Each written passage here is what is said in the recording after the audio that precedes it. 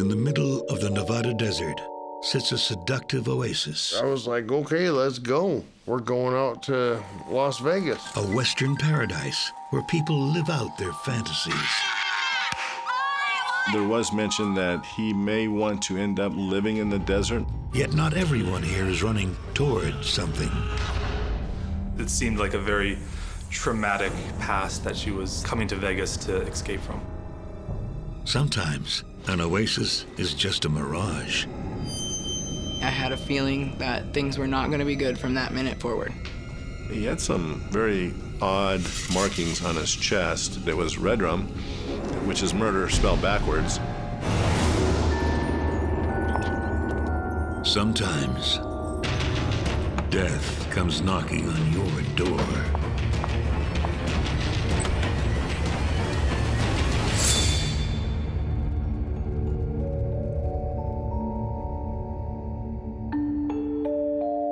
It's winter in the Nevada desert. North Las Vegas is the northern end of the Clark County area, which encompasses Las Vegas, Henderson, Boulder City. North Las Vegas, anywhere outside of the Strip in Las Vegas is pretty rough. The whole city is like a nightclub. You know, when the sun comes up and the lights come on, it's not pretty. Even places with a shiny facade. It's a nice apartment complex. It looks really nice from the outside. As the sun begins its morning climb, it reveals the sins of the night before. Sins so heinous that this first responder prefers to keep his identity hidden, as he describes the morning of February 8th, 2010. It all begins when a 911 operator receives a panic call. I happened to be very close, so I was the first one on scene. There was a young white male standing outside, and he waved me over. Where is he? They're in the bathroom. It's Roy. He had a seizure or something. My mom's in there with him. The call was dispatched as a man possibly having a seizure. In the bathroom, the officer finds an alarming scene. Roy Schutzler collapsed on the floor. I could see a white female adult sitting on the floor next to the head of an older white male adult. He was not moving and didn't appear to be breathing. I'm trying to do CPR. Please help me. I don't know what to do. The CPR wasn't working. The chest wasn't rising and falling. I could tell it was stopped in the middle of the neck, trachea area somewhere. Paramedics transport Schutzler to the ER. Please save him. It's a day Daniel Vanderkar will never forget. I'm thinking that it's a damn heart attack or something. I have no idea what the hell's going on. But I gave him my all. I was like, come on, buddy, you got this, The officer turns to the residents to piece together the events that led to the 911 call. So what's your name, ma'am? Rosemary Vandekar. This is my son, Dan. We lived with Roy. Roy. Yeah, Roy. Guy just got wheeled out of here. I take care of him, make sure he's taking his pills, that kind of thing. She told me that she was his caregiver, giving him his medicines, taking him to his doctor's appointments, and things of that nature. So what happened to him? Well, he was having a panic attack, and I was about to give him a shower. I sat him. Rosemary told officers that Roy had had a medical episode in the bathroom. It's all right, Roy. You're nearly there. You go in, that's good. You're doing good. She told me that he was having a panic attack and she was gonna put him in the shower. I'm gonna sit you down, there you go. I'll be right back. Set him down on the toilet and left to get a rag. She thought he had fallen off the toilet and hit his throat on the sink. Roy? She heard a noise, and when she came back, he was laying in the floor. Daddy! Call 911! Roy! Daddy! Daniel was asleep on the couch, and he heard his mother screaming, and he saw his mother performing CPR on Roy. Don't just stand there! Call 911! And she was screaming for Daniel to call 911. The officer heads to the hospital to follow up on Roy's condition. But by the time he arrives, Roy Schutzler is dead. and the police have questions. He felt that something was suspicious about the whole incident. The injuries to the body didn't appear consistent with the statement that the female had given me. He was laying there without any clothes, just a sheet covering him. You could immediately see that there was bruising from head to toe in all different stages of healing. The coroner agrees to look at the body to determine if a full autopsy is in order. There was a moment where we looked at the body and looked at each other, and we were both on the same page that there was way too many injuries to this gentleman than would make sense from falling. You need to contact your CSI because I'm ruling this as suspicious right now. On it. As the autopsy is scheduled, in a nearby waiting room, Rosemary and Dan get the bad news. We ended up going over to the hospital, and we got told that he passed away. My mom was all sorts of panicky, freaking out. At the apartment, police take stock of the scene. CSI went in and just started taking their pictures and doing their thing, and they go take pictures. They'll take any kind of evidence that they find that we would maybe need later in a case if it ended up looking like it was a murder. Could there be more to Roy's death? The next morning, we were notified to respond to the coroner's office for the autopsy. Rosemary told officers that Roy had fallen over, and maybe fallen on his neck. They noticed what appeared to be ligature marks around Roy's neck, as well as a lot of bruising throughout his body, very serious bruising, and apparently very serious wounds inside of his throat. That's when we started our investigation. And what had just been a routine call the day before is now a homicide investigation. I believe they argued they didn't really get along. It was a very strained relationship. You look in those eyes and something wasn't right there. Roy Schutzler has been found dead in his bathroom. A tragic end for a man who dreamed of the wild, wild West. Before hearing the siren songs of Vegas, Roy spent his entire life up north in Michigan. Yet like so many other boys of his day, he grew up fascinated with the legends of cowboys and Indians. Every week that the Lone Ranger came on, we were right there listening to that radio. You knew the people in the white hats were the good guys and the ones with the black hats were the bad guys, and he just loved the Lone Ranger. He had a whole room with nothing but Lone Ranger memorabilia. As his Western dreams gather dust, Roy settles down in suburban Cadillac, Michigan with his wife Sharon and their 2 kids. He met Sharon in college. After they graduated, they got married. It was a very loving, warm relationship. It was structured. After high school came college. After college came marriage. After marriage came babies. This is just the way we were raised. Roy was a occupational therapist. Spent his whole life doing that. Did a lot of counseling in high schools and with people. He was very compassionate.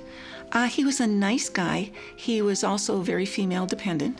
Now, I want you home by 6. No dilly-dallying at the office. I know these people need you, but guess what? So does your family. Not half as much as I need you guys. As a caseworker for Child Protective Services, Roy is introduced to his latest client. So, Rosemary, how are things going with you? Rosemary Vanderkar. My mom was successful and charming and beautiful. I'm working real hard.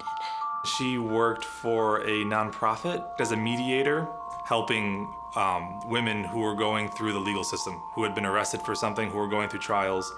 Her job was to help these women kind of understand their rights, understand their options, and help them get through that whole process. Whatever you need, we're here for you. She was working on a master's, and I don't really know what her degree was going towards, but I know that she had worked administrative a lot. She used to do volunteer for Red Cross. She was a military wife. But when she first meets Roy, her life looks very different. Okay, but how are things really going? He did this 2 days ago. Her first husband was a monster, was very abusive. There was definitely a history of abuse and a history of violence. My mother and my father, they were at each other's throats. I mean, this had to be one of the nastiest, publicly humiliating divorces, because of all places for it to happen in a very small town with, I would say, 3,500 people or less. By the time you could walk across the town, everybody knew what was happening. It was humiliating. I'm just afraid the town is too small and everybody knows him and they think he's so nice and they think he's so great. They don't realize what a violent monster he is. They don't realize how angry he gets. He gets so mad and the kids get really scared. They were going through a pretty wicked custody battle, and there was a time period when it was undecided where we would be placed. And so temporarily we were put into like a foster situation. My mom was getting a divorce, and she was assigned to him. Roy was our CPS case manager back when we were young kids, and that he was the gentleman that would come check on us. You need to call the police. But I don't know where to go. I have nowhere to go. I have nowhere to go right now. It's okay. I will find you a place. All right? Faced with the prospect of losing custody of her children, Rosemary needs Roy's support. I'm sorry, kid. He's a caring kind of guy. I mean, we were raised that way. We were raised to help other people. Roy? Roy, I just heard the news. With Roy's guidance, after a month in foster care, the children are returned to their mother. So, I just have a few things to explain to you, okay? You have full custody. And over the years, Roy and Rosemary stay in touch. In 2003, Roy and Sharon learn she has terminal cancer. Roy retires early and devotes himself to Sharon's care. Whenever you have cancer, it's traumatic. Roy was just devastated. You just don't expect stuff like that to happen. In August of 2007, Sharon dies, and Roy, for the first time in his life, is well and truly alone. In the months and years after Sharon's passing, Roy's sadness deepens into a depression. I think he was very lonely. I think when anyone passes like that, especially as close as Sharon and Roy were, your whole life is built on this other person, and all of a sudden, the person dies and they're gone and you're just kind of left. You have tons of people around you for the first couple of weeks or so, and after that, you wake up and the house is really quiet.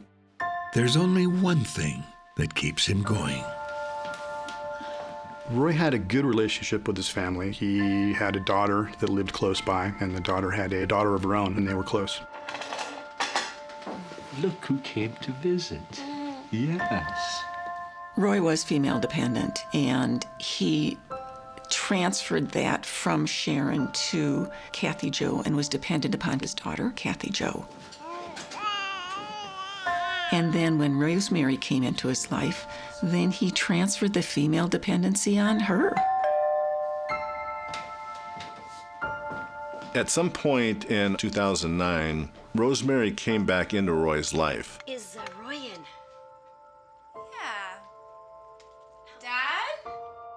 My brother called me and told me that she had met up with Roy, that Roy had recently lost his wife, and he was sad.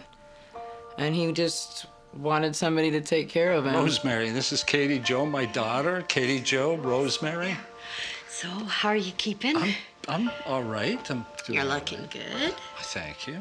I think he just needed other people around him, and he just wanted someone who he could love. Someone who could be a helpmate to him, someone who could be a companion, someone who could be a friend, someone who would be there for him. I'm here to help you. You know, you're really a neat guy. Such a neat guy that soon Rosemary moves in. Hey, Roy. Hey, Rosemary. so glad to be here. She and they were good friends, and they had kind of an agreement that they would live together, and she would, as he was aging, I think his health wasn't so great, so she would take care of him. She was kind of in a caregiver role for him. Is this books or something? I'll take care of it, Roy. Oh, it's all right. I got it. I know that Roy was hoping to have a romantic relationship with Rosemary. It was Rosemary this, it was Rosemary that, it was Rosemary the next thing. He was just absolutely enamored with this Rosemary. Here you go, Roy. Now, with daily company, Roy's spirits soar. Yes. But that's not the only change. I love this show. Roy was a hands-on grandfather. He was over at the house on a regular basis, almost on a daily basis. And after Rosemary came into Roy's life, that pretty much all stopped. He was the star behind the masked hero known as the Cape Crusader on 1960s television. Lone Ranger. No, silly. It's Adam West, Batman. You think the Lone Ranger's the answer to everything. Well, you can't kill a man for being wrong. He was no longer babysitting the little one. He was not returning Kathy Jo's phone messages. She could not get hold of him. Roy's family did not deal well with that. They attempted to contact him many times, and they became very upset. Concerned about her father and unable to contact him, Kathy Jo pays an unexpected visit to the home. I'm here to see my father. Let me just see if he's taking any visitors. Taking visitors? I'm his daughter. Hey, let me in! Excuse me. Kathy Jo came to Roy's house, and I believe 6 weeks had gone by before they actually seen him, so they were just taking a chance that he would be there. I know during that visit, things got really bad between Rosemary and Kathy Jo. The confrontation forces Roy to pick a side. I'm sorry. I don't want anyone yelling in my house. Kathy Jo had a couple of dealings with Rosemary at Roy's house. They argued, they didn't really get along. It was a very strained relationship between Kathy Jo and Rosemary. She didn't know what was happening. She had the police go over there. They would talk to him and check him out to see if he had any bruises or anything on him and ask him, "Are you okay? Your daughter's very concerned." And he said, "Yeah, I'm fine." So. Well, you tell her I'm doing just fine and to leave me alone. If you have someone who is of sound mind and he's a parent, there's nothing you can do. He is of sound mind. He can do whatever he wants to do. He can do whatever he wants to do with his life, with his money, with whatever. She called everyone she could possibly get a hold of. The police to make sure he was okay, protective services to see if they could do anything. And there's nothing they could do. The family, they kind of read through the lines and saw that there was some things going on. There was some red flags that were going on with Roy. Here, this loving grandfather that would always want to be around his granddaughter and daughter and family, all of a sudden he's with Rosemary, and now he's avoiding them. He's telling people that, he's good, that he doesn't want to be around them. Roy's repeated confrontations with Kathy Jo leave him suspicious to the point of paranoia. There was one claim in particular where he claimed that his daughter had tried to break into the house to get some of their property. However paranoid Roy's claims may seem, they remain somewhat rooted in reality. One afternoon, Kathy Jo finally does take matters into her own hands. She had a key, so no, she didn't break in.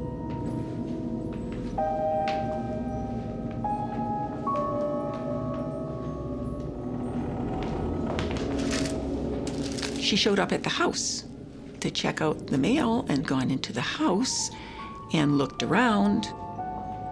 Kathy Jo was thinking that Rosemary was trying to control Roy and was trying to separate Roy from his family because she was worried about his safety.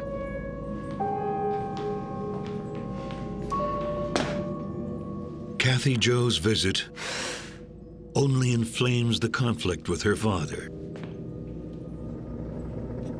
For Roy, this is no act of love. It's a nuisance and an intrusion into his privacy. It's Kathy Jo.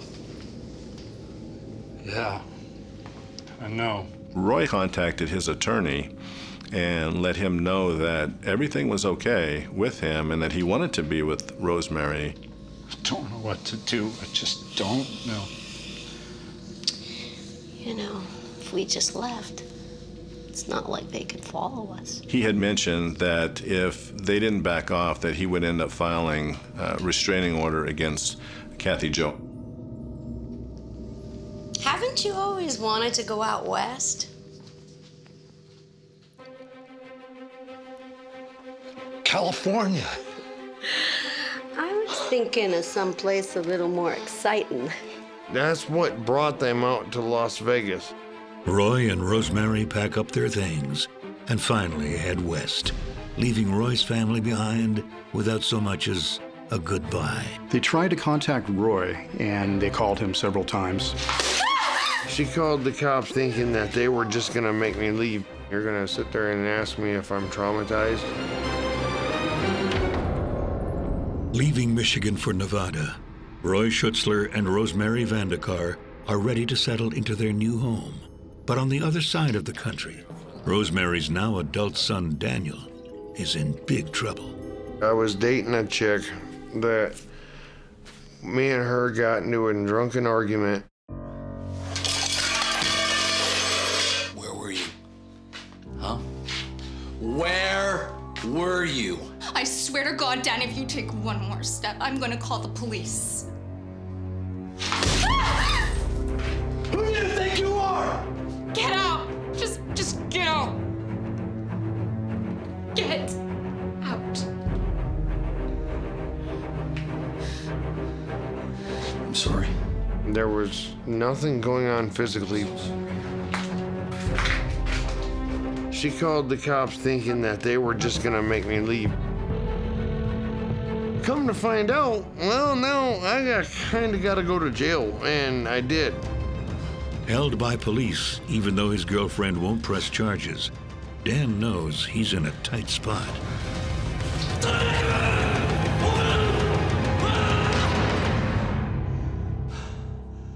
Dan was injured quite badly in the war, and ever since he had gotten back, he was dealing with post-traumatic stress disorder, or PTSD. A veteran of 3 tours in Iraq and Afghanistan, Dan has paid a stiff price for his service. Dan was in the Marine Corps for, I believe, about 6 years. Ultimately, he had some injuries that he suffered due to some roadside bombs. He had some type of pressure injury to his head, as well as some PTSD. Just like any soldier, he experienced loss of troops and very close mates and awful war, having to do things that any person should not have to do. 3 deployments, 2 Iraq and 1 to Afghanistan, and you're gonna sit there and ask me if I'm traumatized?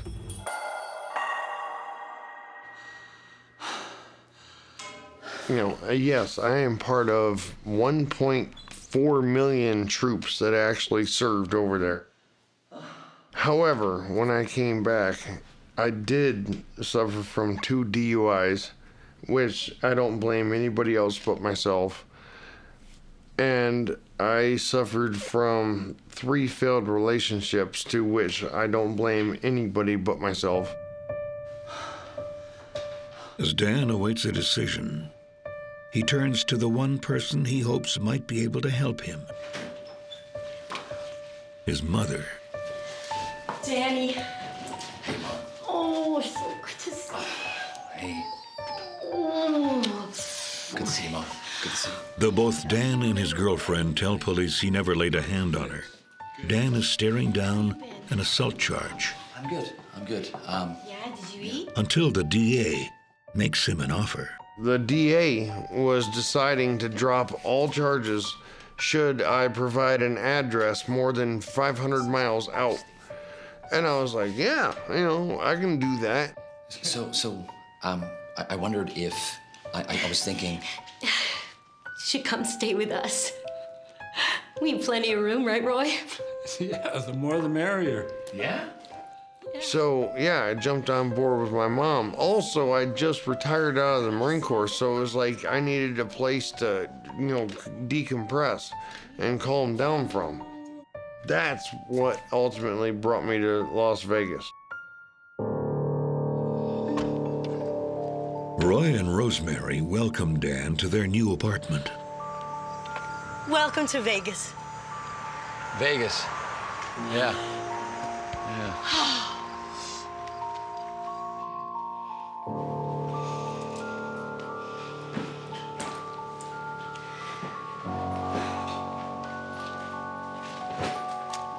Not bad, right? It's nice, Mom. It's nice. You want some tea? Roy, why don't you make us some tea? All right. That's okay, Mom. I think I just want to take a shower. It's right over there. Don't worry about the tea, Roy. He doesn't want it anymore. Okay. They say every man has his demons or skeletons in the closet. Some have both. Daniel told us that he got the tattoo over in Iraq, I believe. Like a scribbling type tattoo. And when I looked at it and saw what it was, I knew exactly what it was, but it was Redrum, which is murder spelled backwards. Yeah, man. How you been? Roy Schutzler and Rosemary Vandekar save Rosemary's son Daniel from jail time by giving him a place to live and a family of sorts. But Roy's family is worried that something is wrong. No one's heard from him since he left for Vegas, despite many efforts to reach out. They tried to contact Roy, and they called him several times.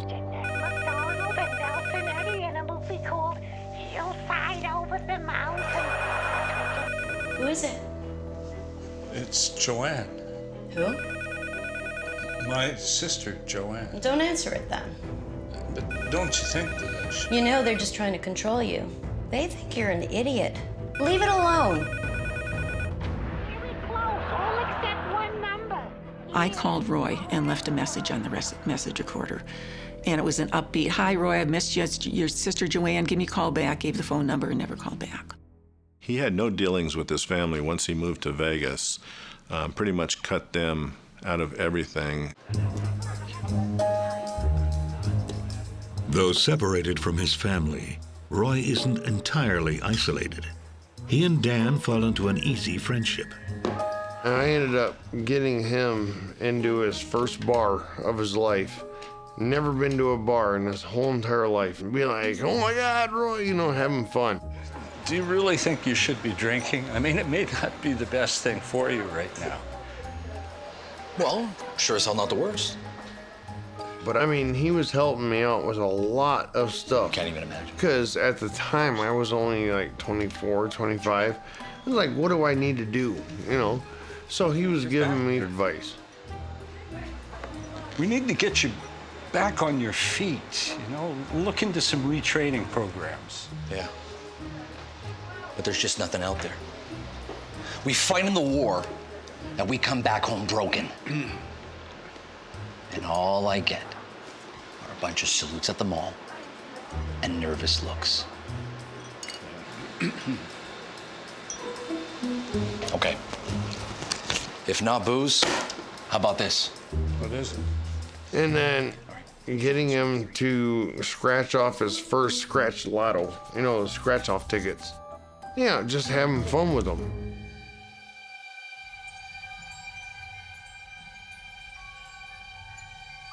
As Roy helps Dan to adjust to civilian life, Dan notices a tension between Roy and his mom, Rosemary.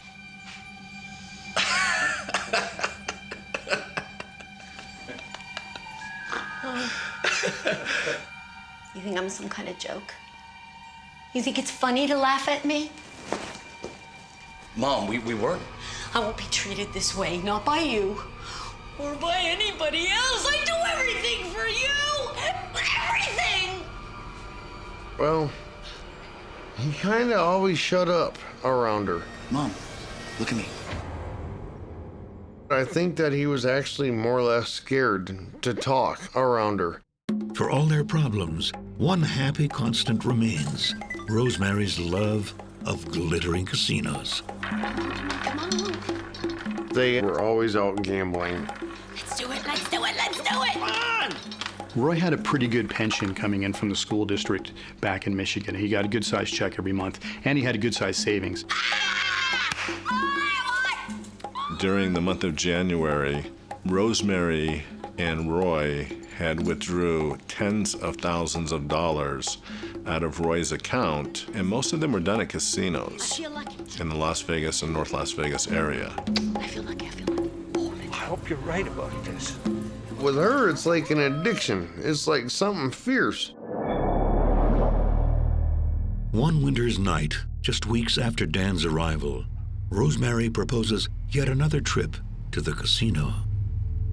It's 8 o'clock and I'm feeling lucky. It's the last thing Dan feels like doing. Daniel had some type of surgery to his mouth, and he was on medication. I had 4 wisdom teeth and then 1 natural tooth pulled. So now I'm in a hurt locker, and I do not like pain meds at all. Now! Oh, come on, you old fart! On the way to the casino, Dan notices that Roy isn't doing too well. Hey, Roy. Roy, you okay? You all right, man? He's fine. He's wheezing. He's fine. If you say so. At the casino, they hit the slots. By midnight, Dan's ready to throw in the towel. Basically, the alcohol and the meds are mixing, which is totally irresponsible for me, but I'm not driving, I'm not doing anything. Enough. I'm gonna play. That's when Rosemary and Roy decided to take Daniel home. On the ride home, Dan's concern about Roy grows. Roy was sitting there hacking up a storm, like he was coughing and hacking. And I was sitting here on a mixture of, Jack and Cokes and freaking what have you. And I looked at her, I was like... You don't think that maybe we should, call someone or maybe have him see a doctor?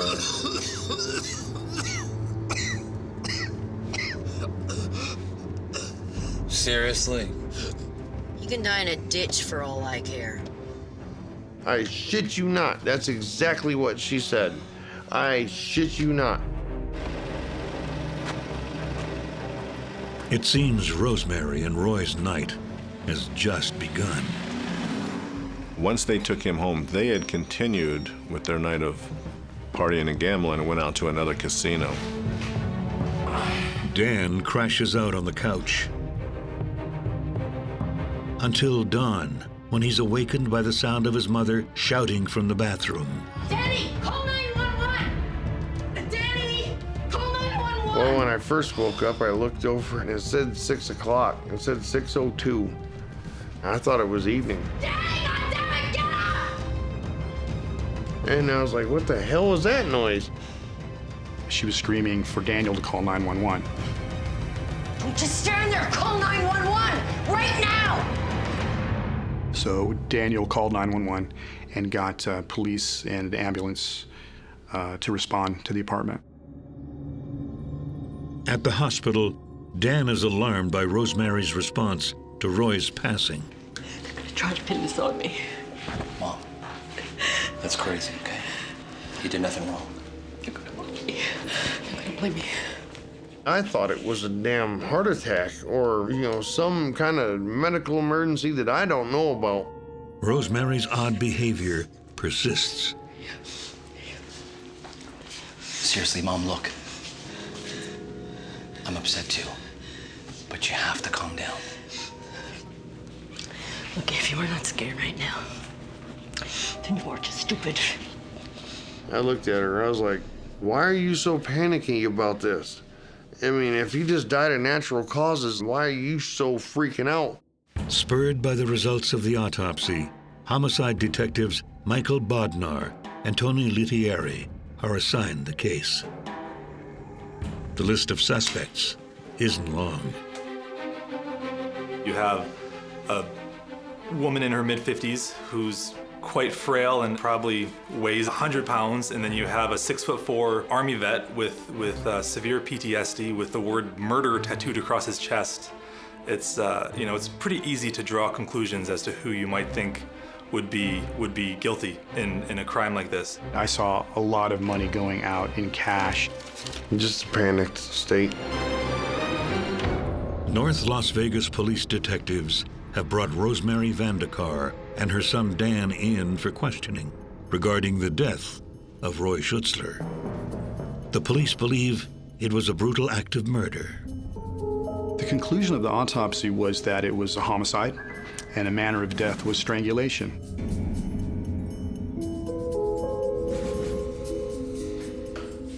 I interviewed Daniel first. There were still a lot of unanswered questions for me about Daniel's involvement. You could tell something was going on there with Daniel. As the interview continues over several hours, Dan's story remains the same. I don't know what you want me to tell you. I can't even say it in a different way. What do you want from me? Only want to know the truth, Dad. I didn't do anything to Roy. Could have died in the bathroom for all I know. Most people, when they come down to the police department and given stories, they'll be intimidated just because they're in a police department. But Daniel was, a matter of fact, about, I didn't have anything to do with it, and I don't know how Roy ultimately died, but I didn't do it. I was drinking and taking pen medication for my teeth, and it was hell. Trust me. He never deviated from that story. I woke up, I can't even tell you if it was the morning or the middle of the afternoon.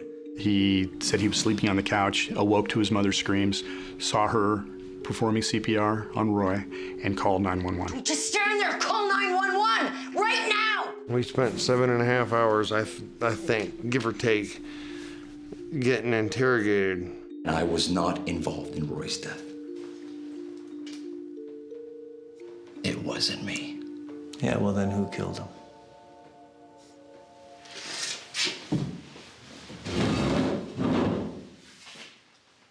Frustrated, the detectives leave Dan to sit and stew while they turn their attention to his mother. We told Rosemary that we knew that it was a homicide and that we knew that Roy had died of strangulation and somebody had strangled him. What, you think he was murdered? That's nonsense. She at first denied any knowledge of this being a strangulation at all and appeared very, very shocked and surprised and denied any of our questioning. The guy died of natural causes. Roy was a very frail person, almost 70 years old. I heard a crash, came running in. The first story was that he had fallen and hurt himself and maybe fallen on his neck or fallen, and then it progressed. Why is it so hard for you to believe that? She kept asking if Roy could have done this to himself somehow. He couldn't have done that to himself. He's too bruised up.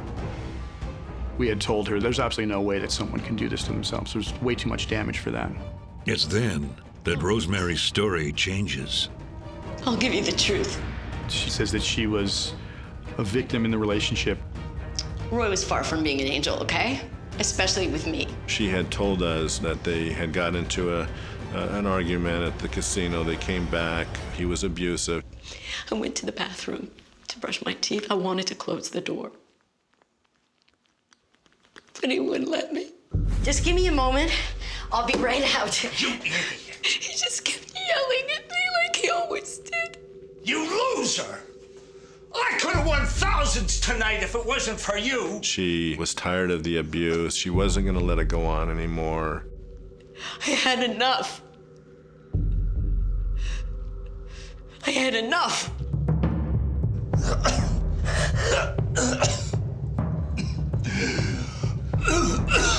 Did I kill him? Did I kill him? She finally said, "What don't you understand? I had my hands around his neck and I was choking him." I hate you! I hate you!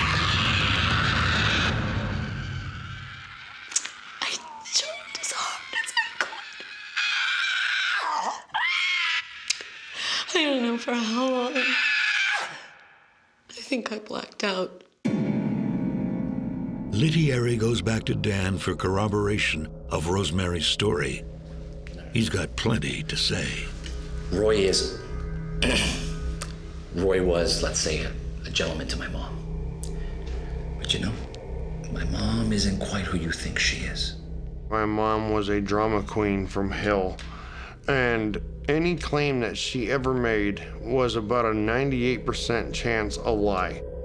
He painted a different picture, that she was abusive towards Roy and that she did not treat him well at times. 3 days before his death, I saw her.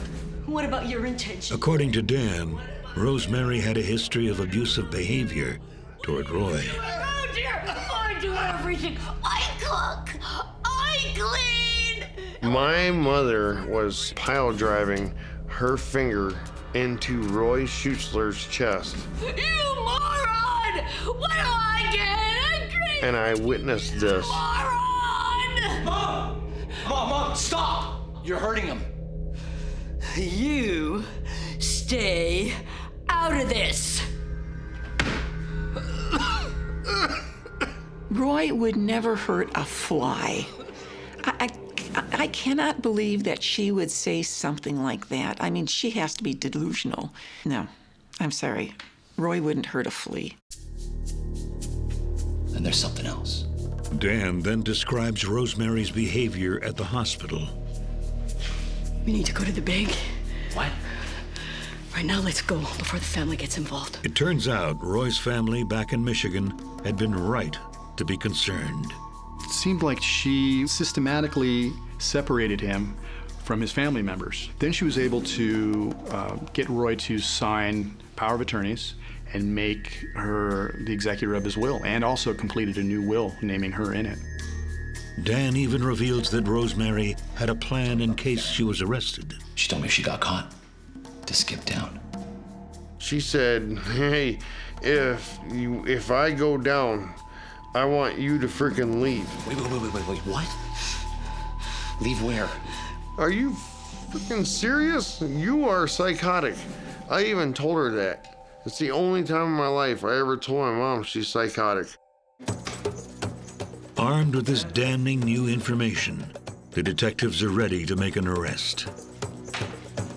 When we arrested her, she had a cashier's check still in her purse for $10,000 that we recovered, $5,200 cash in her purse.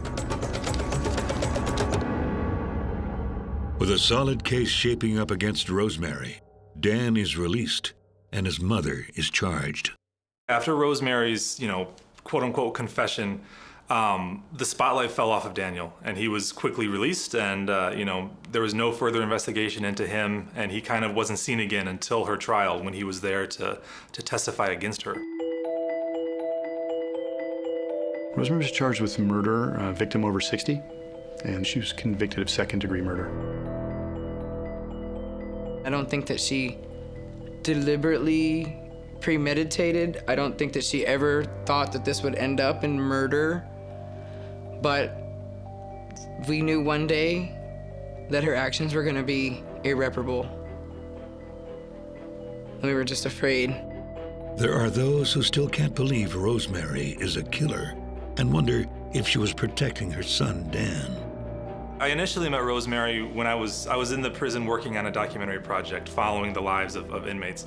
And we initially found her because she had the nickname of Jail Mom. She was, in her cell block, she was kind of the sweet old lady who had experience and had knowledge of the legal system and used that to help most of the other women with their cases. If she is this, master manipulator, she's a really good actor, because she definitely does not portray that. She definitely does not come across as that. She plays the role. If it is, acting, she plays the role of the sweet old lady very, very well. If anyone thinks that she stepped up and took the fall for him, don't believe it. I've considered it myself. I've considered, if this were my situation, what would I do? I'd probably take the blame and, But I don't believe that that's the case here. Because like I said, I've been on the other side of one of her chokeholds before. And I know my brother. And although a sentence of 18 to life is no trade for a life taken, police are glad someone paid a price. Rosemary took advantage of Roy because he was grieving for his wife. He wanted another relationship, and I'm sure she worked that angle. And it shows that we really have to really watch out for our older population because they are very vulnerable. I would just admonish anyone who is in a situation where they've lost a spouse just to be very cautious to letting in any new people in their lives. And that's when the exploiters do come in, because they can sense it. You can sense when someone is really needy, that they want a friend. My biggest regret on earth is not calling Adult Protective Services. And if his family is watching this, I apologize.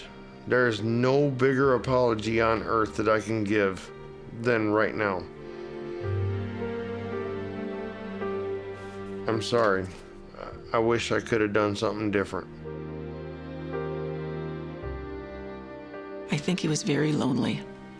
I think he just wanted someone who he could love, someone who could be a friend, someone who would be there for him, which is just really, really sad.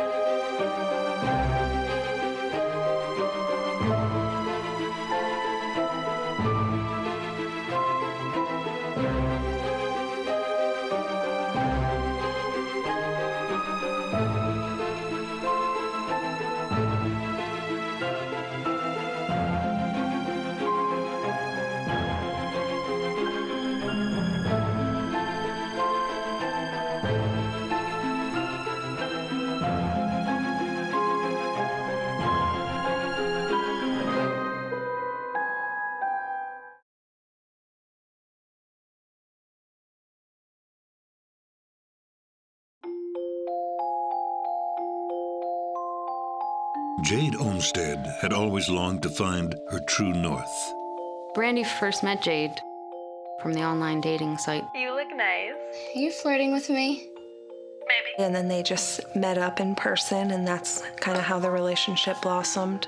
And soon, this young couple finds home in each other's arms. I know that they were very happy. Brandy loved Jade. That's the bottom line. She loved Jade. But when someone is left out in the cold, love turns to hate. Sounds to me like a horrible concoction of dependency and need and lack of trust and insanity. The level of brutality is unlike I've ever seen. She was alive at the time that she was buried. When death comes knocking, no one is safe.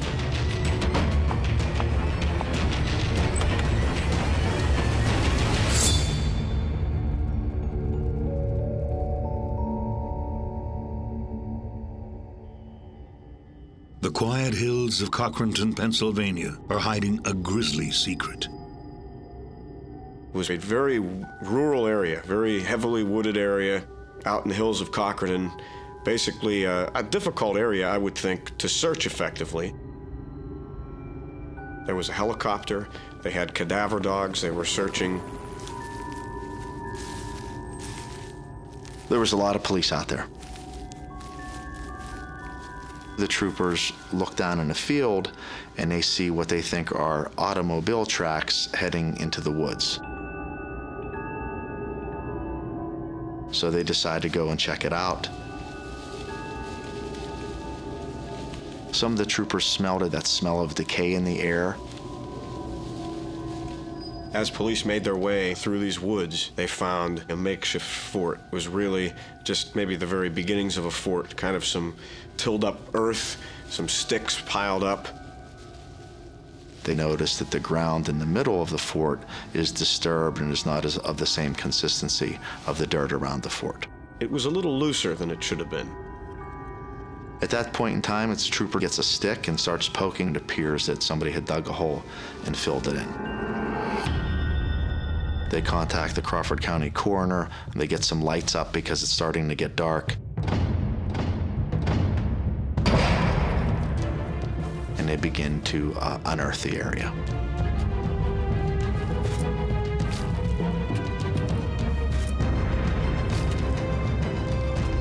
They're thinking that there's a possibility that a body has been buried in the woods. 2 years earlier, in nearby Boardman, Ohio, residents are enjoying a decidedly more relaxed pace.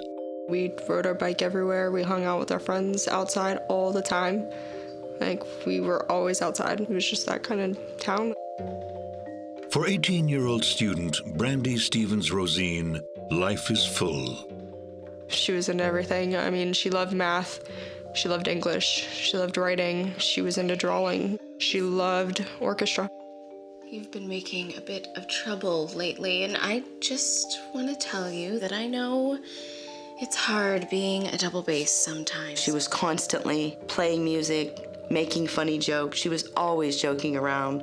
Loved the music, so she could joke around with the music. She always laughed when she played music. Let's just get it together, shall we? Are you talking to your invisible friend? No, that would be crazy. I'm talking to my bass. Maybe your blood sugar's low? Hey, do not try to pin my special relationship with my bass on my diabetes. But, good reminder, thanks. Grandma said you forgot this in the car. Ooh, thanks, sis. Brandy is playful, but takes some things very seriously. Brandy was studying sociology at Youngstown State University. She did know that she wanted to go into the field that studied people because she was good at helping people. She was very just curious about the world. Just who was she gonna meet next? Who was she gonna be with next? What new friends was she gonna make next? Brandy has moved in with her grandmother to be closer to school. Another in a series of big steps.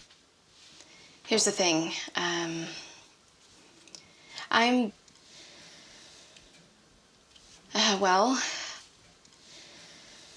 gay. I'm a lesbian. She had a difficult time at first, like most people do. She was worried about what people would think about her. But coming out wasn't as hard as she feared. Mom, I have to tell you something. Being her mom, I knew way before she did. And I never judged my daughter whatsoever. Many of her friends had no issue with that. Nobody really said anything. I mean, yeah, you get those couple words here and there, but everybody really just loved her. Relatives, her grandparents, it took them a little while, but they loved their granddaughter, and no matter what, that's all that mattered. Brandy's a social butterfly and loves social media. Brandy used the internet as a platform to converse with people from all over different walks of life. She would talk to anyone, so if anyone would reach out to her, she would start a conversation and she wanted to know about their lives, and she would share with them who she was and just build relationships with all different kinds of people. And sometimes she finds more than just friends online. You look nice. Wait a minute. Are you flirting with me? Maybe. When Brandy meets Jade Olmsted, it's a friendship that catches fire, and fast. I like to have a signed contract with any romantic hopefuls. Is that what I am? What? Romantic or hopeful? Or hopeful that you're romantic? She met Jade on the dating site. They would talk all night long on Skype, all night. It wasn't long until they decided they should meet. God, I can't believe you're actually sitting here right now. It's surreal. Well, I'm 100% real, I promise you. You look actually more lovely than you do in that gorgeous profile pic. You know, the one with the bangs? Oh, God. Now you're embarrassing me. Oh, you're shy. How sweet. But outside of the virtual world, these opposites aren't the most obvious of couples.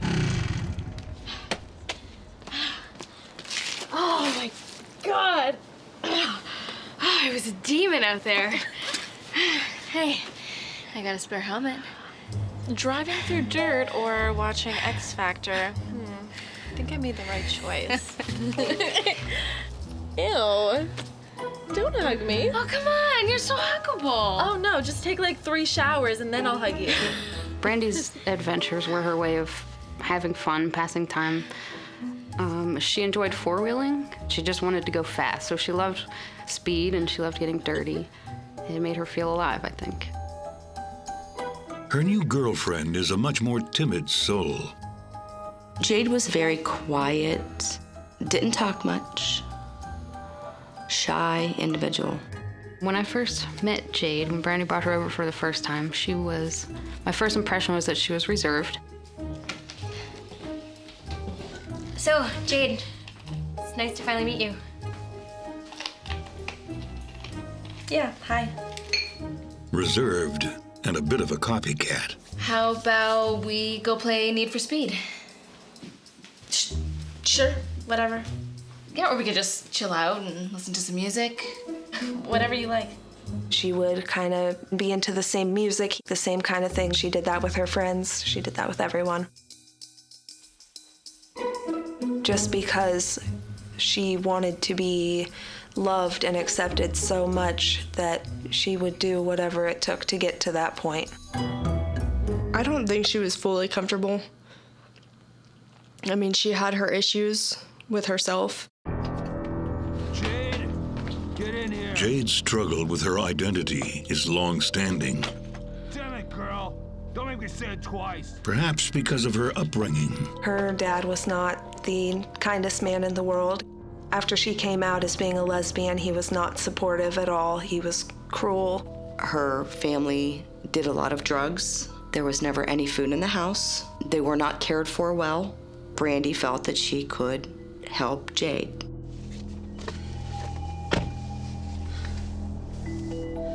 Just get me to the bus station. Come on, let's go. Jade had told Brandy it was a bad situation where she was staying, so Brandy said, well, you could stay with me. And that one night turned into 2 and 3, and then she was living there. I enjoyed hanging out with her and my sister together. I mean, we would play card games together. We would hang out.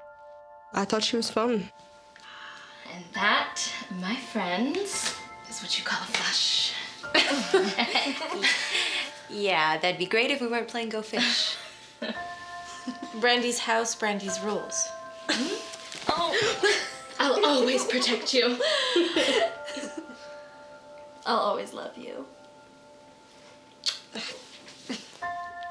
Jade was ecstatic, and, it was a new relationship. She was excited and happy. Brandy loved Jade. That's the bottom line. She loved Jade. She was in love with Jade, and she would do anything for her. But once they're in close quarters, the romance isn't so rosy.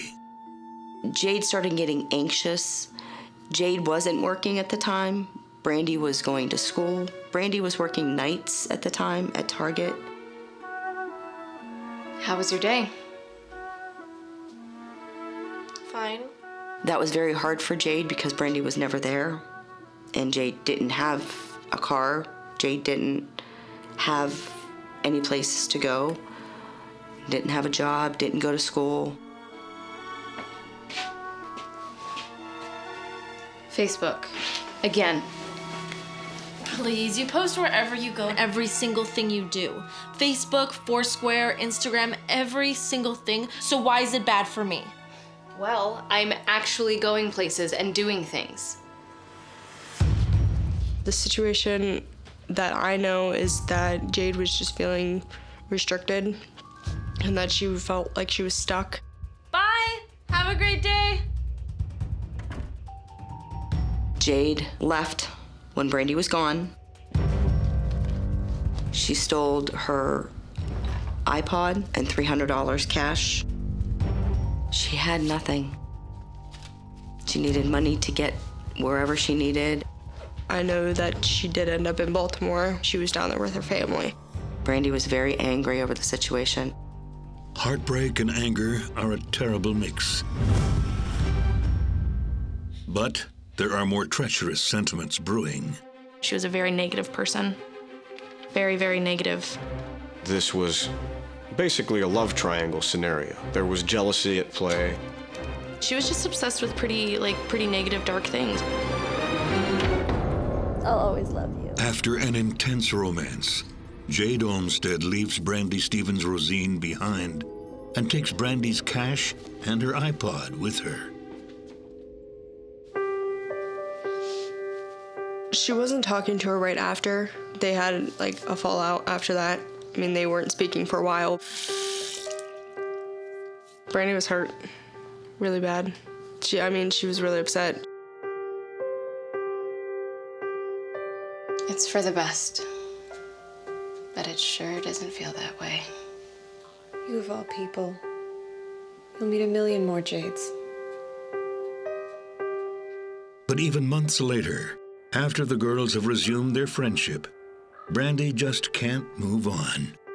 She loved her more than anything. She just wanted her to come back. And in spring 2012, her wish is granted.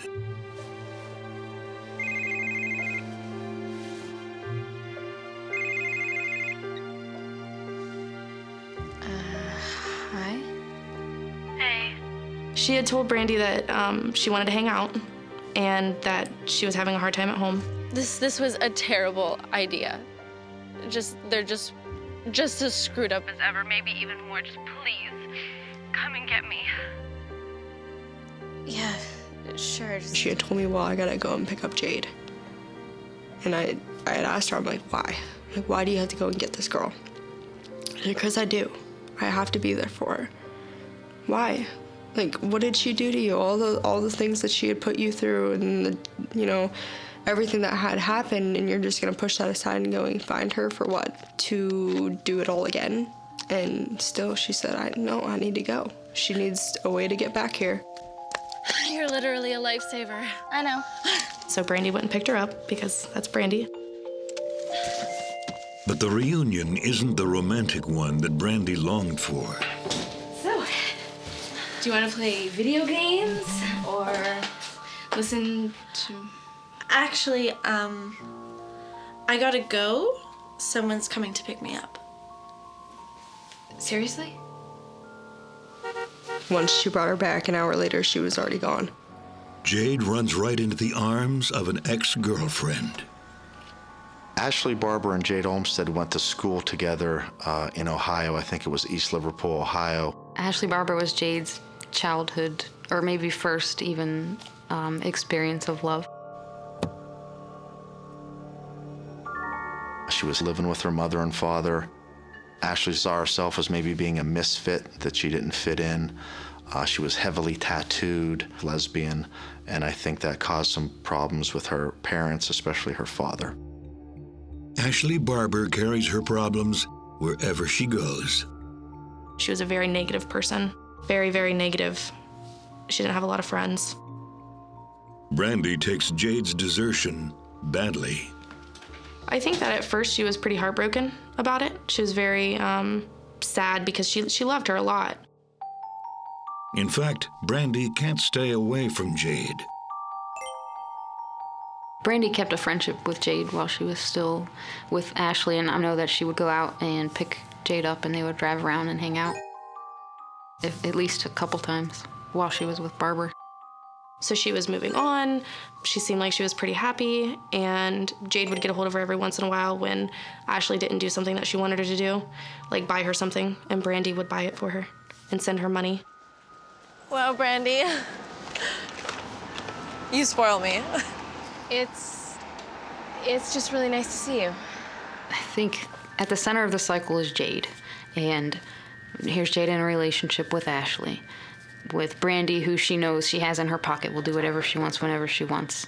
And that's why she held on to Brandy. Much to Jade's new girlfriend's dismay. I imagine she lied to Ashley a lot. Where'd you get the money? And that's what got Ashley even more and more upset. Brandy, right? Why the hell are you still talking to her? Look, it's complicated. No, it's not.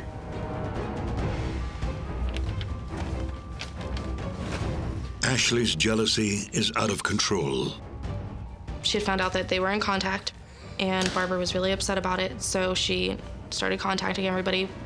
I've seen Barbara's comments on Brandy's posts and on social media. Vulgar language, calling Brandy useless and worthless and violent.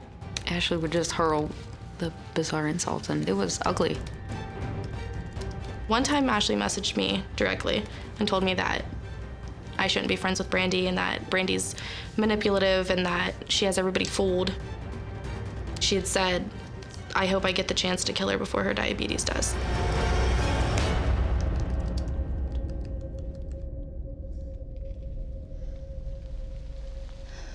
Don't talk to me about Ashley Barber. I don't want to know.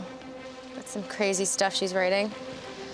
Just gotta rise above, I guess. Brandy just said not to listen to them and that they were crazy and dramatic and to just let it go. While Brandy is prepared to let it go, Ashley isn't. They were both very controlling people. They were both very negative people. She replied and said, "Be careful that the neighbors don't take very well to gay people." It took everything I had to get in that car after talking with them. I did not want to leave. Facebook. Again. Brandy Stevens-Rosine has been dumped by Jade Olmsted. Even worse, Jade's thuggish new girlfriend, Ashley, has been trashing Brandy on social media. Brandy shrugs it off. She didn't really hold on to grudges. She didn't get too upset very often. She wasn't an angry person in any way. Just kind of go with the flow and happy. Brandy. After a while, it seemed like she was doing fine without her. She was dating. Thanks. 16 months after the breakup, Brandy is almost her old self again, ready for anything. Sure. Why not? I could use an adventure. Sorry, Gran, I got a jet. She told my mom that it was her best friend, Rhiannon, and she was going over to her house.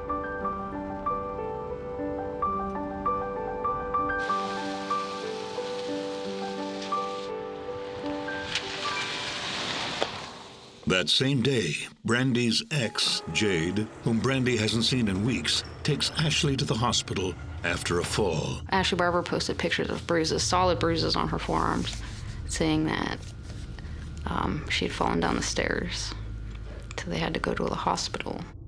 As Ashley's minor injuries fill up her news feed, Brandy's postings on social media have gone very quiet. Too quiet. 24 hours after leaving her grandmother's, she's not even answering her cell phone. Everybody really started to say, like, we haven't talked to her. Has anybody seen Brandy? Has anybody talked to Brandy? I didn't see her on Facebook. That's usually first thing. She hadn't posted one single thing that day on Facebook. That's when I knew, like, where's my sister? Where was she at? We at first had thought, like, maybe something had happened to her. She doesn't have insulin, doesn't have, like, money for food, water, something. If she doesn't keep track on what her sugar is, it could go low. We thought that she could be just in a ditch somewhere, thinking that she passed out. Any news? No sign, I'm afraid. I went to my mom's. I started doing some research on her computer. Brandy still was logged into a couple things. The one thing I found was Foursquare. So I found that, printed all that out of where she had gone. In the meantime, I'm calling everybody, all of her friends, texting. Brandy's family calls her best friend Rhiannon to see if she knows anything. And they learn it was actually Jade she was planning to see that day. The last texts that came from her were pretty suspicious. Seemed to indicate that she thought something may have been wrong. On her way there, she sent a text to Rhiannon, and she said, "This is where I'll be if anything happens to me." Brandy's mom learns that the address is actually Ashley Barber's house, where Jade is currently living. But Jade says Brandy never showed up. Jade and I were back and forth all weekend. "Have you heard anything?" she would ask me. "No, I haven't heard anything." Have you heard anything? You know, you haven't seen her, you haven't, no.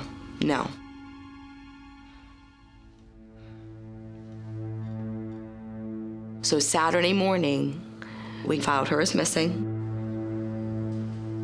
They upped it to medical missing persons because of the insulin.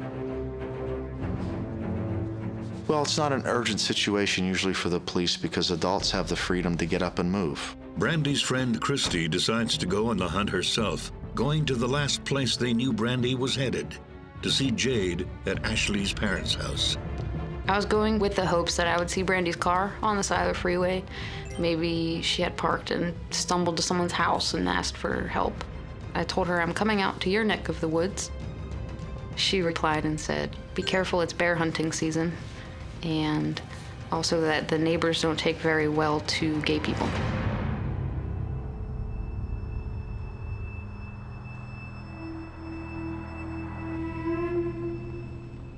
The feeling that I got on the road to the Barber residence was just spooky, like my stomach dropped out, and it hasn't been the same since. I lost my GPS signal. I just felt disconnected, so I turned around and came home with more questions than answers. With no news from the police, Brandy's family and friends step up the search. Christy Horvat created flyers, and she just started throwing them everywhere. We were throwing them on social media, we were posting them everywhere. Hi, my name is Ariel, and I'm making this video because one of my oldest friends, Brandy Rosine, is missing. She hasn't been seen or heard from since May 17th, 2012. She left Beaver Township in Ohio on Thursday, saying she was headed for the Erie area. We're also concerned because this is completely unlike Brandy, and it's out of her character to just run away and leave without telling anyone. After Brandy's been missing 5 days, her mother gets a call on Tuesday morning from the police. The police at this point had told Carrie that Brandy's cell phone pinged a tower in Meadville, which is about 15 minutes away from Cochranton. So we decided to go up there. I was up and down, they had some hilly areas. I was running house to house. I checked at the hospital. We were checking everywhere. As the trail goes cold, Carrie decides to pay Jade and Ashley a visit in person. Carrie said, hey, you had that address, can you take me there? When we came to the Barber's residence, the father was sitting on the stoop, and Jade and Ashley Barber were coming from around the left side of the house to the front yard. Hey, Jade. Came out here the other day, but my GPS failed. Took me to some field somewhere. Couldn't figure out where you were. Where's my daughter? She said she was coming here. Look, she never showed up. But you must know something. Listen, lady, you need to calm down. And I'm like, I'm just trying to find my daughter. You have to understand. She has been missing for 5 days. She said she was gonna come to see you, and now all of a sudden, she's missing. It just doesn't make any sense. Maybe she went to the same field you did. And then at this point, Ashley Barber's dad got involved, and he said, well, if you put my address in a GPS, it brings you over somewhere else. A lot of things going through my head. Imagining the worst. Imagining that she just wanted to be alone, maybe, and is in the house and is hiding. That was far-fetched for Brandy, but, maybe she just needed some space. I really didn't know. As they wind down their search for the day, a phone call will make them do a 180. She said it was Jade, and I said, no, this isn't Jade. So something is wrong. They see a pair of tennis shoes, and on the pair of tennis shoes, it looks to be blood. 20-year-old Brandy Stevens Rosine has been missing for 5 days. So far, the police search has been fruitless. Where's my daughter? Brandy's mother, Carrie, suspects her ex-girlfriend, Jade, might know something.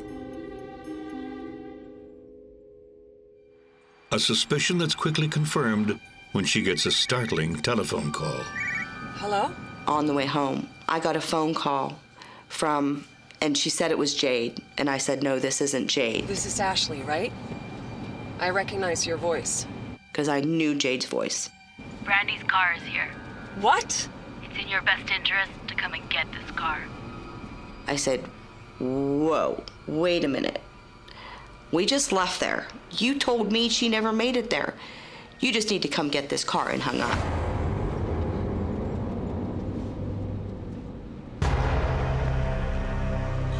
Ashley's mother immediately calls the police. The police then are informed by Ashley Barber's mother that, hey, there's a car here that we didn't tell you about the day before. I should have told you, but I didn't.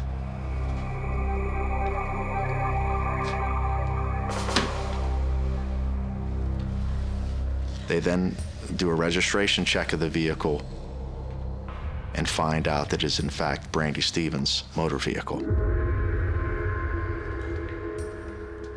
Soon after, local police contact Carrie and demand she pick the car up from the Barbers, even though it's a potentially incriminating piece of evidence. My daughter's been missing for 5 days, and now all of a sudden you find her car? I asked him, I said, what's in the car? Is there anything? The car's clean, completely clean. There was a gas can in the back seat. That's all that was in the car. I said, then there's something wrong. It was never clean. Never clean. I mean, there was clothes in it all the time, drinks. Her car was a pigsty. The girls told them that Brandy came there and left with a girl and walked with all her stuff down a dirt road to get a ride. I said, no. No, that did not happen, and I'm not coming to pick that car up. Frustrated that the police are dragging their feet, Carrie takes action. The next morning, I woke up. I wrote about what happened, about my daughter, what the state police had said to me, and told me to do. Carrie posts her story all over social and news media pages, Someone's gonna listen to me. even calling the FBI. Within an hour from that phone call, I got a call from the state police stating that they were seizing the property and searching everything. The police then decide they're going to go back and talk to the two girls, Ashley and Jade. When they go there, they're informed by the parents that they had left earlier in the morning and they're not there. With 3 young women now missing, the investigation is about to move into overdrive. The Barbers, the mother and father, allow the police to come into the home. They go into Ashley's bedroom where Ashley and Jade had been living, and they see a pair of tennis shoes. And on the pair of tennis shoes, it appears to be blood. So right then they're thinking that foul play is involved. A description of the girls is issued to local law enforcement. Troopers who were ready to work that day were notified. Please be on the lookout. And in a matter of hours, they're spotted. Trooper Joe Straley was off-duty in his off-duty vehicle, and while he was driving, he saw 2 girls leaving the woods in an area that normally people wouldn't be in. Turned out to be Ashley and Jade coming out of the woods, and offered to give them a ride and asked them to come to the police station. And because Ashley was filed as missing, that was their way to get them to the station, because they needed to clear that up.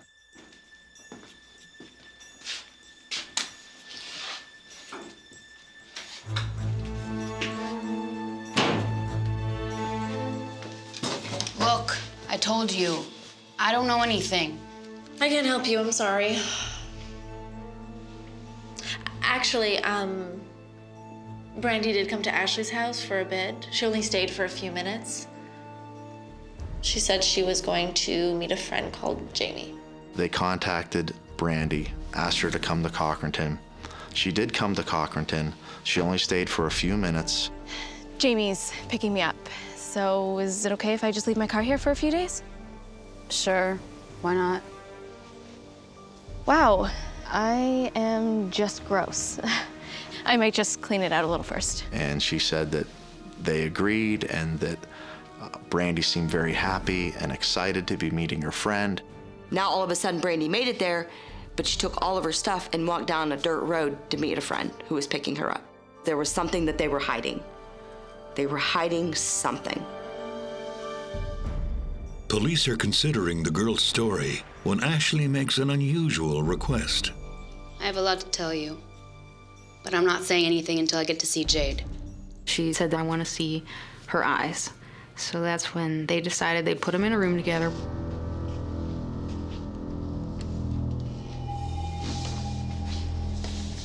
They know that we did something. They don't know much. We're listening to the whole thing. And they don't make any confessions or anything like that, but you can tell that they're scared. They're talking about going to prison for 20 years, making statements like that. And they knew that they were being recorded, and there's a big sign that tells them that. As the girls whisper, officers at the Barber home notice tracks heading down the road where Brandy was last seen. Some of the troopers smell decay in the air, and so they're starting to think that, hey, maybe there's a body buried around here, and that's when the troopers who see the tire tracks go into the woods.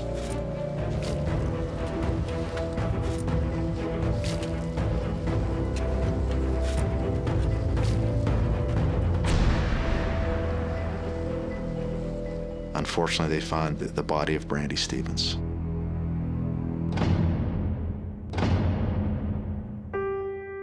Beaver Township Police came to my parents' house, and my parents came to my door at 2 a.m. And that's how I found out.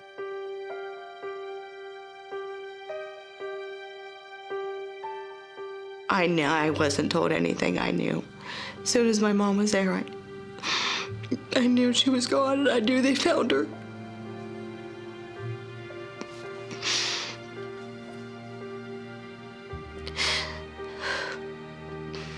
It didn't need any words. Nothing needed said. I knew in my heart.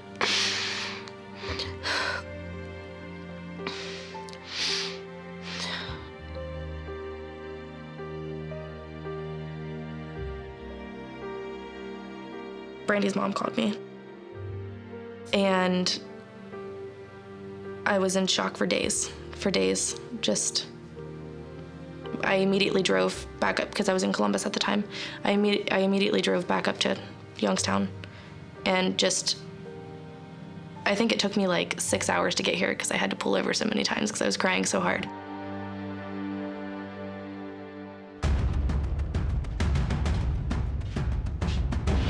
This is not a missing person case anymore, girls. This is a murder investigation. It wasn't us. It was my dad. My dad killed her. Me and her are happily making out. And I mean really making out, when there's a knock at the door. What's wrong with you? I know what's wrong. You're sick and disgusting.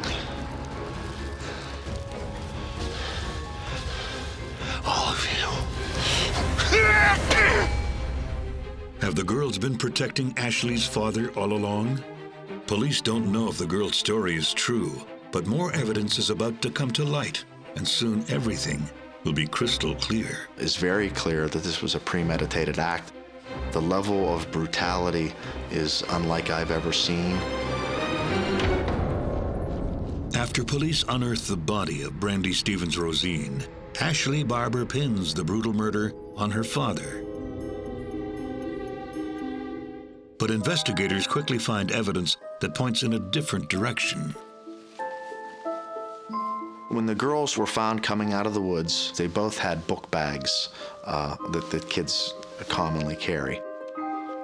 Inside the bags, they find journals, and what they contain is horrifying. In Ashley Barber's journal, it was discovered that she wrote on May 21st, 2012, that it actually felt good to claim her actions, and that she'd never felt so alive, never, and that I just want to do it again and again. Why lie? I'm addicted. But it's not just Ashley who writes about what happened that day. The girl Brandy loved also has plenty to say.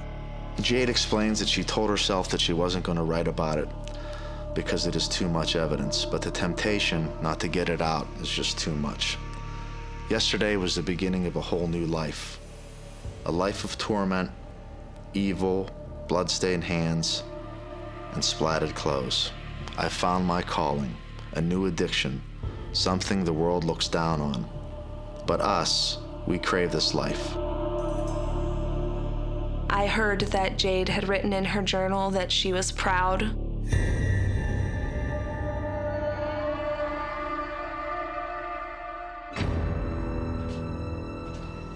Enough with the conjugal time. Get her out of here. And at that time, Jade Olmsted finally confesses to what they did. I've read the journals. You want to tell me what actually happened? Well, you already know, don't you? When Ashley Barber finally confessed, Well, yeah, that's it. We killed her. Both of us. she was very cold, she was very matter-of-fact when she explained how she had killed this girl.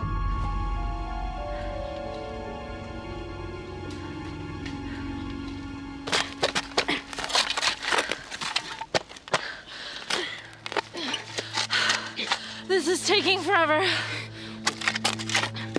Well, it has to last forever. Well, first we dug a hole. That took a long time. Are we ready for this? I am. Are you? Jade contacts Brandy, invites her to Cochranton, Pennsylvania to spend some time with her and Ashley. The plan is that they're going to lure Brandy into the woods and attack her and kill her. You ever built a fort when you were a kid?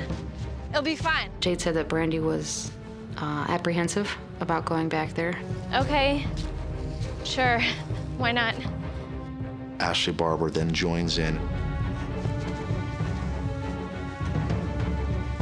Is this what you came for? Jade begins to attack her, Jade went first. Then I landed a couple good punches. and they're both kicking and punching her. That's what they described to the police. I had a rope. I wrapped it around her neck and started pulling. Ashley was strangling her, but it wasn't easy. I just remember a lot after I hit her with the shovel. Ow! Be careful. Got a couple bruises myself. And then I think Brownie was more or less out of it after that. Ashley Barber indicated that there was a bottle of water that they had at the campsite. She got the bottle of water and poured it on Brandy's face and nose, trying to drown her, trying to kill her. Me and Jade are both terrified of being buried alive. So we thought. I thought the water would just help her die. And when it stopped bubbling, they assumed that she was dead. But she wasn't. Yet. The forensic pathologist, Dr. Vey, did find some mud and dirt in her bronchial tree, and that led him to give his opinion that she was alive at the time that she was buried.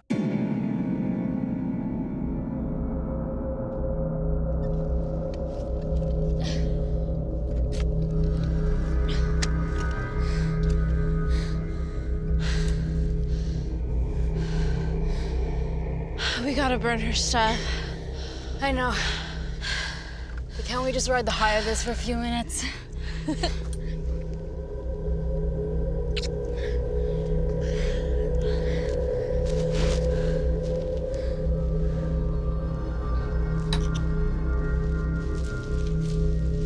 And when they cleaned out the car, they backed the car into that garage, and then they put curtains or blankets up covering the windows so you couldn't see inside the garage, and cleaned out Brandy's car from top to bottom.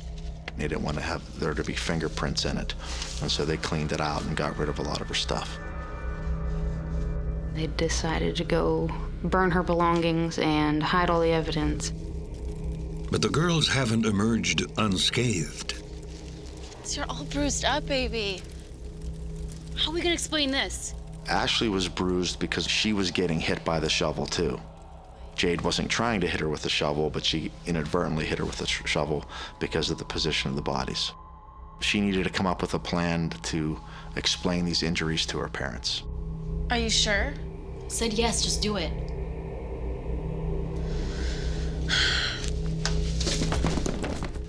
She faked like she fell down the steps and went to the ER. And when police are alerted to the presence of Brandy's car, the girls panic. It's in your best interest to come and get this car. They really didn't know what they were going to do. I don't think that they had thought that far ahead. Despite their obvious planning and clumsy cover-up, the girls insist the murder wasn't premeditated. The girls claimed that this was an effort by Ashley Barber to scare Brandy. I didn't mean to. But I mean, she was abusing Jade. She deserved it. Jade had made the claim in one of the interviews with the police that Brandy was abusive to her during the relationship. There's absolutely no evidence of that. She made that claim. There's no police reports. There's no other witnesses who ever corroborated that, and in fact, I don't believe it. With the damning journals and the girls' confessions, the case is soon closed. They ended up pleading guilty both to murder in the first degree. In Pennsylvania, that's a mandatory life sentence, and they were both sentenced to state prison. It's highly unusual. You never expect that this is going to happen in Crawford County, Pennsylvania. The level of brutality is unlike I've ever seen, especially by two young people who had really no prior record with the criminal justice system. And while the girls are forthcoming in their guilty pleas, there's one thing they never explain. At no time did they really give a motive as to why they did it. I think it was their attempt to prove to each other how much they cared about each other. I believe that Jade wanted to show Ashley that she was committed to Ashley and that she didn't want Brandy in her life. And I believe that Ashley wanted to show Jade the same thing, that she was willing to kill for her love. For Brandy's friends and family, no explanation could ever ease the pain of their loss. I have this thing where I'm always looking for closure, and I've never found it. So for the same reason I went out to the Barber's residence. I walked out to the back and saw a grave. I took a rock from the grave. I keep it in my car. You know, it doesn't bring Brandy back. Mine and my sister's thing was singing in the car. So every time I get in the car, I always blast the music and sing. Every month I at least play our song once and just scream it. And we used to always, we would take parts in the song, and I never sing her part, ever. To me, I feel like that was her. Brandy's family opt for a cremation and memorial bench in lieu of a burial for the most heartbreaking of reasons. Could I bury her again? She was buried in vain once. I have her ashes right here. So she walks with me every day, and the idea behind that was Brandy was gonna be in the courtroom, no matter what. She was on 3 next that day, or every day.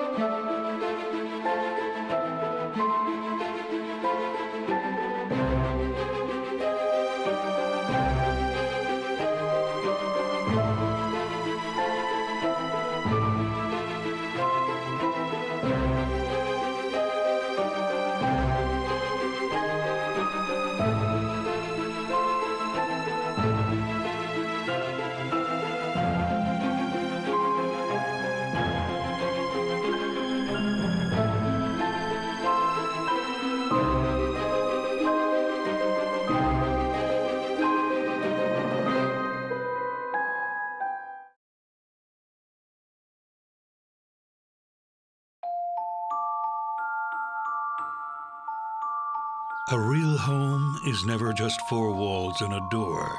It was a small house, really just south of downtown Indianapolis.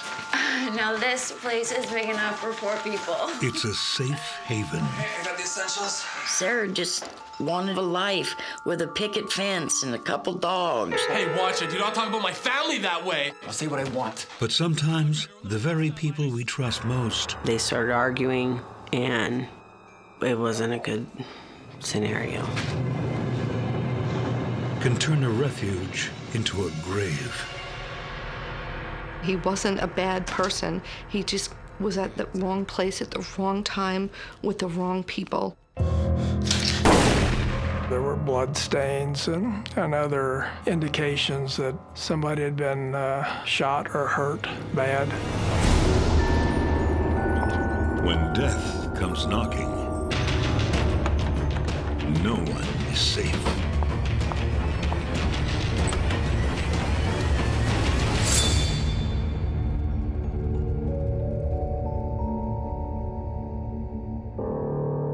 October 25th, 2000. Just another ordinary day in Indianapolis. And there's nothing unusual happening as John Thomas ends his shift.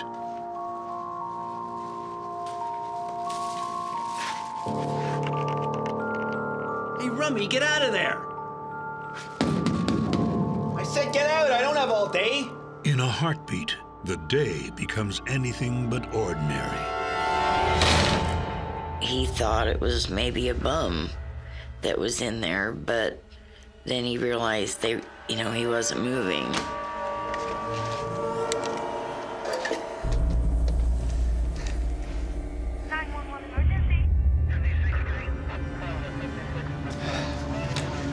I think I saw a body. I think there was blood. All right, you did fine. Well, let's see what we got here.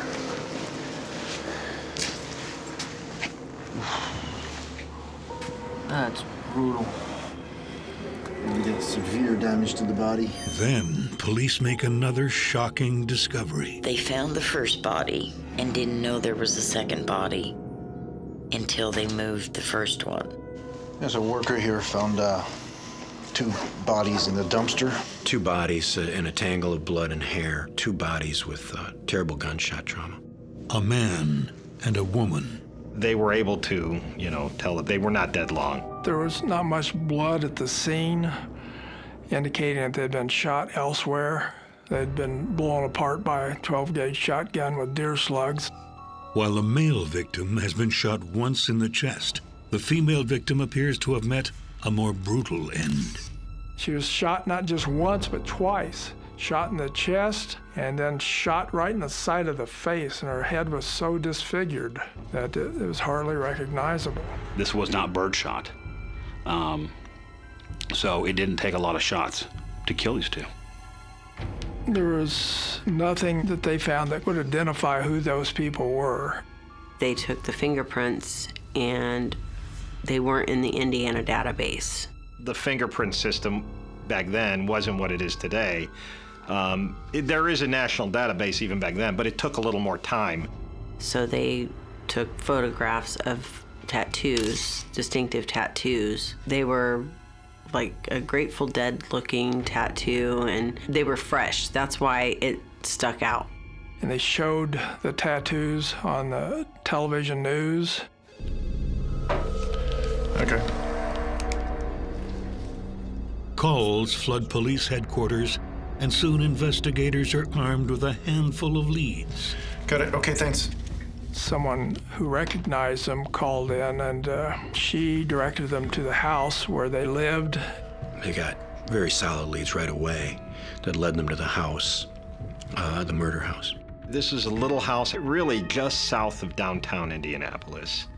It was in a neighborhood that would be pretty distressed, a pretty lower income neighborhood.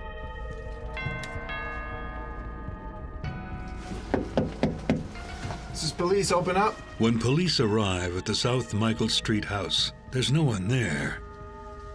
So they turn to the few people who live nearby.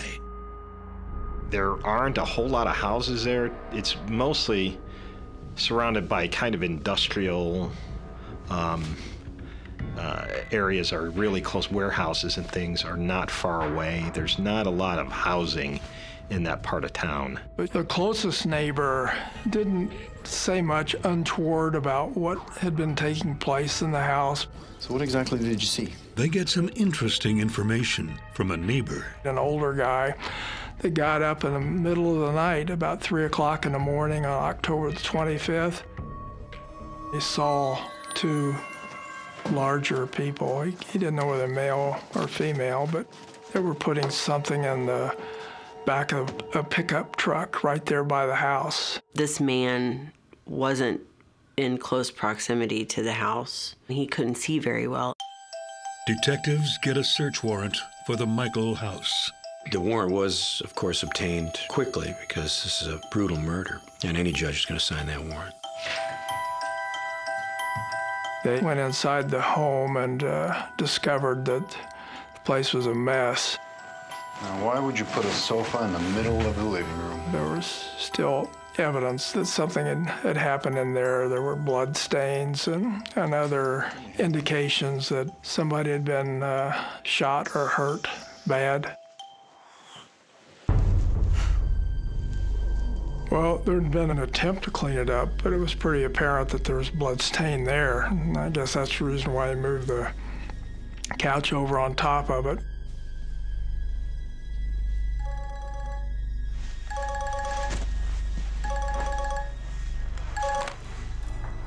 Martinez here.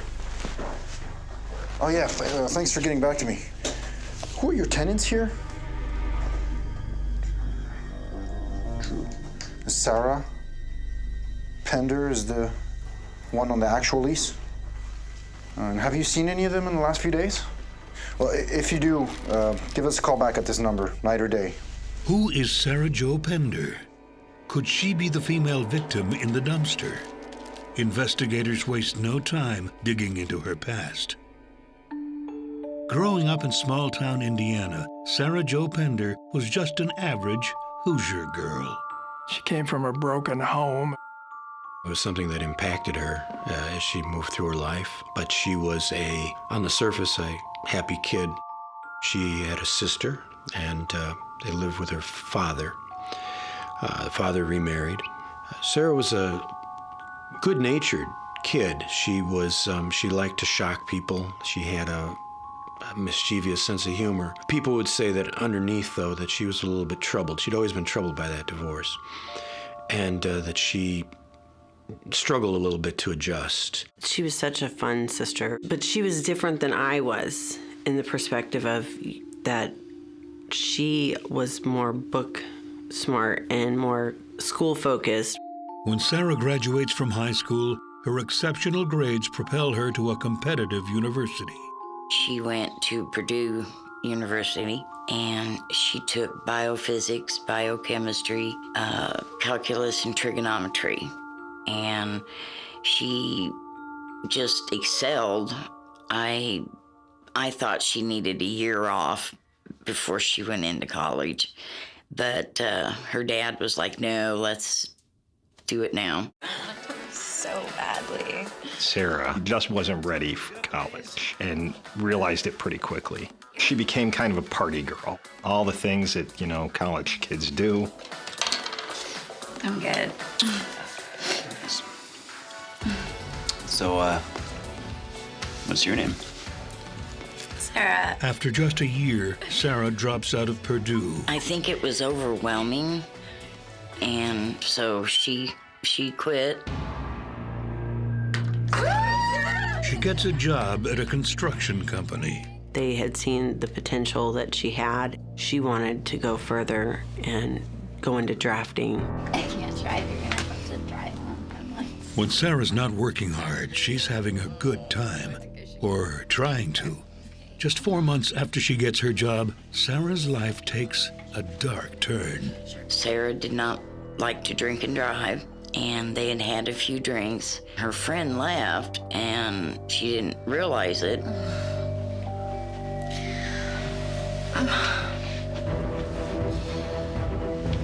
Are you okay? I just... And this guy says, well, you can stay here. You are so hot. And he proceeded to rape her.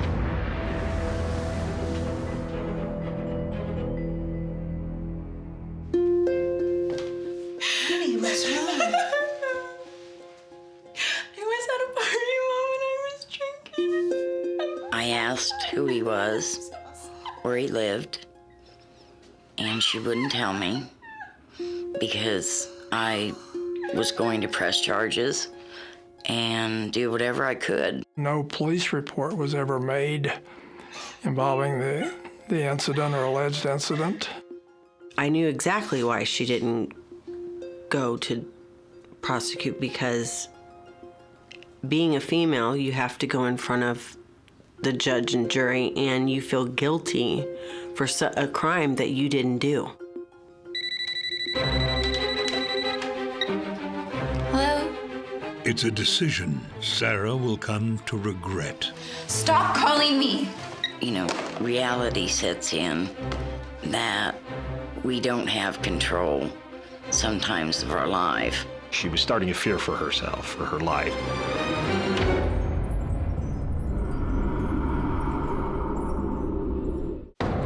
After dropping out of college and surviving a sexual assault, Sarah Pender is trying to move on with her life. She was just a young girl, young woman at the time, and, you know, seemed to be just looking for someone. That's a good one. That's one more of a laugh. Well, that makes sense. They call me Bear. Do they? And a few months later, that someone comes into her life, 22-year-old Richard Hull. So does the bear have a name? Smokey? Paddington? I wish. Yeah. But it's Richard. Rick. I'm Sarah. Everybody loved Richard Hall. He was a friendly guy. He was truly actually a gentleman, as a matter of fact. I think in his heart, he's had a very tough life. Dad left at an early age, raised by mom and grandmom. Just kind of a rough life, but everybody liked him. He was the gentle giant. Well, cheers. Cheers. Richard was an offensive and defensive lineman for the Noblesville High School football team. There were colleges that were interested in extending an offer to him, but he sustained an injury, and that pretty much ended his opportunity to go to college and play football. He had a path a lot like Sarah, a future of promise that fell apart. Here was this big man with just this awesome personality. Strong. Yeah. And she always wanted to find someone to love her and to care about her.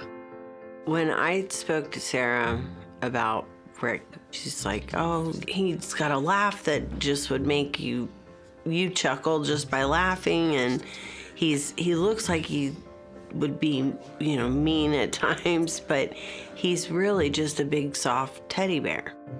Before long, they move in together. Hey, hon. I like having you here.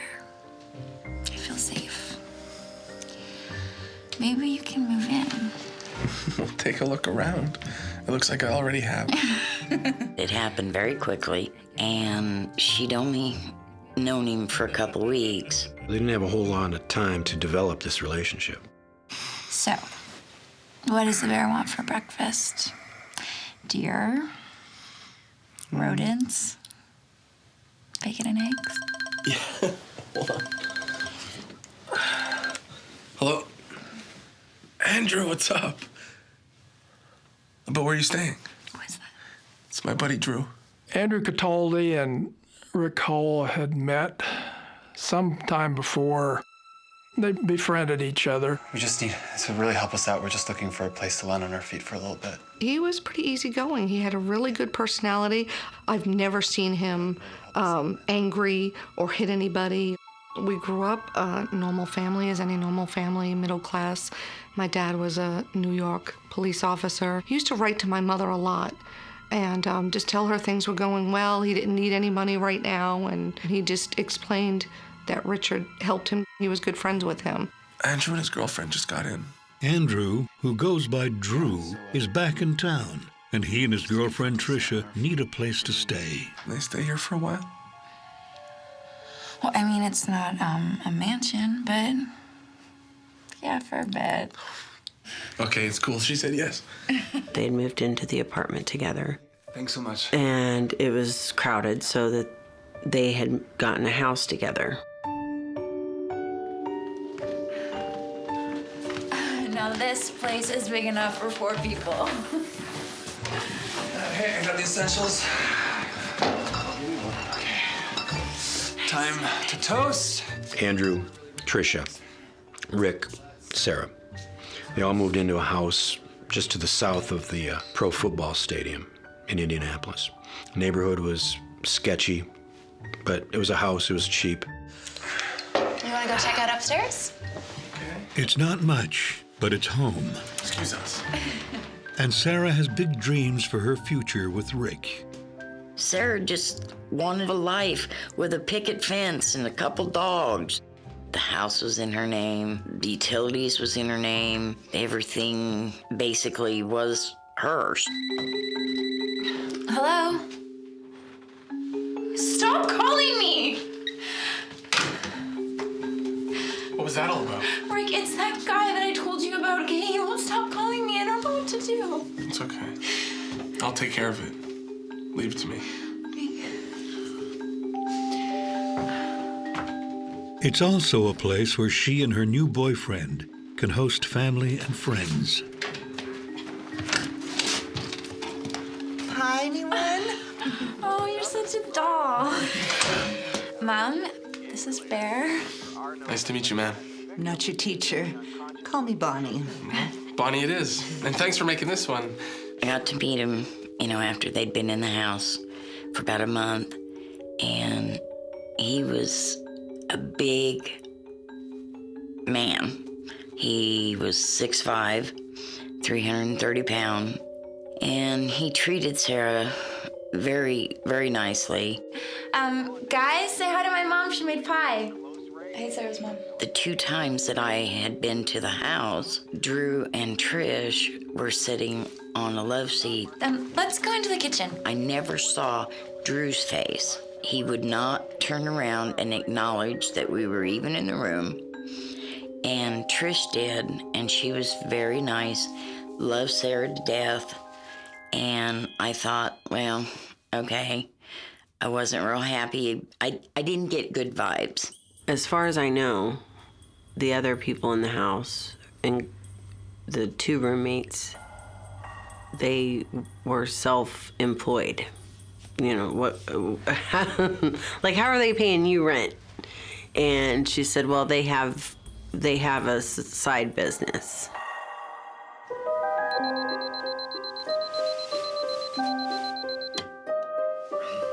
Sarah Pender had a legitimate job. She was the only one in the group that did.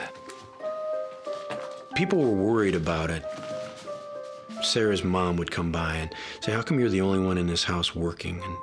And onlookers found it odd that she was the only one that got up in the morning and went to work. And she did. She was a good worker, too. She'd love for Rick to share her work ethic. Get up. Just because you're up doesn't mean I have to be. Like, you should really look into that bouncing job that I found for you in the newspaper. I'll give them a call. The conflicts in the house was more of, hey, you need to get a job, you need to get your stuff together. If we were both making regular income, we could start making plans for the future. Okay, but Drew has some other ideas to make some money. He started bouncing, and she was happy with that because at least he's gainfully employed and there's potential for more work. Maybe he could pick up a side job. But his side job is not what she has in mind. At the beginning, it was marijuana. Rick was using the bouncing job and was selling drugs. And that was a big no-no with Sarah. What's going on here? I I told you guys I don't want this in my house. Sarah, it's nothing. Rick doesn't see it her way, and he has the rap sheet to prove it. It's not a first date question. Hey, are you a felon? They're primarily theft-related offenses and drug-related offenses. No crimes of violence. He wasn't going to work at a factory or at a restaurant. He was a drug dealer. They were going to have a drug operation running out of that house they were living in. So sick of this small-time stuff, dude. Well, what do you mean? I think we can think bigger. I know a guy who could set us up. Did you talk to him? I think we should totally do it. Look, just be discreet about it. I don't need Sarah knowing all about our business. She wants me to keep the bouncing job at the bar. But before long, tensions arise. Dude, this isn't a credit agency. Like, look, I don't care who she is, even if she's one of your people. Hey, watch it. Do not talk about my family that way. I'll say what I want. Richard and Andrew and Trisha got into a disagreement about money. I'll say whatever I want. There are some lines that you do not cross, I swear to God. Okay, again? Seriously? I am so sick of this arguing, okay? I'm so sick of this! Dude, you're being so stuck up. Forget about it. I'm gonna go for a drive, and when I get back, this has got to be over. Sarah and Cataldi did not get along, and she wanted both Trish and Cataldi out of the house. These guys are really getting on my nerves. She was very agitated about, how Drew was doing his business. She didn't want to be around there because they would get in confrontations quite a bit. That's what she told me as far as him and Drew. And when they would start in the confrontations, she would get in her vehicle and leave. She did not like confrontations. I want them out of here. Well, I don't know. They're my partners. No, listen. I'm your partner, okay? And I want them gone. Whatever. Let's get out of here, okay? After only weeks of living on Michael Street, Rick and Sarah begin to avoid their own home. Later that night, 2 of the 4 roommates will be dead, and 2 on the run. Police figured out they knew who they were looking for. They know they've got to find these people.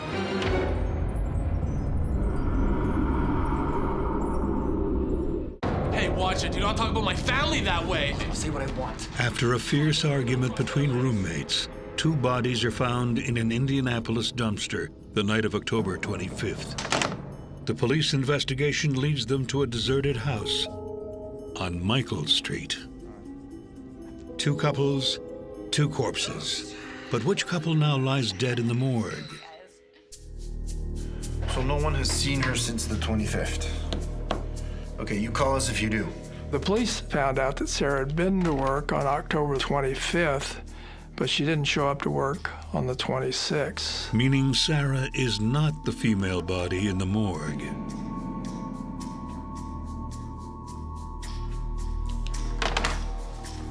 That same day, the coroner confirms the identities of the deceased. The bodies have been positively ID'd. It's Andrew Cataldi and Trisha Norman. Making their number 1 suspects Rick Hull and Sarah Pender. They had an idea already because they had known who lived there, and they knew, they were pretty sure of. They know they've got to find these people. It's more important, of paramount importance, to get the killers, or the alleged killers. The chase is on, and it doesn't last long. Found out that Rick was from Noblesville, and his mother lived up there. So they started watching until finally Richard and Sarah showed up there, and police arrested them. I don't think that they put up much of a fight. I think they went along really quick. Within 24 hours, they were apprehended. Sarah is quick to tell her story. So, want to tell me what happened to your roommates? Other than us finding them dead in a dumpster yesterday? We went for dinner with my dad and my stepmom, and then when we came home. That evening of the 24th, Sarah Pender and Rick Hull went out with Sarah's father and her father's wife and had dinner. They ended up coming home then later that evening. Hey? That's all you got? Hey, I need my money. Money? I just got in the door. All you want is money. Yes, I need money. Not again! I'm so sick of this! Not again! I don't know why you're blaming me when it's your boyfriend who's the one who's screwing me over. Screwing you over? Listen, guys, seriously, I'm so sick of this, okay? Just figure it out. I'm gonna go get smoke. Okay, look, I'm screwing you over. Yes! Sarah Pender said that she left the house because she didn't want to be around while they were arguing. And she came back to the house and the front door was locked. So she went around to the back door and went in, and that's when she had seen Trisha. Sarah. Okay, there was a fight. Get rid of these bodies. Now! She said, like, his face was just completely changed from charismatic to very serious.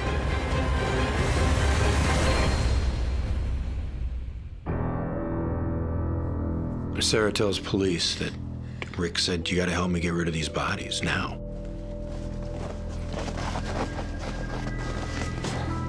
So Sarah gets in the truck. She then went along with Rick, helped him with the bodies. They dropped the bodies off.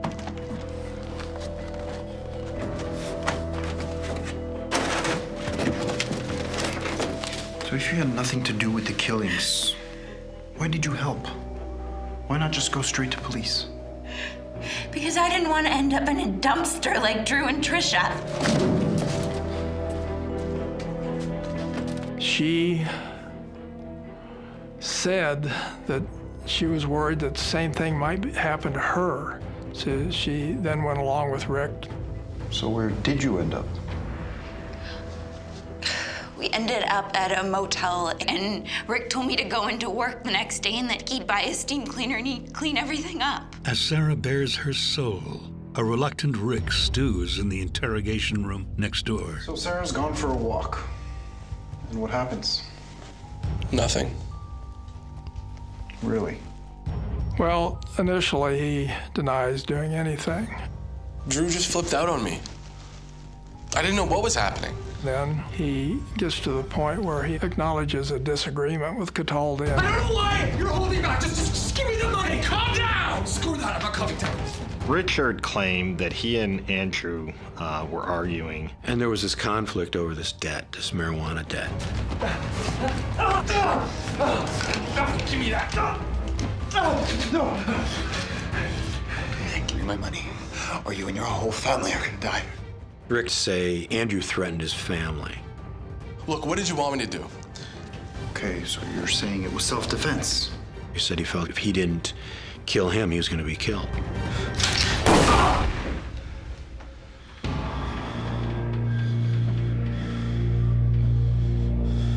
But if it was self-defense, another question remains. So how did Trisha's face get blown off? I think I need to make a phone call. But then he lawyered up. I thought you might say that. Rick is charged with the murders of both Drew Cataldi and Trisha Nordman. Sarah is released. They thought that Sarah had very little to do with this. She was another victim and was only doing what she had to do. The case looks open and shut, but as police are collecting evidence, they get a surprise. They went to the Walmart where the shotgun had been purchased and talked to a clerk there who identified, I had the paperwork that had been completed to purchase the shotgun with Sarah's name on it, and identified Sarah as well as the person that purchased it. And Rick Hull as the person that was with her. Well, she bought a shotgun. It was pretty apparent she hadn't been forthcoming with him about all the facts of the case. So what they did was they called her back and said, "Listen, we got some items we need you to come there and pick up." Is this Sarah? She says a couple stories about this gun. Sarah says, "Well, I bought it for a birthday gift for Rick." You guys have it all wrong, okay? That gun was for protection.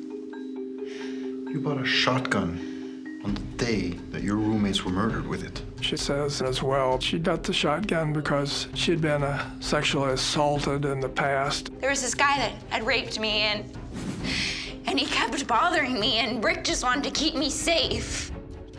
Stop calling me.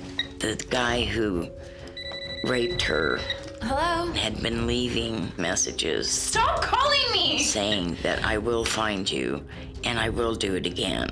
Rick, it's that guy that I told you about, okay? He won't stop calling me. I don't know So that was his reasoning for her to buy a shotgun, because he was a felon, so he wasn't able to get a gun. With no charges ever filed against the alleged rapist, investigators are dubious. You have the right to remain silent. She was charged then with murder and assisting a criminal. In Indiana, the law doesn't require the prosecution to prove in a murder case that the person on trial actually pulled the trigger, only that they assisted somehow in the commission of the crime, and then they're just as guilty as the person that actually committed the murders. With both lovers facing murder charges, the case is about to take another dramatic turn. While they're locked up, they're communicating through letters. That's not normal. There's something wrong with that picture.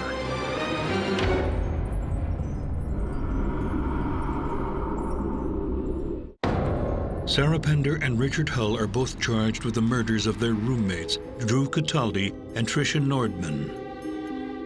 The co-defendants are forbidden to communicate, but Sarah finds someone to mail her love letters to Rick. During a routine check, jail officials find dozens of letters. Information was mostly X-rated stuff, but in those letters, there was an indication that they were colluding with one another, to supporting one another, to make certain that things turned out okay in their case. But 7 months into their incarceration, Rick's defense counsel produces a letter that will change everything. Well, Sarah Pender apologized in the letter to Rick for putting him through what she had. Said she must have been high on acid and that she had lost it and killed her two roommates. Sarah? What did you do? It's a shocking turn of events, and soon after, Rick changes his tune. He now claims that he was the one who had gone to the store and came back to discover the bodies. He goes, "What'd you do, Sarah? What's wrong? What's wrong?" And she couldn't even talk, and then he noticed the two deceased. The state's crime lab evaluates the letter and determines that even though the only fingerprints on the letter are Rick's, it's a match to Sarah's handwriting. Not only the crime lab initial expert made the comparisons, but another handwriting expert, and agreed, again, 100%. So what has she told you already? Nothing about the murder yet, but she will. Prosecutors are still reeling from this new information when another inmate brings forward more damning evidence against Sarah. This man indicates that he can get close to Sarah Pender and perhaps find out from her what her involvement was in the murders, although she had not admitted anything up to him at that point.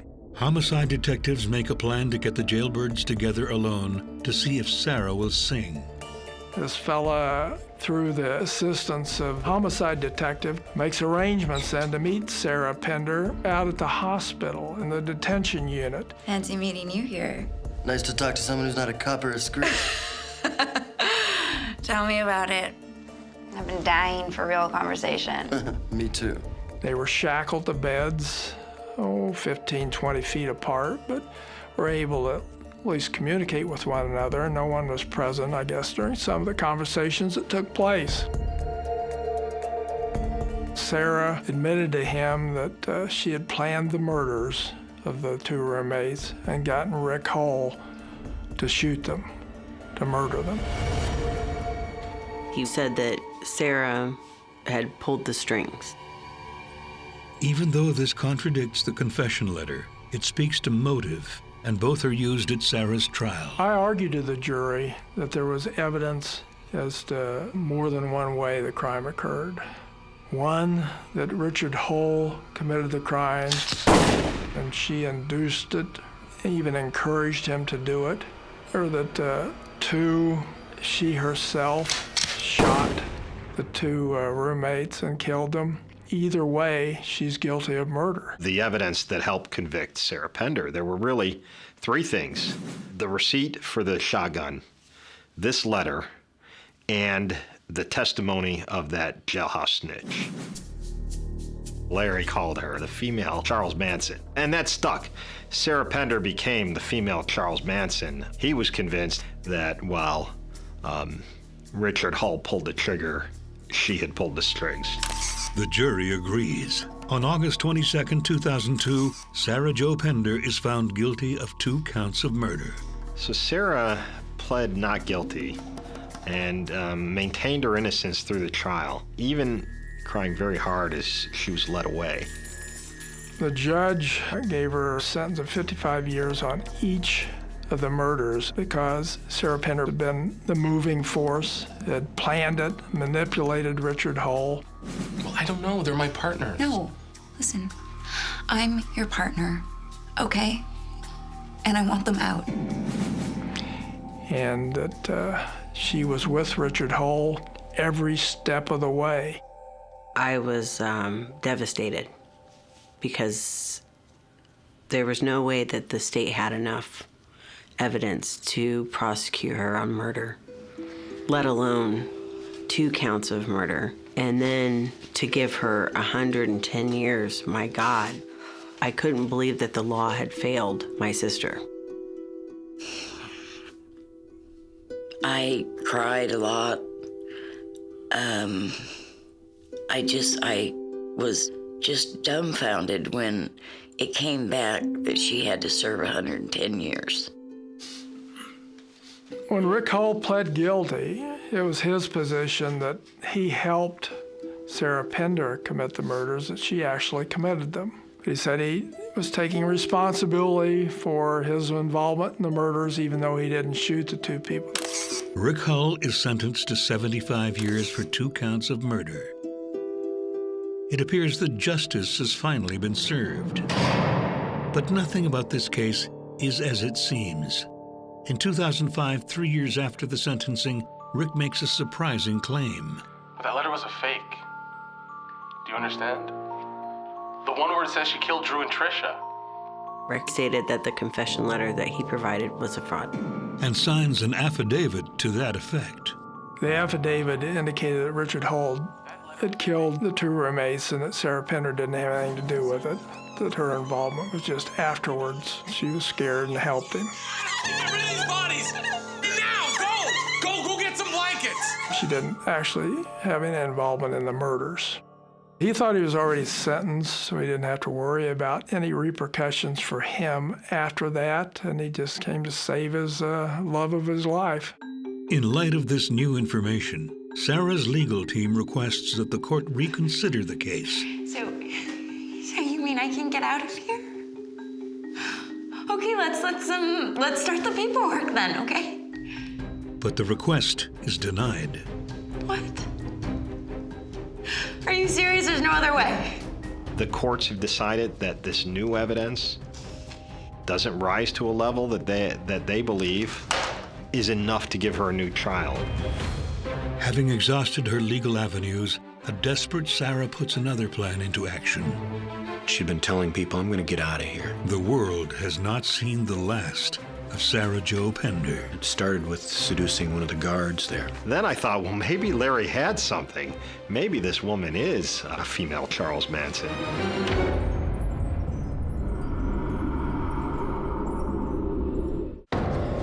It's August 4th, 2008, and Sarah Pender has been sitting in Rockville Correctional Facility for 6 years. Despite new evidence, That letter was a fake. she now faces her 110-year sentence. Or does she? She had begun making plans for this escape. She figured out a way she could do it, and it started with seducing one of the guards there. She exploited that with great expertise.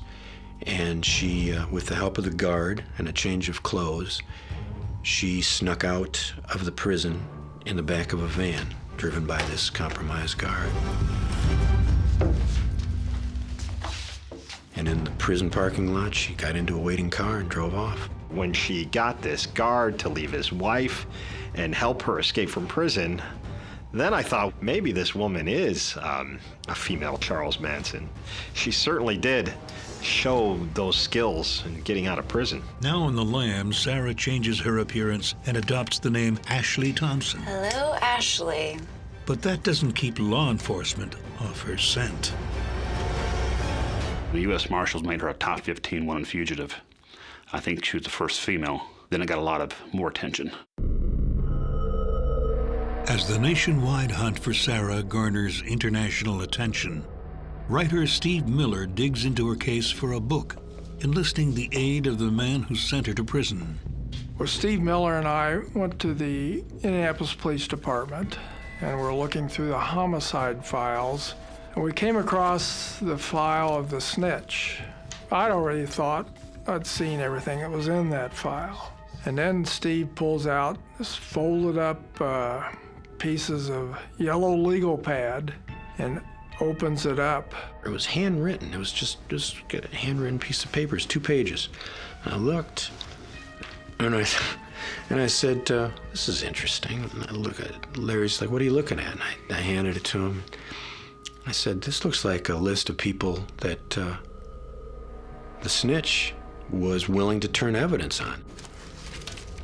Oh. And I look at it, and I said, oh, I've never seen that before. I didn't have it. The defense didn't have it. They should have had it for the trial. On the paper is a huge list of all the people the inmate was willing to sell out for a lighter sentence. He was throwing everybody under the bus. If I'd known that, I would have never called him as a witness, because he would have been useless to me. I wouldn't have believed anything he said at that point. To cast anything he said into doubt, because he was willing to turn on anyone. Nothing about the murder yet, but she will. Was it credible or not? He was just willing to do whatever it took. That means he's also willing to say anything. But with her appeals exhausted, the snitch list can't help Sarah. As the list fades into memory, Sarah continues to spin a new web, this time in Chicago. This story was that she was hiding from an abusive ex-husband. A few months later, her past finally catches up to her when Chicago police get a fateful phone call. She was on America's Most Wanted several times, and on that night that she was caught, America's Most Wanted aired an episode and put her picture on there and said she's been out since August. It was a neighbor in Chicago who called the Chicago Police Department one night and said, hey, I think my neighbor, something suspicious, she never comes out. Come in. She was smoking marijuana when she answered the door, so her guards were really down. The 2 police officers asked who she was, and she identified herself. I'm her. I'm Sarah Pender. You caught me. And so she offered no resistance. Good for you. Sarah Jo Pender is sent straight back to prison. Anyone who escapes is deemed high risk because you got out once, they sure don't want you to get out again. So Sarah was put in solitary for 5 years because of the escape. The judicial system wanted to see her ball up and fall into a deep depression by locking her into solitary confinement for 5 years. As Sarah sits in solitary, a nagging voice prompts former prosecutor Sells to speak up, despite his conviction that Sarah is guilty. Steve Miller's book came out, Girl Wanted, The Chase for Sarah Pender. I read that book and came across that passage in the book that referred to that same incident in the homicide room where I saw that snitch list. I said, oh, hell, Larry, you gotta do something about this. So I eventually contacted Sarah Pender's mother, Bonnie Prosser. Hello? I said, Bonnie, hear me out. And he told me of the 72 murder cases that he had done, one was a mistake, and it was Sarah's. I said, I don't think Sarah got a fair trial. And ever since, we have been trying so hard to just find someone who would stand with us and try to make this right. And I'll do what I can to help assure that she does get a fair trial. To date, the state refuses to reopen the case. When they convict somebody in Indiana, they don't like to turn it around. We got the bad end of the deal. I have a sign in my truck says Free Sarah Pender, and I have had people stop me at stoplights and say, I know your daughter. I read that story. I pray for you. And yet I can't find anybody that wants to help me and help her. But I will help her until the day I die. Still, many, including Andrew Cataldi's sister, remain convinced of Sarah's guilt. I don't know how I would feel or what I'd go through to know if they released her. As far as I'm concerned, neither one of them should ever come out of there. And I wish she would just admit to herself what she did. And, so I do feel justice has been served, getting 110 years in there. And I don't ever want to see them. And I honestly will never forgive them. I don't have it in my heart. I mean, my mother totally went into a state of depression.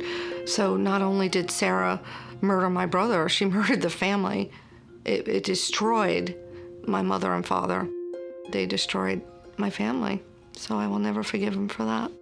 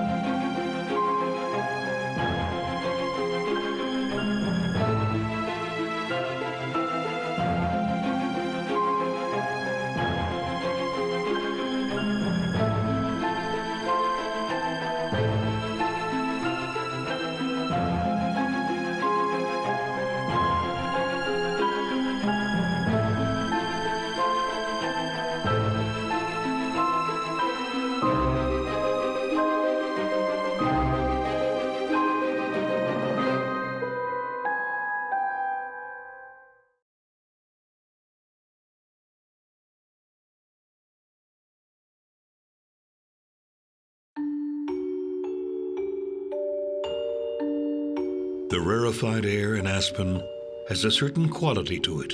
You 1% love it here. Billionaires love to hang out with billionaires. It's the best place in the world to live. But even here, there are shadows lurking. There was a cycle of drama involving these two women. My glass is empty. They went from being equals and friends to almost master and slave. Finding their way to our most sacred of sanctuaries.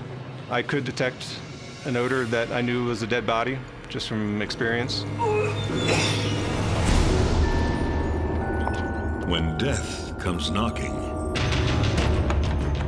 no one is safe.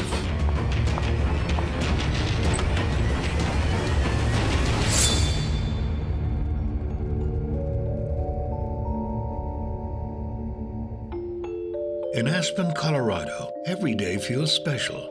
But then again, this is a very special place. It's a unique place to live. You smell the air, you look at these incredible mountains. There's still a lot of freedom that comes with it. And it's this magic that draws a world-class crowd of the rich and famous. You 1% love it here. Billionaires love to hang out with billionaires. You have the movie stars coming in, followed by the rock stars. Aspen being one of the most attractive places probably on the planet, at least if you have money. The natural beauty is also a siren song for lost souls. It's a place where misfits come to fit in. Kathy Carpenter has lived most of her adult life here.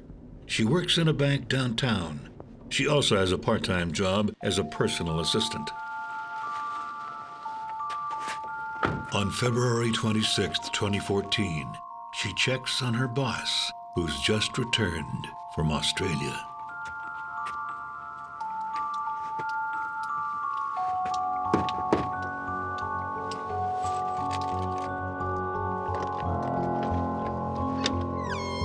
Hey, Gaby. Hey, sweetie. Inside, nothing looks amiss. Anybody home? But she senses that something is not quite right. What's wrong? What's wrong? The dog hadn't been fed. It was clearly something was wrong. She did say she smelled an odor.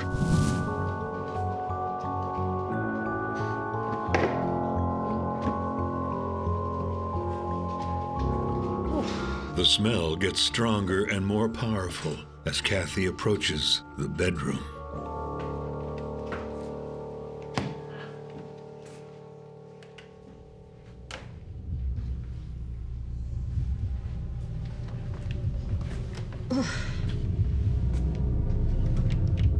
The closet didn't have any doorknob. It was just a dead-bolted door.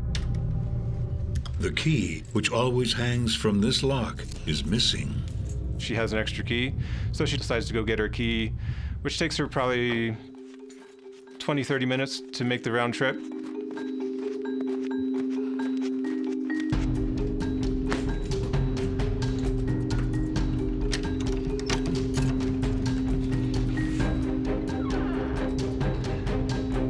At first glance, nothing seems out of the ordinary. A pile of linen is what it initially looked like. It's what's underneath the pile that sends Kathy into a panic. That's when she became hysterical.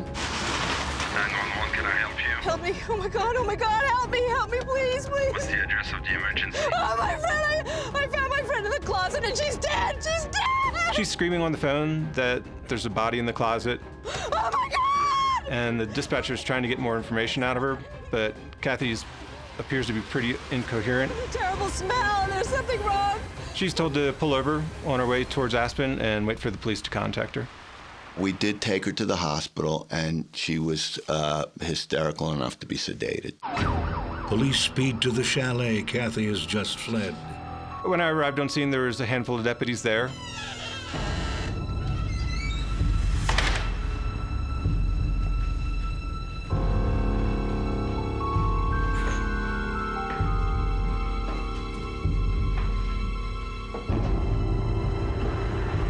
Initially, the bedroom seems almost as orderly as the rest of the house. Almost. There really wasn't anything out of place. It didn't look like there had been a violent confrontation. The place wasn't ripped apart. There wasn't blood on the floor. There wasn't blood on the bed clothings. A closer examination reveals a disturbing detail. We did notice a swipe of blood on the headboard. The mattress has been flipped. There's a big pool of blood on the underside of the mattress.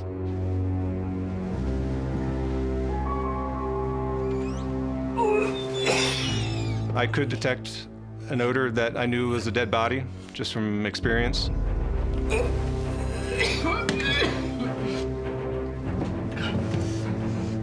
It just looked like a pile of bed sheets. It looked like somebody's laundry because it was nicely piled.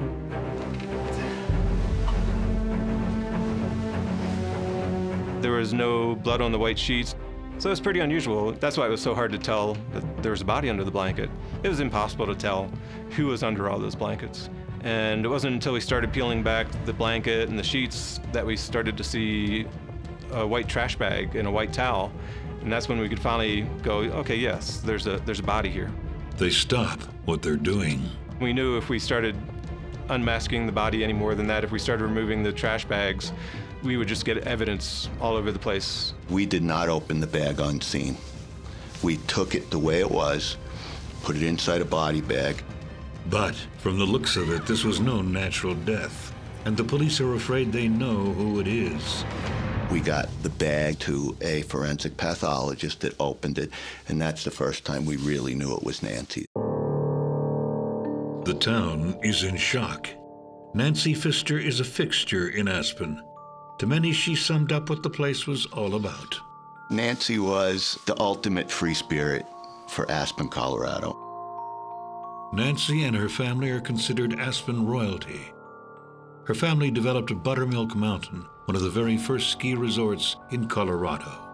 They all grew up here, clearly with privilege, and with privilege came incredible freedom to do whatever you wanted to do. Celebrities are attracted to Aspen for its natural beauty and grandeur. They're attracted to Nancy Pfister for the very same reason. She was very good at hanging out with the rich and the famous, the Kennedys, the Dalai Lama, the movie stars. There's no secret that she dated Michael Douglas and Jack Nicholson, and that would have been in the 70s. But she was no snob.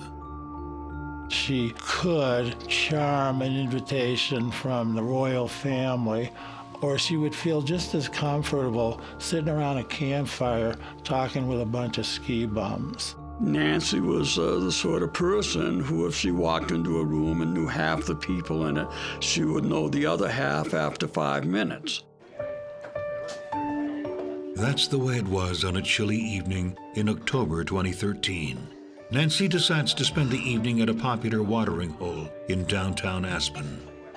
A regular at the exclusive hangout, Nancy is well known to both staff and patrons.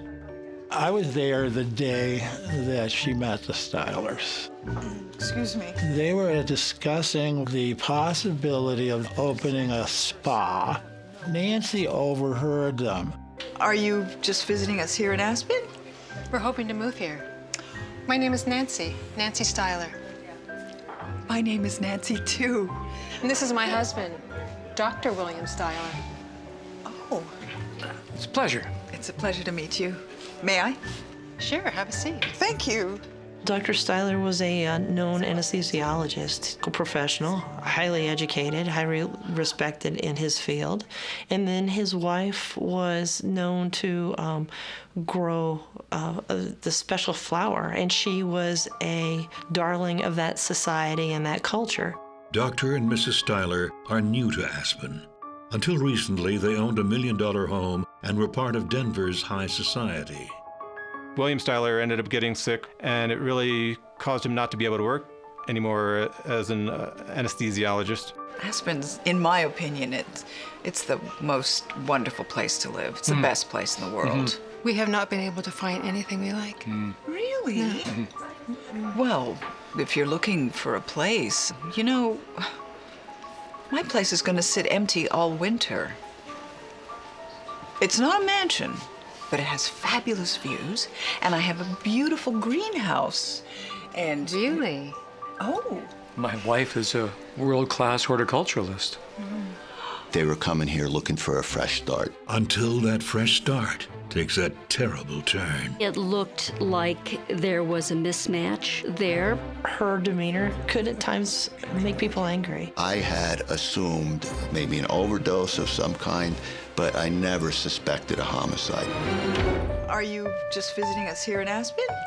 We're hoping to move here. Nancy Pfister needs someone to rent out her Aspen chalet, and she thinks she may have found the perfect tenants, William and Nancy Styler. It's a pleasure. It's a pleasure to meet you.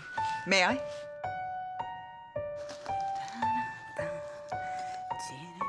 A few days pass before Nancy gets a call from the Stylers. Hello? Well, hello, yes, of course I remember you. Well, yes, it is, in fact. Is there any chance you would come and see it, like, right now? Minutes later, Dr. and Mrs. William Styler pull up to the chalet. It's exactly what they're looking for. Hey! Come on in, the door's open, it's unlocked, come on, come on! It was beautiful, but not ostentatious. So you look out on aspen trees and you look out on the snow-covered mountains, and it was beautiful. Hi! Come in, come in! Excuse my outfit. I don't usually garden in pearls. So come, let me give you the grand tour. For the Stylers, the allure of the chalet is almost secondary to Nancy herself. The Stylers were looking for a way into the Aspen community to rebuild their lives. They wanted to start a spa, and so they would look at Nancy Pfister as someone that could introduce them to that clientele. I knew we were fated to meet. Luckily, Nancy is just as taken by the Stylers as they are with her. So, let's get down to the ugly business of money. How does $4,000 sound? She wanted $12,000 from them. That was $4,000 for the first month of living there, $4,000 for the last month they would live there, and a $4,000 deposit. It's a large sum, but more than a fair price for a place on Buttermilk Mountain. We'll take it, Nancy. We'll be happy to do so.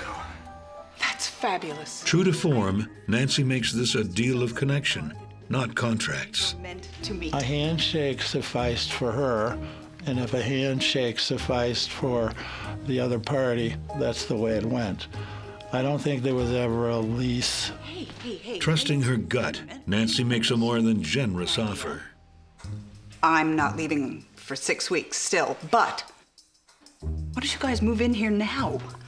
I mean, the three of us were meant to meet, so let's just accept it. Oh, Nancy, that would be wonderful. The move begins the very next day.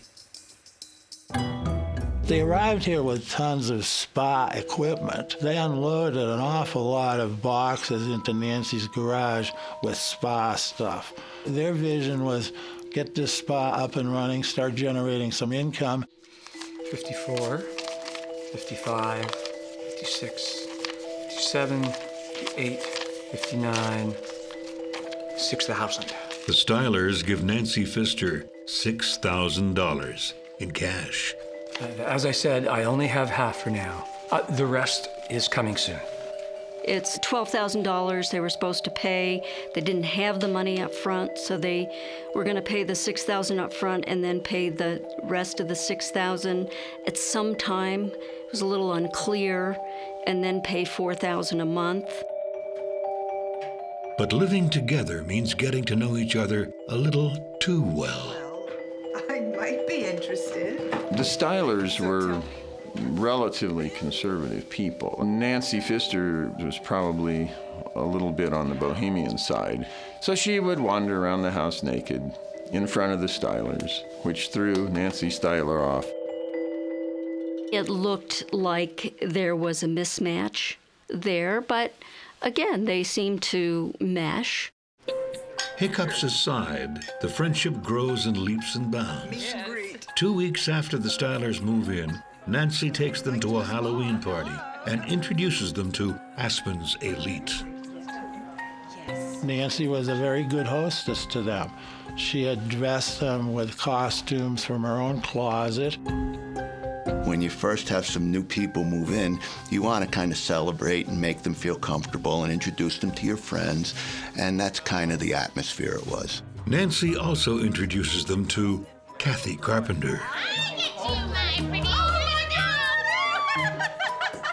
Well, Kathy Carpenter's an interesting lady. She, by her own means, would never have entered into the Aspen social circle. I want you to meet the perfect couple that are going to rent the house for the winter. This is Dr. William Styler and his lovely wife, Nancy. Nice to meet you. Nice to meet you, Nancy. This is Kathy. Kathy Carpenter. She came from a lower socioeconomic background. Some people say that Kathy Carpenter was the personal assistant. Other people say Kathy Carpenter was a friend. Ambiguity aside, the relationship between Kathy and Nancy is volatile. Anytime. Thank you. Kathy, sweetie, look. My glass is empty. Well, it wasn't a few moments ago, was it? There was a cycle of drama involving these two women. Different disputes where law enforcement was called and Nancy Pfister would say, well, we were into an argument and Kathy threatened to hit me and I'm afraid of her. I think Kathy is going to hurt me. There were a few sides to Nancy. She was like a diamond, a lot of facets all over it. Nancy could be difficult and challenging at times. And the Stylers soon learn how true this is.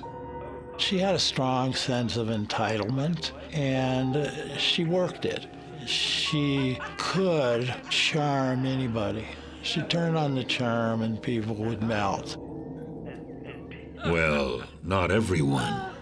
Darling, would you?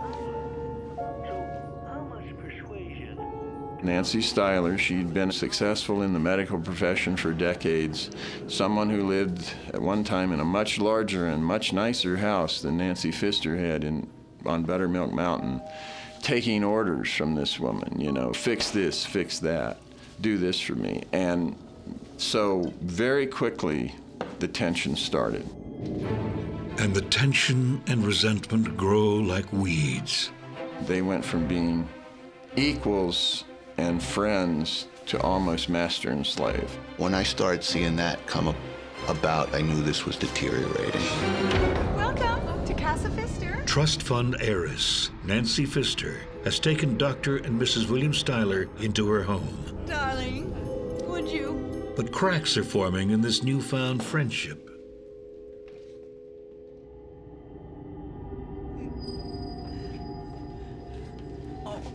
Thank you so much. This is like soul food to Aspenites. Or me, anyway.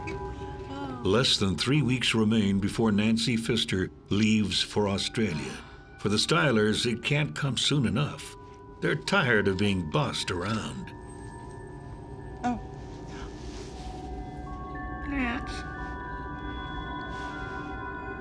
Nancy Styler came from an environment where she wasn't used to be treating like that. It went both ways. Nancy probably would take advantage of these people to step and fetch it, and these people would use Nancy as an entree into society where they would probably not get into it. I'm going to bed. You coming? Yeah. The Stylers at the end, before Nancy Pfister went away, basically got in the mindset that she's leaving, she's going to Australia, we can deal with this for a couple more weeks. Dr. Styler's getting his share of demands as well. You guys have really hit it off. You know, I was just thinking, instead of me boarding him this year when I'm off in Australia, maybe you could look after him. Well, I'm not sure that I'm the best one. Oh, no, he's so easy to look after. You just open the door, you let him go. He comes when he's called. Okay. They went from being equals and friends to almost master and slave. It's not just the Stylers who are getting fed up with Nancy. And I need you to make sure my passport is still valid and confirm my seat reservation as well. Can't the Stylers do any of this? They're doing enough. They hardly even paid their whole rent. Oh, Kathy. Kathy, do I detect a twinge of jealousy? Hardly. As the friendship with Nancy Pfister falters, the bond between the Stylers and Kathy Carpenter flourishes. Nancy Styler was reportedly practicing some of her facials and some of her cosmetic treatments upon Kathy Carpenter, and they would have girl talk. Oh, look at it. It's so dewy looking. I know. love it. I mean, your skin is gorgeous. And you look beautiful. So sweet. Few things bond people together like a common enemy. I hate that woman. Oh, I could just kill that woman.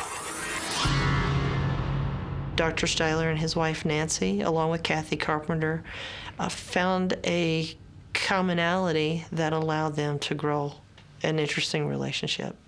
The commonality being their dislike of the treatment provided by Nancy Pfister. It's a cross they don't have to bear for long.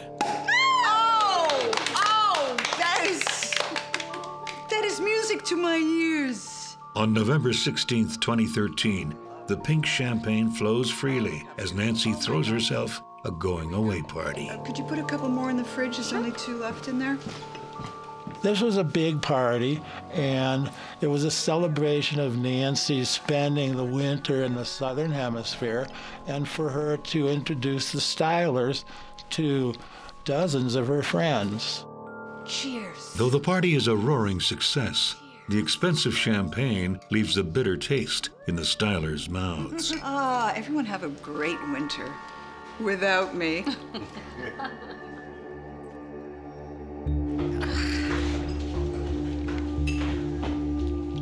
So, how was that for a party? It was truly something. And Nancy, can we get the money for the pink champagne you asked us to pick up for you? Truly? Oh, come on. That's just party favors. Favors? We paid for a crate of champagne. That's thousands of dollars, Nancy. And it was a wonderful party. And you met some great contacts, didn't you?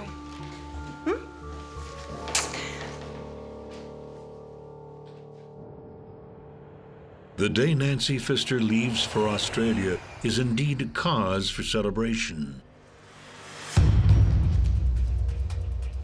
But the goodwill doesn't last long. In December, Nancy Pfister receives an email from the Stylers. They're refusing to pay rent. They were pretty well disappointed with some of the functionality of the house. I believe the dishwasher wasn't working and some things like that.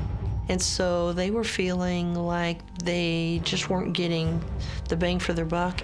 For 2 months, a flurry of angry emails crisscrosses the globe.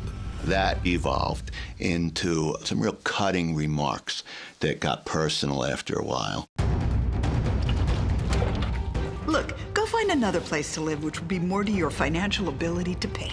Maybe a trailer down by the valley. When we first met you, we thought our dreams had come true. Since then, your attitude towards us has seemed to change. I have lost patience with you. I am way too old, and nobody needs to be lied to, so I feel like I've been duped. Nancy wants the Stylers out of her house. There was a dispute about whether the $6,000 they paid up front was a deposit or was to be used for rent. They did finally pay the $6,000 to Kathy Carpenter for the balance. As far as Nancy's concerned, $12,000 is what the Stylers agreed to pay up front. They still owe her rent. Nancy had quickly told them that she was going to terminate the lease sometime in February. She was pretty forceful in her comments towards the Stylers through the emails, very threatening in her correspondence with them. But the end of February is near, and the Stylers don't seem ready to move. They're still in the house, so are all their possessions. By this point, the Stylers are refusing to speak with Nancy directly. Kathy was kind of in between Nancy Pfister and the Stylers. Kathy, what is it? So it falls on Kathy to deliver the news. I'm only telling you this because you won't talk to her. I didn't want to be the one to have to tell you. I have a message from Nancy. Nancy's on her way home. You have to move everything out before she gets here. She's really mad. It would have been very unpleasant for the Stylers. At the same time, I suspect she had a perfect right to be supremely pissed off at the situation. How long do we have? 4 days.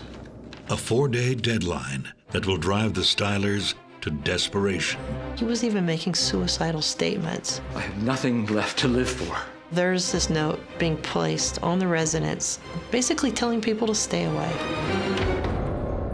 Having waited months for rent that never comes, Nancy Pfister decides to evict the Stylers. I have a message from Nancy. She tells them she's flying home and they have just 4 days to be out of the house.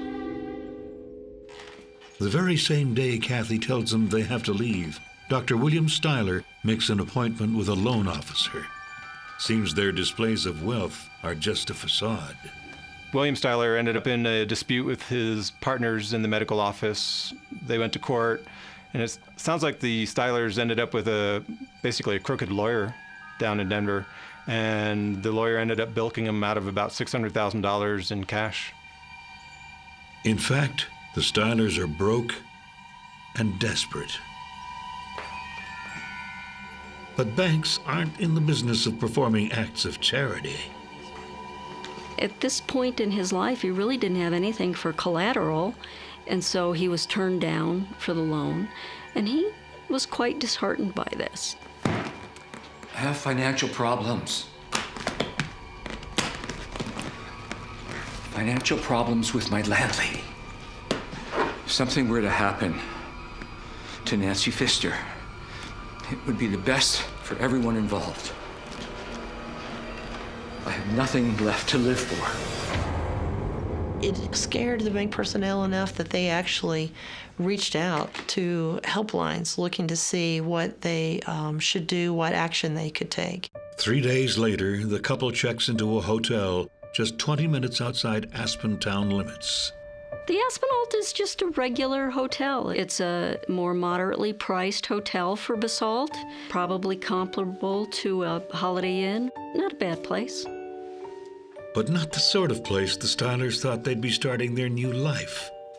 And half of that new life remains in Nancy's chalet. Nancy Pfister is already en route as the Stylers head back to the chalet to spend the day frantically packing. It's a bigger job than they anticipated. The Stylers actually did the best they could. It's impossible to move a house full of goods within 4 days. It just can't be done. On February 22nd, 2014, Kathy Carpenter picks up Nancy at the airport. It's good to be home. Though thrilled to finally be home, once through the door, Nancy's mood flips like a light switch. What?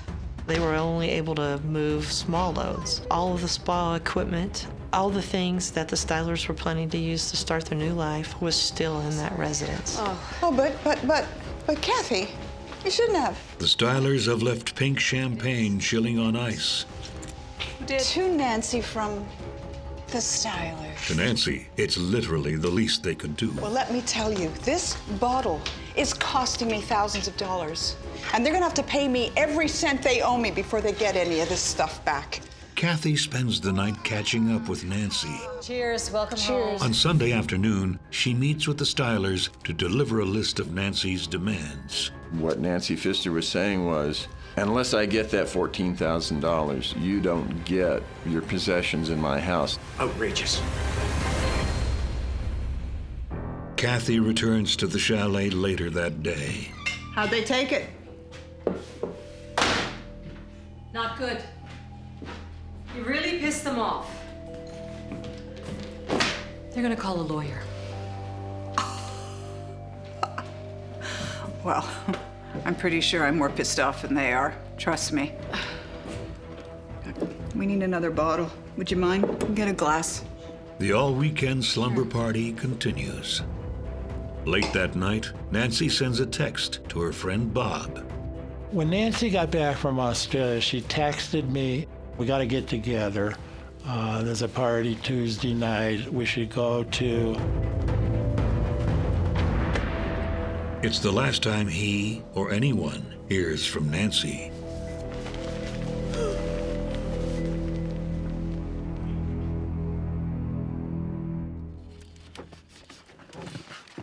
Carpenter left Monday morning and did put a do not disturb, knowing that Nancy Pfister would probably sleep for a long time. Basically telling people to stay away. The sign is still on the door the next day when the Stylers arrive to complete their move. Armed with their lawyer's advice, they're ready to do battle over their things. To the Stylers' relief, Nancy Pfister is nowhere to be found. But something catches the attention of the Stylers. It stinks in here. Does it? It's awful. Nancy Styler herself talked about a strange smell being in the house. That doesn't affect Dr. Styler. He lost his sense of smell in an accident when he was a child. Nancy Styler tracks the terrible smell, which seems to be coming from the closet. It's locked. The smell behind the locked door is just one of the reasons for the Stylers to leave the chalet behind. Good riddance. Nancy Styler sends a text to Kathy Carpenter saying they haven't seen any sign of Nancy Pfister for days. And there was a statement from Nancy Styler to Kathy Carpenter about, well, I wonder if she just took off, if she's killed herself. Kathy feels obliged to check in and then makes her gruesome discovery. Who killed Nancy Pfister? No one looks innocent. Initially, the suspect pool was pretty wide. Enough to follow us to the station? What was going on in the interviews were a lot of disflection, a lot of smoke and mirrors, not answering questions. The threats took a little bit more of an ominous meaning. Aspen heiress Nancy Pfister has been found brutally murdered. Police have suspects, but they lack a murder weapon and enough evidence to charge anyone. Only hours after discovering Nancy Pfister's body, Kathy Carpenter is questioned. How well did you know Nancy Pfister? She was my best friend. Do you know anyone who'd want to hurt her? Well, people talk. I know people who kind of said they wanted her dead. And Nancy Styler is one of them. She had told us the Stylers had made some vague threats against Nancy Pfister. Oh, I could just kill that woman. The threats took a little bit more of an ominous meaning since we had a dead body in the house. It's enough to get a warrant. The very next morning, over in Basalt, the Stylers get a rude awakening in their hotel room. We knocked on their hotel room at 5 o'clock in the morning. Nancy Styler answered the door, and William Styler was still in bed. Mrs. Styler, enough to follow us to the station? We caught them by surprise. They were pretty shocked to see us at the door. Dr. and Mrs. Styler are interrogated separately. I know you threatened to kill Nancy Pfister. I was angry. I'm pretty sure I'm not the only one in town who ever said that. Nancy Styler also told us how there were a lot of people in town that would make the same kind of threats or be angry with Nancy Pfister also. I'm not going to say anything else until I have a lawyer next to me. End of story. About 2.5 hours into my interview with Nancy Styler, she invoked her right to have a lawyer present, so as soon as she said that, we stopped the interview with her. Next door, her husband is being asked very similar questions. I'm thinking you know way more than you're letting on. Come on. Look at me. Who do you take me for? William Styler was saying that, he couldn't hurt a fly. Why would he do this? He's too weak. After being interviewed for 12 hours, Dr. Styler is released, along with his wife. All right. You're free to leave. The investigation hits a dead end. But 2 days after the body is found, a stunning event changes everything. I was exhausted, and I left my undersheriff in charge. Within a couple of hours of me going home, he calls and he says, we have the most amazing break we could imagine. That very morning, just a few hundred yards away from the Stylers' hotel, a city worker in Basalt is looking for illegally dumped garbage. He opens up this trash bag to take a look to see if it was inappropriate or illegal dumping. It's an evidentiary jackpot. The treasure trove includes items with Nancy Pfister's name on them, including a boarding pass, a vehicle registration for a Jaguar, and that Jaguar was owned by William and Nancy Styler. The real prize is at the bottom of the bag. There was a hammer with blood on it. If that trash had been emptied by somebody who was not as diligent, I don't think we would have ever found this. Results from the lab soon confirmed the blood is Nancy Pfister's and also revealed DNA traces on the hammer handle belonging to none other than Dr. William Styler. William and Nancy Styler are charged with first-degree murder and conspiracy to commit first-degree murder. The Stylers are arrested on March 3rd, and the police continue to really push Kathy Carpenter. Soon, detectives stumble upon a very interesting fact. We learned that Kathy had gone into Nancy's safe deposit box and removed about $6,000 worth of cash and jewelry from the safety deposit box. Kathy Carpenter is taken in for questioning. What about the safety deposit box? It seemed prudent. You took money and jewelry out of a safety deposit box to keep it safe? Yeah. You never know.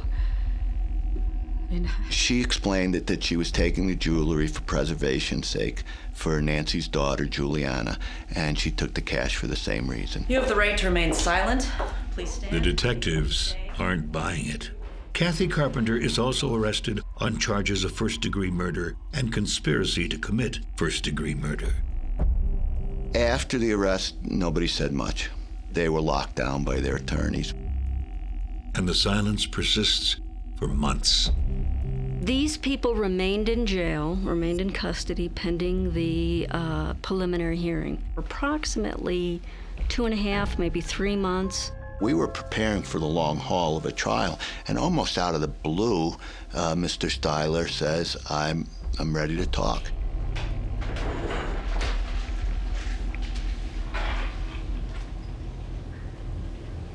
I'm the one you want. Me. Do you want me to tell you what really happened? I have one condition. My wife. I wanted to be released. She did nothing to Pfister. Dr. Styler wanted his wife to be exonerated from any involvement in the crime whatsoever. The deal is made. So, what do you want to tell us? I did it. I murdered Nancy Pfister, and I acted alone. William Styler ended up telling us that on the Monday after Nancy Pfister returned, I went there in the morning. He went up to the house and basically figured, hey, last chance, I'm going to try and reason with this woman. There was a note on the door that said, "Do not disturb. Nancy's sleeping." Nancy? He just walked in, because if he had knocked on the door, she wouldn't have heard it on the upstairs. The house was just too big for that. And again, I called out. Nancy! Got no reply. Went up the stairs. I called out her name again. Nancy? And she didn't reply.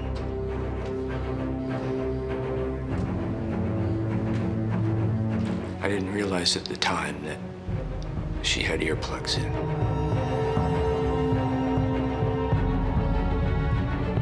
And there she was, vulnerable, helpless, and the threat could be removed immediately.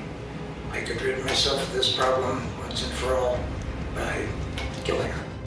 He basically just decides he's going to take care of the problem and gets a hammer from inside the house. I went, got the hammer, came back, and struck her in the head with the hammer. It was unlikely that she would regain consciousness at all, but to ensure that, I hit her again in the front of the head. Then I stepped back and what the hell have I done?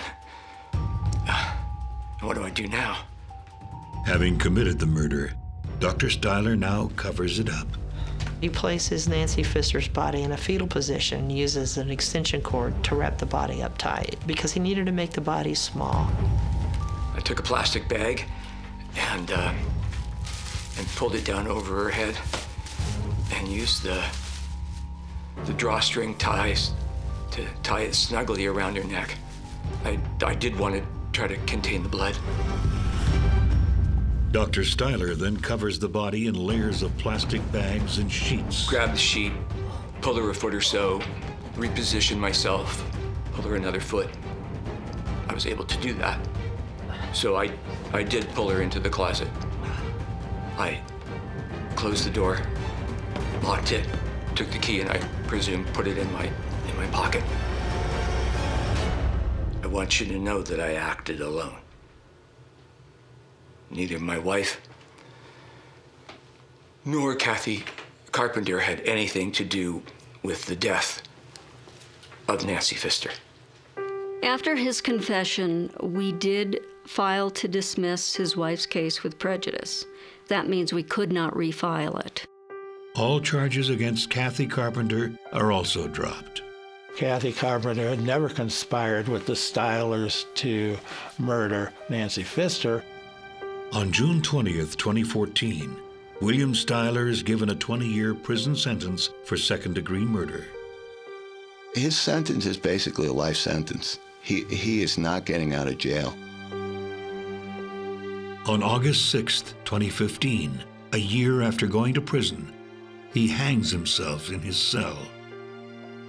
He was 67.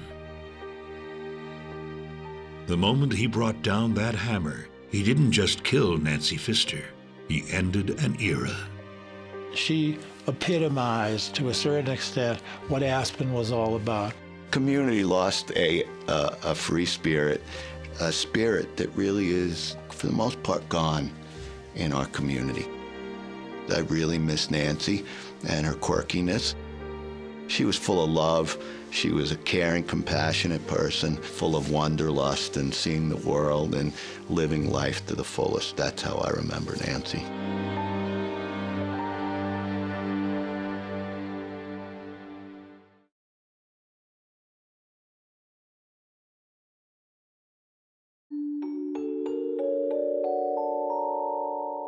A secluded country farm is the perfect place for a fresh start. He started moving people into his home to help them out. It's also where bad things go undetected. Is there a problem here? He didn't like the boyfriend. Hello, Mr. Mitchell, let me in. It's cold out If he was going to act like an animal, he needed to sleep outside. And it isn't long before bad blood turns this old homestead into a house of horrors.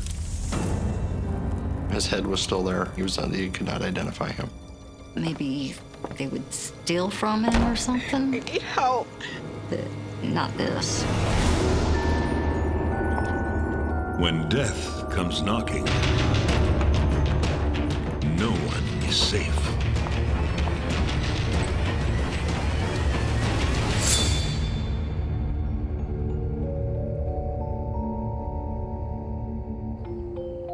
It's a picture-perfect day on the Mackinac River in Illinois. It's a rural area, a lot of hunting, fishing, things of that nature.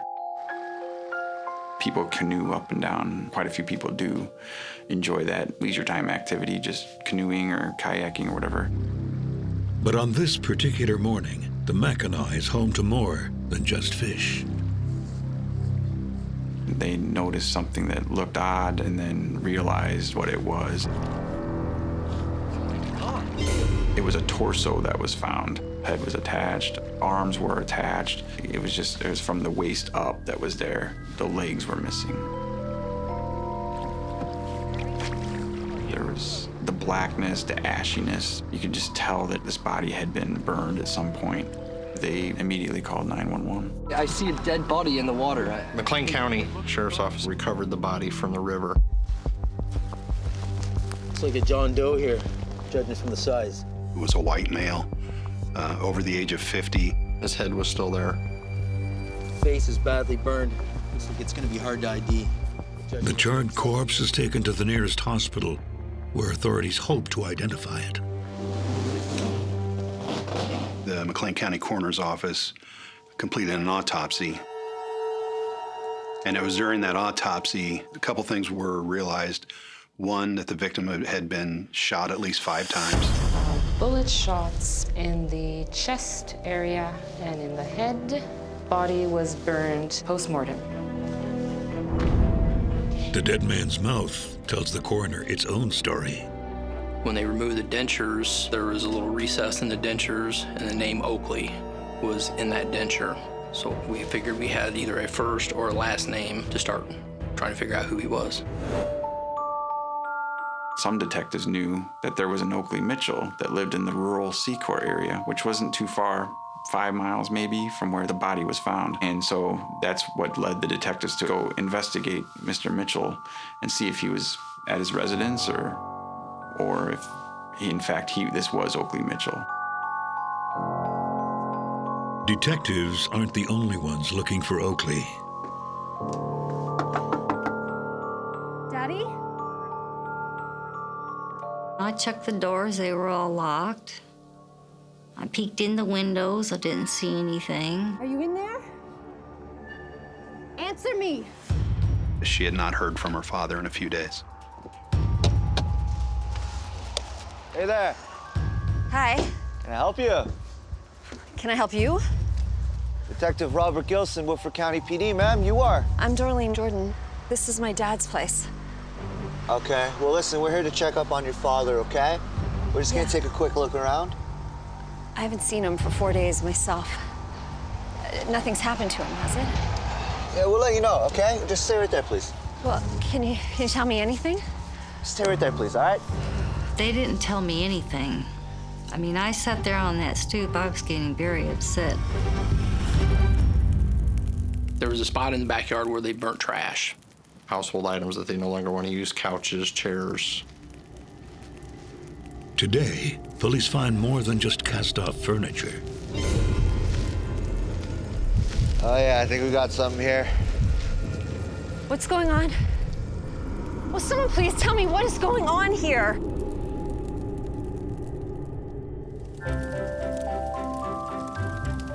The chaos on the farm is a far cry from its usual state. A calm sanctuary for Oakley Mitchell. As he approaches his golden years, this happily divorced father of 3 grown children has just one dream: buying a farm like the one he grew up on. He was trying to recapture that, the same feeling that he had when he was younger. He didn't really have a plan. He was just gonna raise chickens and do his own thing. And Oakley's own thing is a little slice of heaven on earth. Had a couple old barns, machine shed, corn crib. The area is very secluded. There's a lot of cornfields, maybe soybean fields. There were neighbors, but they're distant neighbors. And he gets to share every moment with his son, Charles. Charles lived with Dad his whole life, so they were really close. Fresh eggs. I can't believe it. He had some slow learning disabilities that his dad had to take care of him. No. No. And Oakley doesn't just take care of his own. He even gives part of his meager farming income to the homeless. Coffee to go with that here. He never made any money from farming. He gave things away and helped people. He was very kind. He was sweet. He was just a really nice guy. Have yourself a good day. Luckily, farming's just a hobby. Isn't that great? Oakley has been making his real living as a machinist for the past 20 years. He made pretty good money. He was stable financially. He had enough money to maintain himself and the house. He could afford that. E9. The 59-year-old part-time farmer is also a fixture at the local bingo hall. G53. He got me hooked on it, so I was going to bingo with him 5 days a week. I30. Oakley would just sit there and just look around and just enjoy himself. Young at heart. He never really won much, maybe $100 if he got lucky. I16. Bingo! Bingo! Are you okay? What's the matter? But luck is a fickle thing, and his soon turns. Just need to rest a second. You feel weak? He got really sick. Okay. Yeah? Okay. He got myasthenia grava, and it deteriorates the muscles. So he would be weak and not able to move around like he used to. Very quickly, Oakley's mobility is reduced to almost none. He was on pain medication to help control his pain. He had 2 months left to retire, but he asked for a desk job, and they refused to give him one, so they forced him into early retirement, so he didn't get his full benefits, which upset him really bad. Thankfully, he's not alone. Hey, be careful up there. We don't need two of us in wheelchairs. Charles is the one that took care of Oakley when Oakley got sick. He did most of the cleaning and helped around the farm when he needed to. Thank you. Then they wanted me and the kids to move out there with them, so we did. Charles' girlfriend, Artie, and her children from a previous relationship move in. Happy birthday! You guys, look at that. You know, my kids loved him. Oakley treated my children like his grandkids. Artie and the kids stay at the farm for over a decade. And as Oakley hits his 70s, neither his age nor his illness slow him down. Take this. He was very exceptional. I don't know how else to describe him. But a kind heart and good intentions aren't everyone's currency. Listen, take that. Have a good day. He gave people so much money that he would call me up and borrow money so he could make his house payment. Dad, you gotta stop giving your money away. You might never get it back. But I still gotta make the payment. I know. It's the last time, though, all right? Thank you, sweetheart. I appreciate that. Bye-bye. When it comes to debt, Oakley is far more understanding than the bank. Looks like I'm in bad trouble. Oakley dodges bankruptcy, barely, but his luck keeps heading south. Charles and my youngest daughter got into a big argument, and Charles always knew that he was not allowed to lay his hands on one of my children, and he tried to, so that's what made me leave. He didn't want us to leave because he knew that me and the kids were good for Charles, and Oakley understood. He didn't like it, but he understood. Their departure is only the beginning of Oakley's son Charles' troubles. He got busted for marijuana, growing it in the basement. Charles didn't believe that that was illegal, even if they say it is. He didn't believe it was illegal. Charles lands 5 years for possession, and Oakley is left with no one. Charles was Dad's little baby. He was pretty upset about it. And then he was living there by himself and lonely. His daughter lived about 35 minutes away. So he truly was alone out in the country in a big farmhouse with grounds to maintain. And human interaction was in short supply for him, especially in the winter. But that's about to change. If someone was trying to get money or whatever, he would feel obligated to bring him home. They're not stray animals. You cannot bring them into your home. 71-year-old Oakley Mitchell fulfills his lifelong dream of owning a farm. But bad debts and bad decisions leave him alone on the range. Looks like I'm in bad trouble. Within months of his son Charles' incarceration, Oakley's back to what makes his spirits shine, helping others. Run into people anywhere, the gas stations, the bingo hall, the stores, any place that he would go. If someone was there with a sign or trying to get money or whatever, he would feel obligated to bring him home. Oakley had a deal. He'd give them food and shelter to help them back on their feet. There you go. And they would come out and harvest all the fruits and vegetables, and then they would go in town and sell the fruit and vegetables, and then they would get the money. And that money goes into their pockets, not his. As soon as they got enough money, they would just go on their own way. So he never made any money off of it.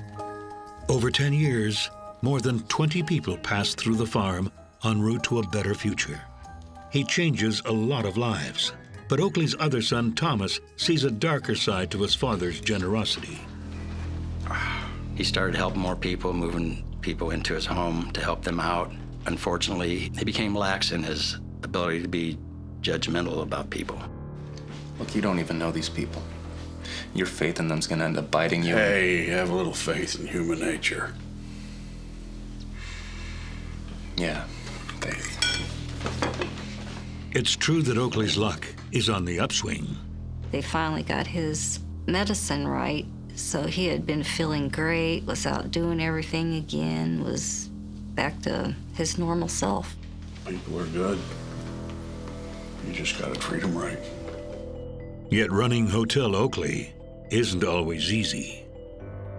I didn't like some of the things they would do. They would have animals in the house that was tearing up this furniture and then not replace it. So I was upset with some of those people. Actually gotten 2 tenants to leave because they were taking advantage of him pretty much. They just agreed to leave to move back where they had came from. And don't come back. You hear me? But Oakley isn't about to let a few bad apples spoil his appetite for helping others. Do anything for anybody. Including his latest project, Lacey. They met at a bingo game. He was looking at her, she waved at him, something along those lines. She was born and raised in Indianapolis. Here's a space. She had finished high school, done some post-high school education, and had worked in some nursing homes. Due to a back injury, she couldn't do a lot of physical labor, so she lost her job. I've never seen you at bingo before. Yeah, it's my first time, actually. I'm so behind on my rent. My landlord is almost done with me. I figured maybe I'll get lucky. I'm Lacey, by the way. Oh, Oakley. Oh, good. Nice to Here, meet you. take these. These are for you. Oh, well, let me pay you at least. I don't have much. No, that's all right. Please. They're yours.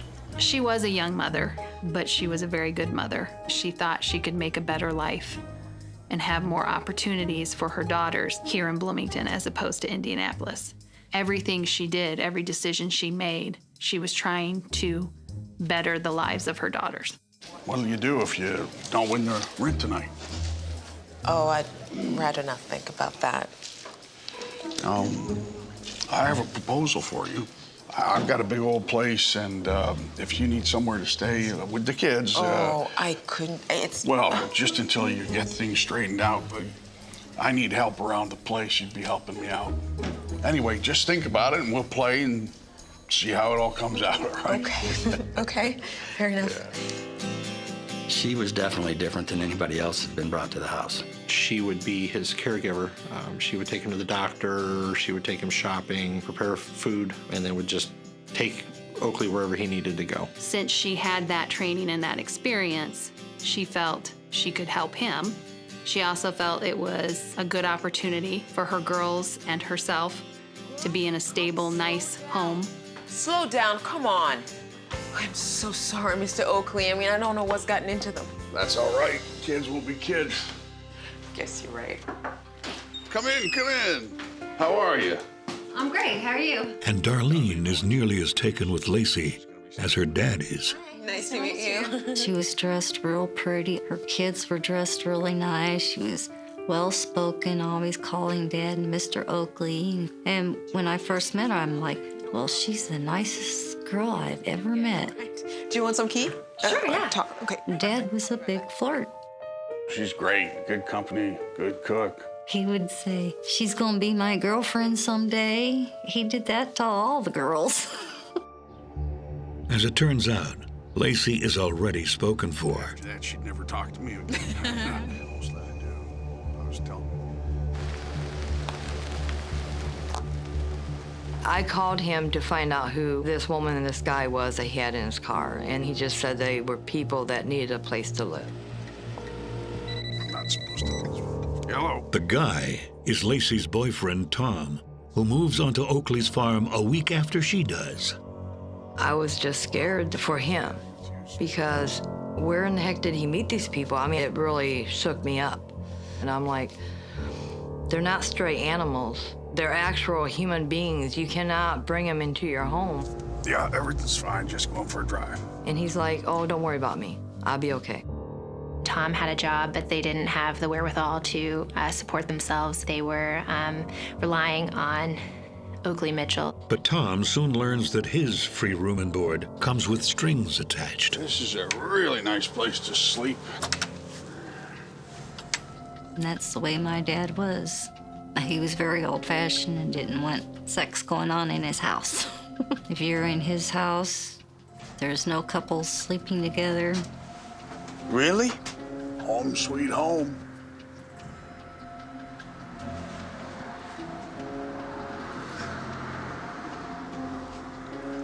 You gotta be kidding me, right?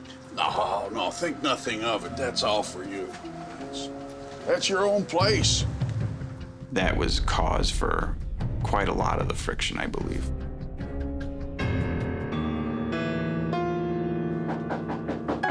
Mr. Mitchell! Hello, Mr. Mitchell, let me in. It's cold out here. They would get into arguments because, like, oh, I'm not sleeping in no shed.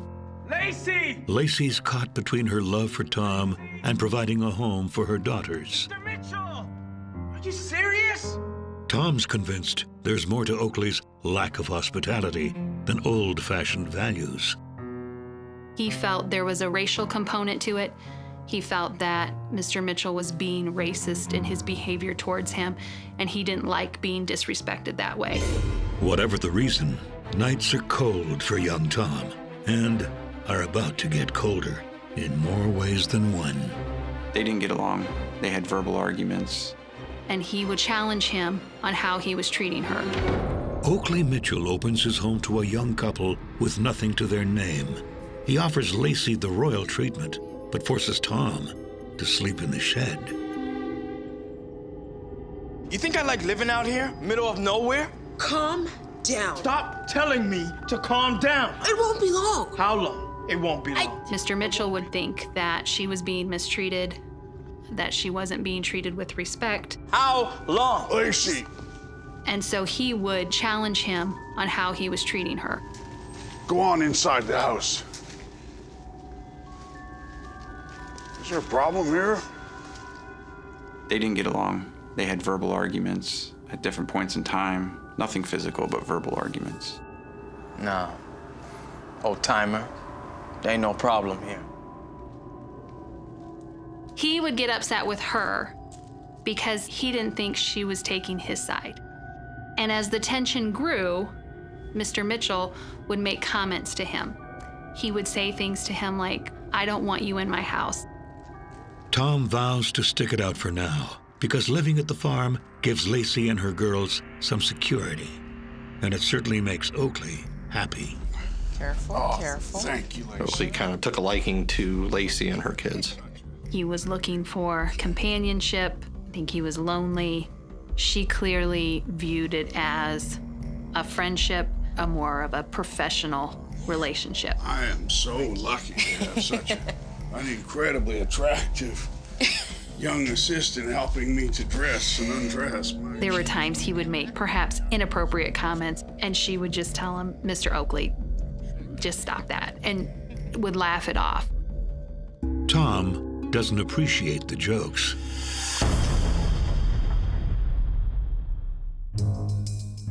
Two weeks after first meeting, there's nothing that Oakley won't do for his charming new housemate. Take a picture, yes? Cheese. He came to my house and introduced us, and he wanted my phone so that she would have a phone. The phone? Really? Oh my God, thank you. You're welcome. Thank you so much. Girls, we have a new phone. Look at that. She was well-dressed, groomed, didn't look homeless. Seemed very nice. Thomas gives Lacey his cell phone, but that's not the end of it. He just called me up and said he wanted to borrow $300, and I said, "What for?" Hello? He said, "Well, I've got to go to Indiana, and Lacey has to pick up her kids and some paperwork." Lacey, by the way. School was getting ready to start. She wanted to enroll her oldest daughter. She needed some documents that were back in Indianapolis.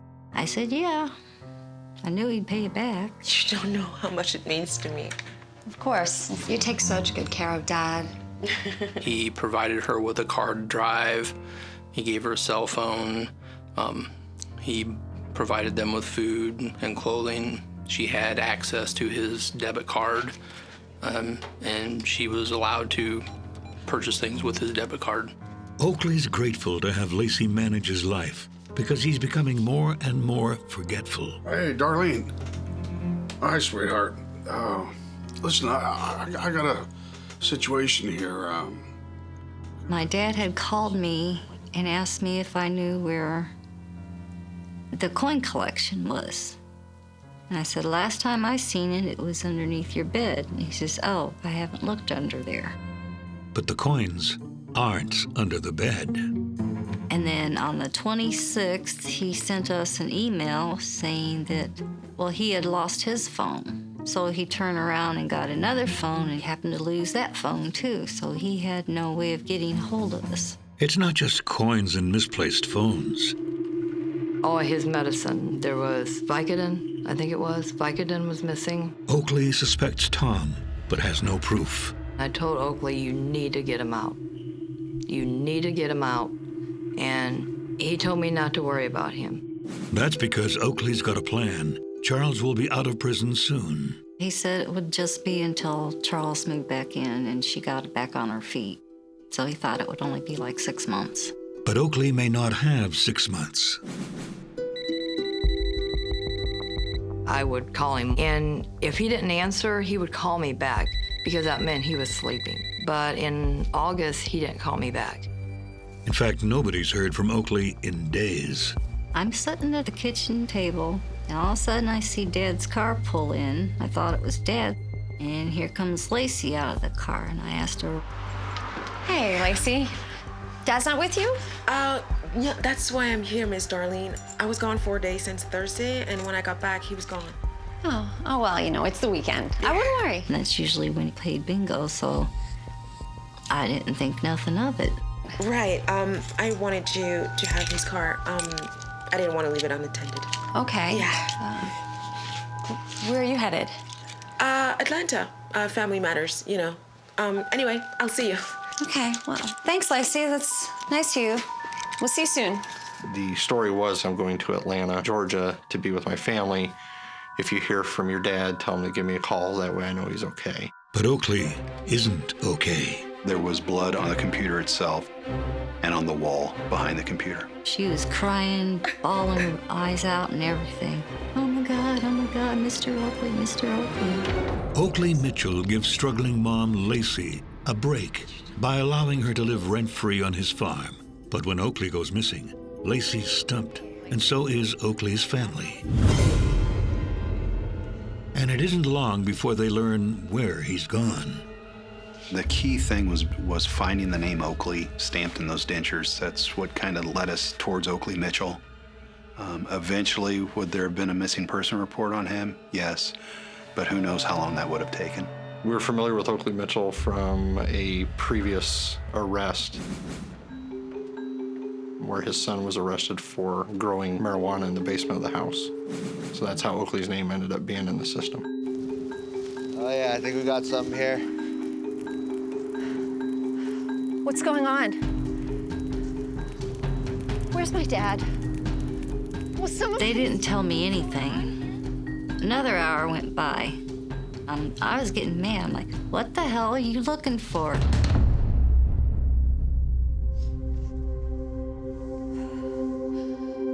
And finally, it had to be a good 3.5 hours after they got there, a coroner came out and sat me down and told me, we found your father's remains.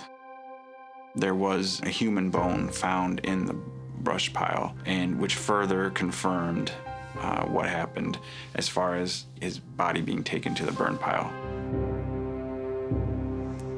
I just couldn't believe it. McLean County Sheriff's Department and the Woodford County Sheriff's Department held a joint press conference announcing that body parts had been found in the Mackinac River, which is the river that divides those two counties. The news is staggering. I was shocked. I mean, I didn't know how to feel. The burning part and the dismemberment part was something that was very shocking to a lot of people in the community. It's a very atypical case and something that I think captured a lot of people's attention. It certainly has the undivided attention of local law enforcement. We obtained a search warrant for the house. The house was a mess.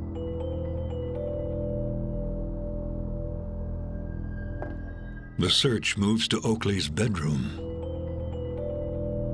It wasn't dirty, but it was a little bit unkept. On the floor in that area, we found one .22 caliber shell casing.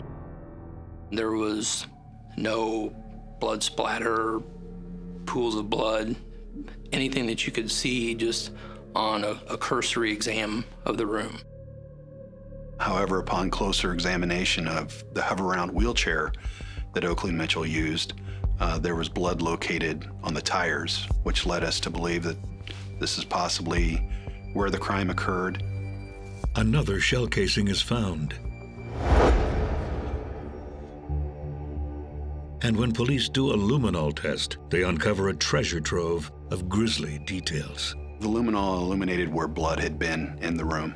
There was blood on Oakley Mitchell's keyboard, on the computer itself, and on the wall behind the computer. Oakley Mitchell was sitting at his computer desk in his room at the time that he was shot. There was also signs of chemicals being used to clean up the immediate area where the blood was initially found in that bedroom. And that's not all police find. During the search, we located a wristband that someone would receive when they visit a hospital. A wristband that had the name of Vashon Mills on it. Who is Vashon Mills? McLean County started checking her name through their system, and they had found that she had been to pawn shops in Bloomington. By law, the pawn shops give us access to their pawn sheets, anything that they buy or sell. And at that point, that's when we got video of her inside the pawn shop, pawning a TV that belonged to Oakley. She had other items at the pawn shop that we suspected came from Oakley. There was some silverware, there was some vintage coins that she had pawned.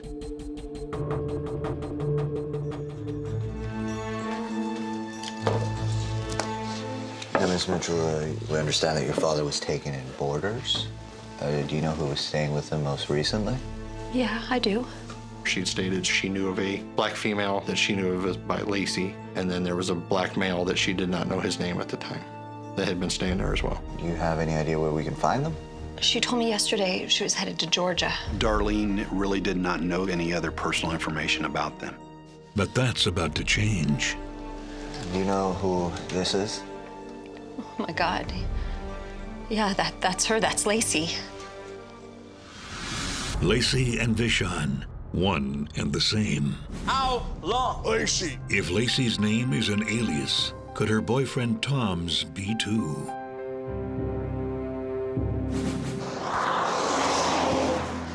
We received a call from a gentleman who stated he's seen two vehicles parked on the 251 bridge over the Mackinac River, and that there was a African-American female that was looking over the edge of the bridge. Hi. It's okay, I'm good. You can go on. I'm all right, thank you. He did not see anybody else at that time. He didn't see anything other than those cars and that person. He didn't see anything else that was peculiar. The next day is when they discover Oakley Mitchell's remains. It definitely made her a person of interest at that point. So where is the couple now? The phone? Really? Oh my God, thank you. Police do have one thread to follow. Darlene has a number for Lacey. Would you mind giving her a call for us? We just need to know, her location. Thank you so much. Lacey? Hi, it's me. I have terrible news. My father's dead. And I mean, she was crying. Oh my God, Mr. Oakley, Mr. Oakley. Lacey, where are you? Darlene asked her where she was, and Lacey said that she was in Georgia at the time. Detectives were able to determine that a cell phone tower in the Indianapolis area was being used, not a cell phone tower down in Georgia. Typically, they're within several miles of the tower. So at that point, we absolutely knew that she was not telling the truth about where she was. Georgia, all right, I got it. Well, listen, drive safe. We'll talk when you get back. We received enough information to get warrants for Vanishes Mills. Yeah, it's Gilson. Her name is Vanishes Mills, V.I. And the Woodford County detectives who made contact with police in Indianapolis in order to get them to assist us in the investigation. Yeah, she's wanted in connection for questioning in a homicide. Another phone call is about to send the investigation in a very different direction. Please help me. She was crying, "What did you do? What did you do?" The murder charge would be very hard to prove. The only suspects police have in the killing of Oakley Mitchell are Oakley's tenants, Tom and Lacey, who are nowhere to be found. Until Indianapolis PD receives a call no one is expecting from Lacey. Please help me. AKA Vanishes Mills. I need help. She immediately told the full story of what had happened, provided them all the detail they wanted and needed. It's Rayshawn Johnson. He's the one who killed Mr. Oakley. Now police know Tom's real name, and with that, his real history. He had been convicted of theft. He also had a domestic battery conviction. Vanishes Mills claimed that Rayshawn would hurt her children, and may even hurt her family. So she didn't know what to do. Please hurry. The detective talked Lacey into coming into the police station to be interviewed by us. All right. My name's Bob Gilson. I'm a detective for Woodford County. Indianapolis had no reason to officially detain her, but they were asked to keep her there so that she could be interviewed and could give a statement. And she stayed. I did not kill that man. I love Mr. Oakley. He was good to me. He was good to my kids. Vanishes, or Lacey, tells police exactly what happened the day Oakley Mitchell was killed. There was a large argument and disagreement between the two men that morning. Man, I'm tired of sleeping in some shed. My girl in your house? You've got no right to treat us this way. My house, my rules. If you don't like it, just... Hey, guys, please. Okay, calm down. There's no need for this. Let's go. You got no right. Let's go. Come on. Sorry. Later that night, the tension explodes. Get it. Shh. Just stay in here, all right? He said, stay in here. Don't move.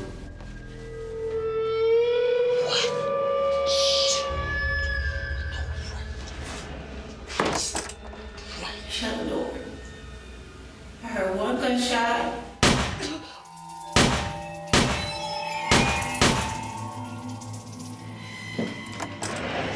What did you do?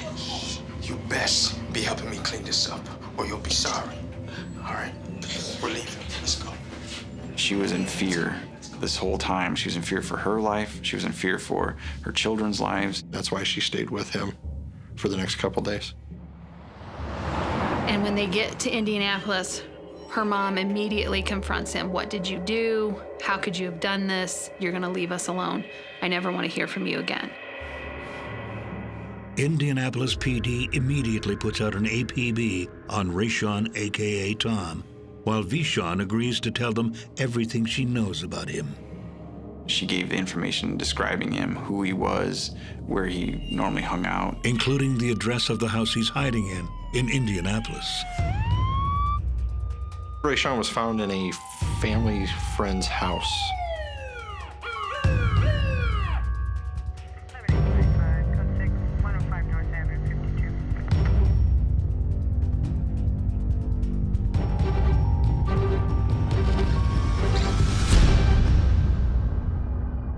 Indianapolis PD located him and then they took him into custody for us.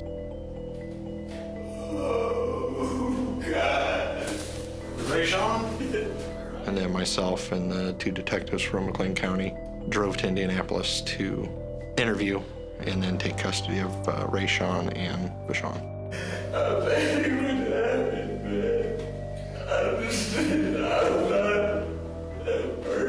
Rayshawn's demeanor, he was crying and upset.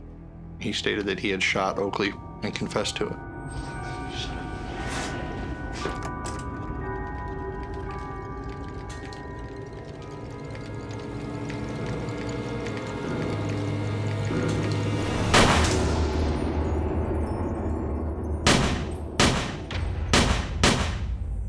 At first, he really wouldn't comment on her involvement other than that she was there and had helped clean.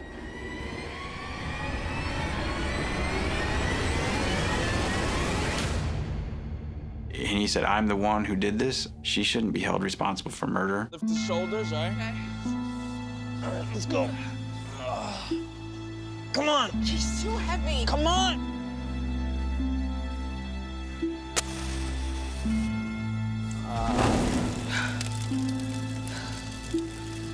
Go grab the kids. Looks like we're good here.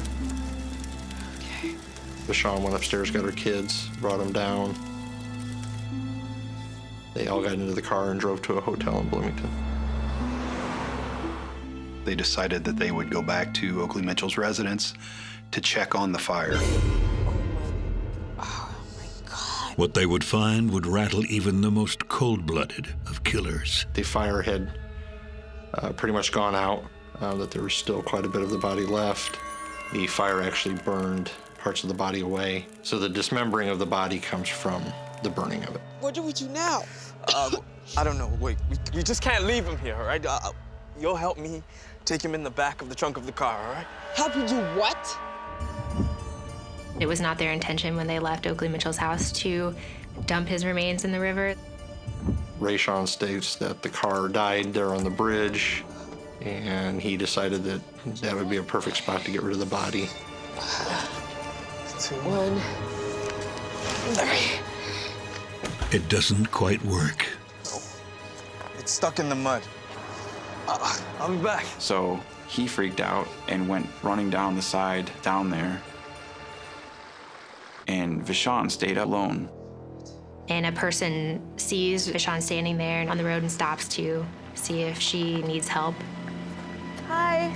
It's okay, I'm good. You can go on. I'm all right, thank you.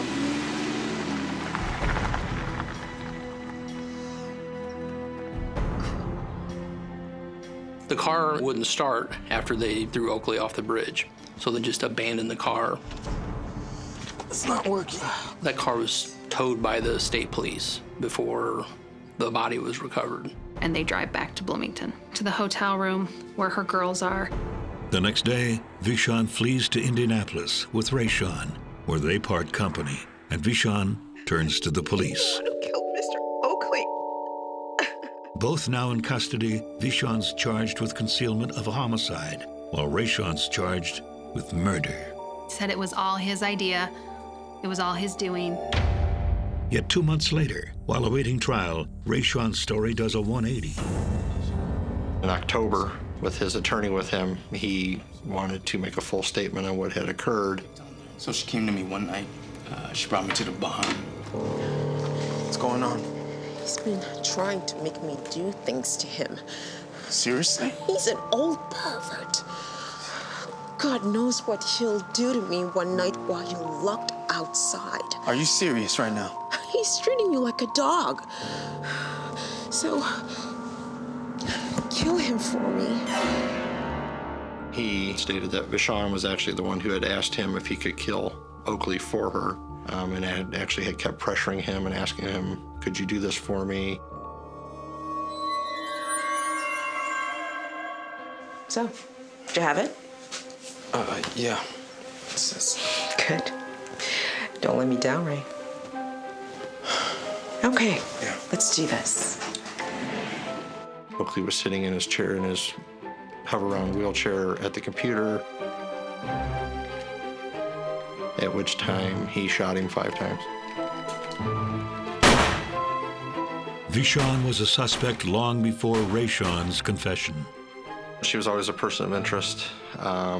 The reason why she was not taken into custody immediately was she was cooperating to help us find the actual shooter to get him into custody. He's the one who killed Mr. Oakley. And once he is in custody, Rayshawn turns on Vashon. Rayshawn agreed to testify against Vashon. Further investigation suggests that in the days after Oakley's murder, Vashon was far from a terrified woman. There were several instances where Rayshawn was not around that would have given her the opportunity to leave or to contact the authorities in reference to the homicide. The citizen stopped to see if she needed help. She stated no, didn't need any help at all. It's a golden opportunity for escape, one that Lacey ignores. She has other plans.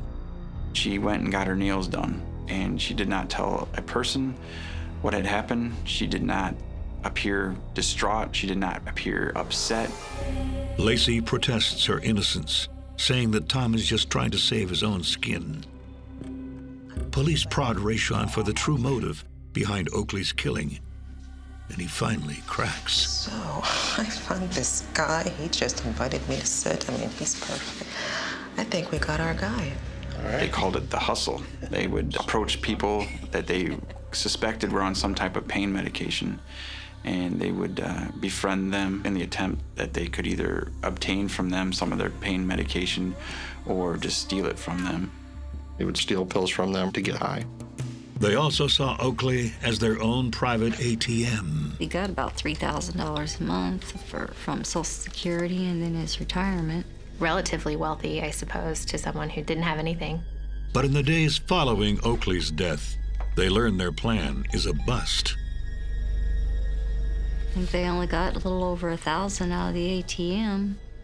I never imagined anything like this would happen. I thought maybe they would steal from him or something. But not this. With Lacey, a.k.a. Vishon Mills' story in question, both are charged with murder. Tom, a.k.a. Rayshawn Johnson, pleads guilty and is sentenced to 47 years. But in a surprise move, he decides not to testify against Vishon. I told you, I'm not saying nothing. She had nothing to do with the crime. He was probably protecting her because of the children to take the blame for the entire murder. He could have been held in contempt, but again, like he even put it to us, what can you do to me? I'm already serving a life sentence. Without Rayshawn testifying to what he had stated in October, the murder charge would be very hard to prove, at which point there was an agreement that Vishon was going to plead guilty at that point to the concealment of the homicide and dismembering of a human body. Vishon Mills takes the deal and is sentenced to 18 years in prison. Throughout this whole process, her number one priority was, I want to get home to my girls. I want to be a part of my girls' lives. Despite her guilty plea, Vishon swears she's innocent. She feels terrible that Mr. Mitchell was murdered. She cared about him too. She didn't want to see that happen. She didn't want his family to have to suffer. It's a claim that means nothing to a family still aching from their loss. I guess the hardest part is I don't know why. He trusted the wrong people is the only thing I can think of. It's just hard not to pick up the phone and call him, and he's not there. I just miss him a lot.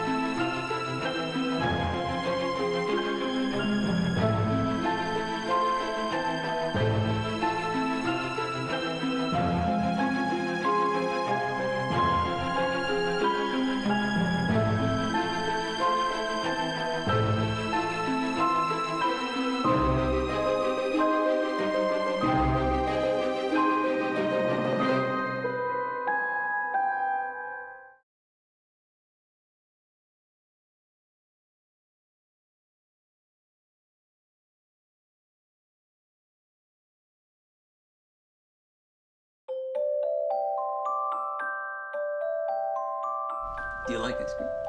At 58, Philip Inhofer gets a new lease on life. He was a great granddad.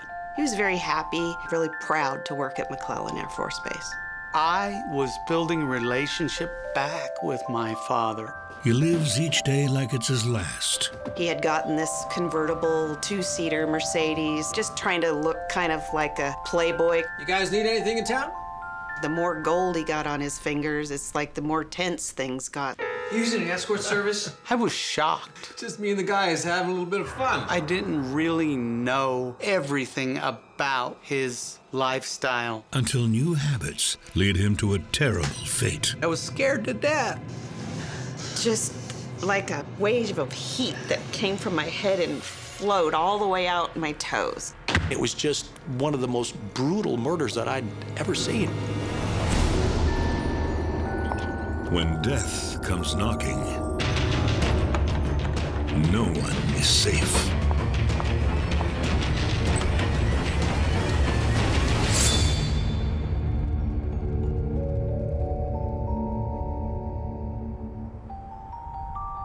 A terrible silence has fallen on the already quiet town of North Natomas, California. It was about 7:25 in the evening, and it was right when Final Jeopardy started. I'll never, ever forget it. It was a Thursday. Hello? Hi there, I'm calling from your dad's work. Have you spoken to him lately? No, not in a few days. Why? I'm a bit worried about him. Phil's boss called and said that he hadn't been to work and she was concerned. That is strange. Thanks for calling me. As a former military man, it's unlike Philip to be late, let alone not show up at all. I go, that's not like my dad. I'm going over to my dad's. Is everything okay? I don't know. So I'm gonna go find out.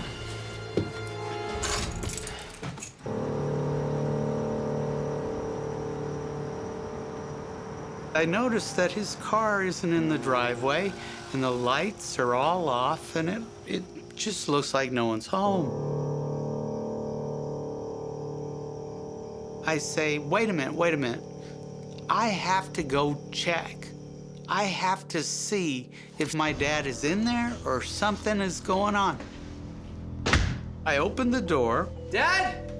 Is anybody home? And I don't know if you've ever had to go to anybody's house that isn't yours and try and find the light, or any light for that matter, but I couldn't find the lights. Made my way to the refrigerator, opened the refrigerator for light.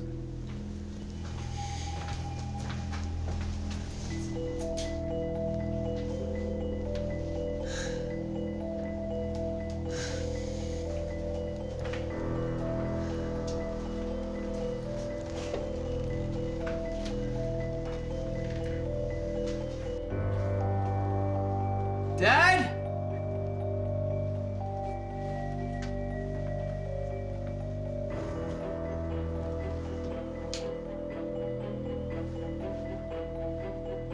Dad! And then I found about a 3-foot puddle of dried blood.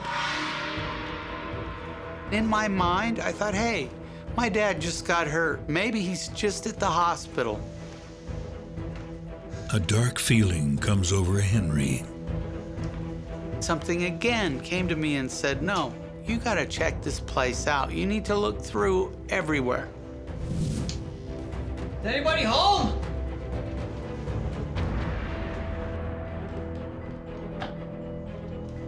I walked from his den into his bedroom. And then I decided, hey, you know, I should look in the closet. I should just look and see, you know, what's going on. Something told me, look in the closet, you dummy.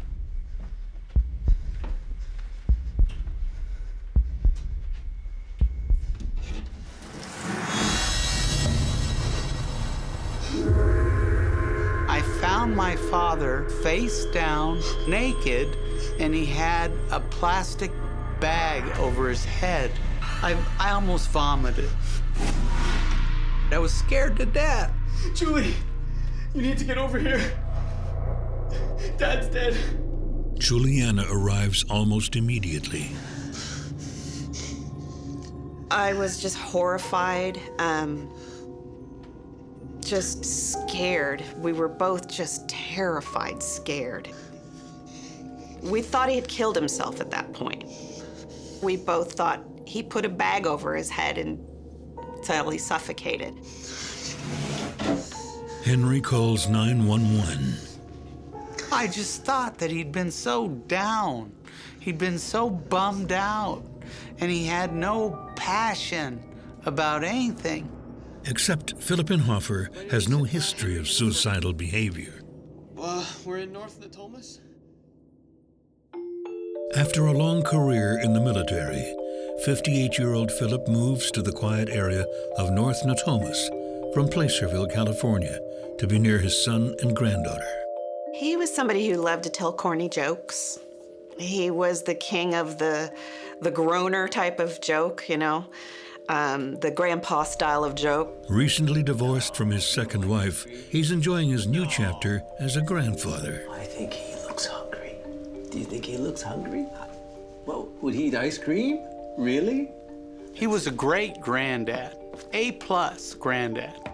Our oldest daughter, Erica, was his first grandchild, and he adored her. He just loved her. He'd only had sons, so this was the first little girl, his first grandchild. She had so much of a relationship with him, and he just always wanted to take her places and just adored her. It's also an opportunity to get to know his son after spending years abroad.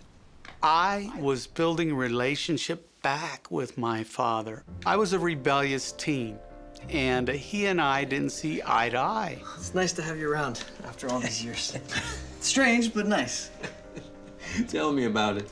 It's like I guess I'm trying to make up for lost time. Me too. We had a pretty weird relationship growing up because he was a military guy and he was gone quite a bit. You know, he did Korea, he did Vietnam, and then he also did Thailand. Would you like some tea? Yes, please. I wish it could have been more loving, more hug. Everyone, take a picture. I just wanted to know the guy and give him a fair, equal shot at being my dad. Philip finds a job as a civil servant nearby. He was very happy, really proud to work at McClellan Air Force Base. But soon, the newly single Philip finds life in North Natomas a little too quiet for his taste. It was very quiet. I mean, at night, if you were out there, you could hear the crickets. If you lived next door to somebody, you could probably hear a pin drop. He's eager to get back on the scene and date. He really loved to go square dancing and, you know, just try and have somewhat of a social life. But soon, square dancing is no longer cutting it for Philip. I don't think there was a lot of action going on there for him. He decides to live it up a little. He had gotten this convertible two-seater Mercedes. In the car, I think he thought he looked marvelous. You know, he's wearing like those big gaudy gold nugget rings and gold chains around his neck and had his shirt unbuttoned a little bit more than he used to. He was putting antennas on the back of his car, fake. You used to have a phone permanently mounted in your car and you'd have a little antenna on the back. Well, he'd buy the antenna, but he never had the phone. He just proceeded to go out, try and meet folks, basically have a social life of some sort. He went from, you know, the square dance guy to the gold nugget guy in like a blink. So when he is out on the prowl, we'll say, in his ride, driving up and down the streets with his Babe magnet stuff, all the tools that he could get, he seemed like he was happy just to be doing that. They were just gaudy displays of, look how much gold I have. Hey, I got this. I've got this bracelet. I've got this ring. I've got this cool chain too, if you want to see. It really just seemed to me like this guy that was kind of going through an identity crisis and trying to present himself in such a way that he might attract people, a certain type of person.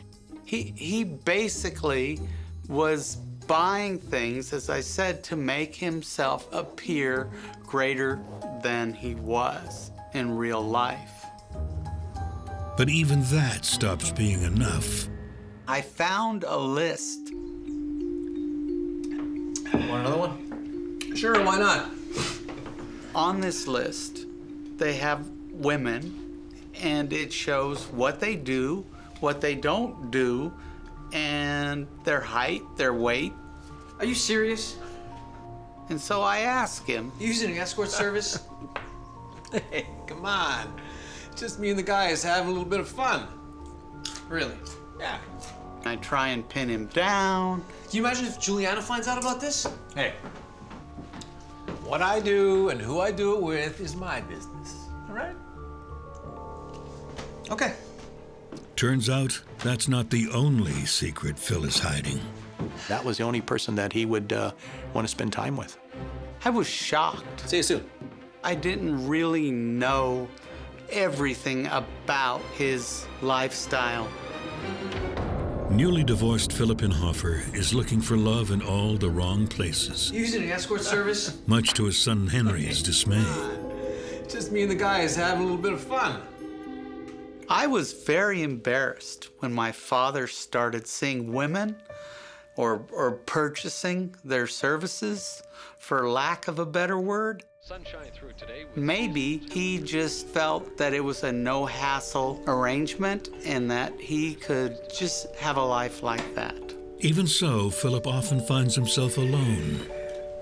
I don't think he liked being alone. I don't think that's him. In January of 1991, Philip phones an escort service and asks for one of his regular girls. Hi. Is Christine available tonight? Would she be able to bring along one of her friends as well? Christina brings one of her new roommates, Jade Kabading, to meet Philip. Hey, ladies, welcome. Come on in. It's good to be back, Philip. Ooh, I love your dress. And who have we here? I'm Jade. It's nice to meet you. Hi there, Jade. Come on in. Philip is struck by Jade's beauty. That was the first time that Jade had accompanied Christina over to Phil's home.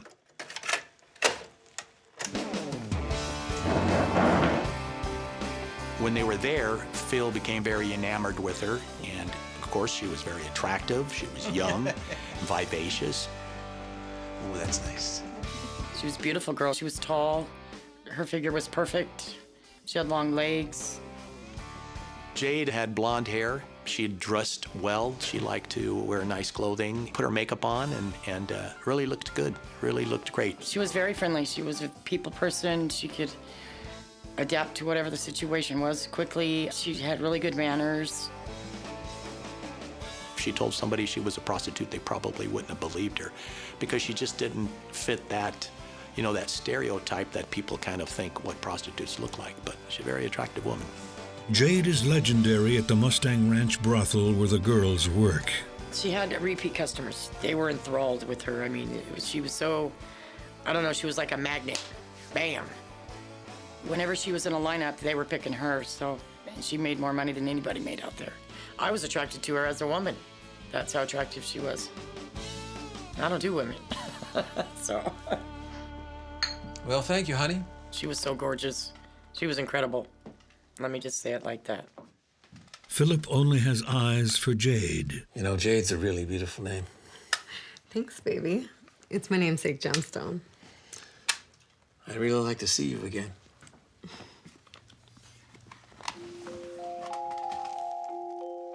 From that point on, Christina didn't go back. Jade started seeing Philip. He just took right to her.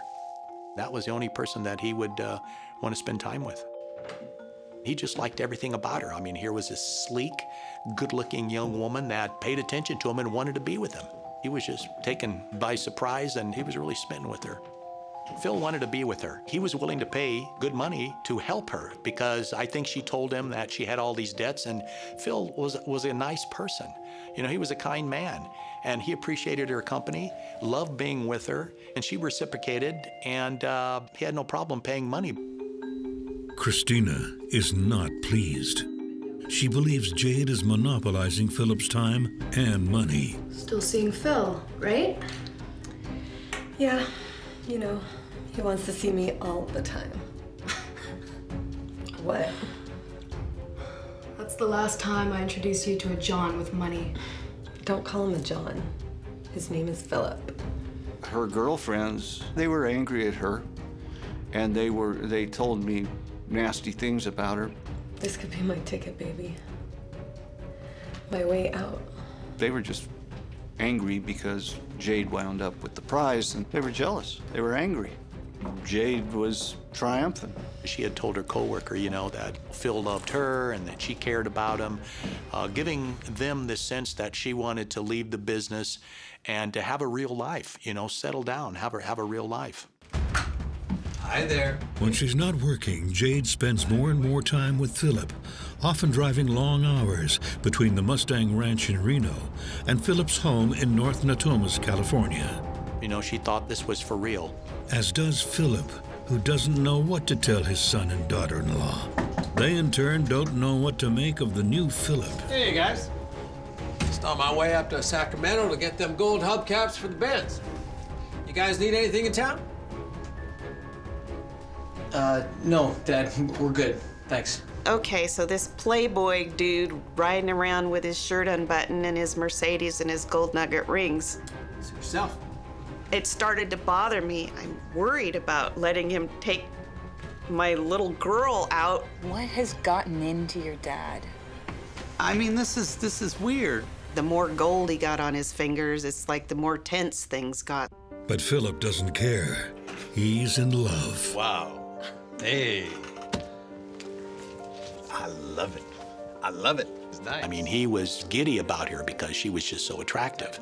And, you know, and he liked the fact that she would be a lot of fun. He just liked everything about her. Show me some more. Including her love of flashy and expensive things. She did have expensive taste. She had the most beautiful luggage I've ever seen. And the clothes that she had, they were beautiful. I mean, it's like something you buy on Rodeo Drive or something. You look beautiful, baby. We'll take that one. Thank you, baby. Oh, yeah. Oh. This goes perfectly. Look. All right, we'll take it. Yeah. Oh, thank you. Phil was now taking care of her monetarily. He was paying some big amounts of money for her company, and he was also buying her things and take her shopping. And Philip's family still doesn't know about Jade. Henry?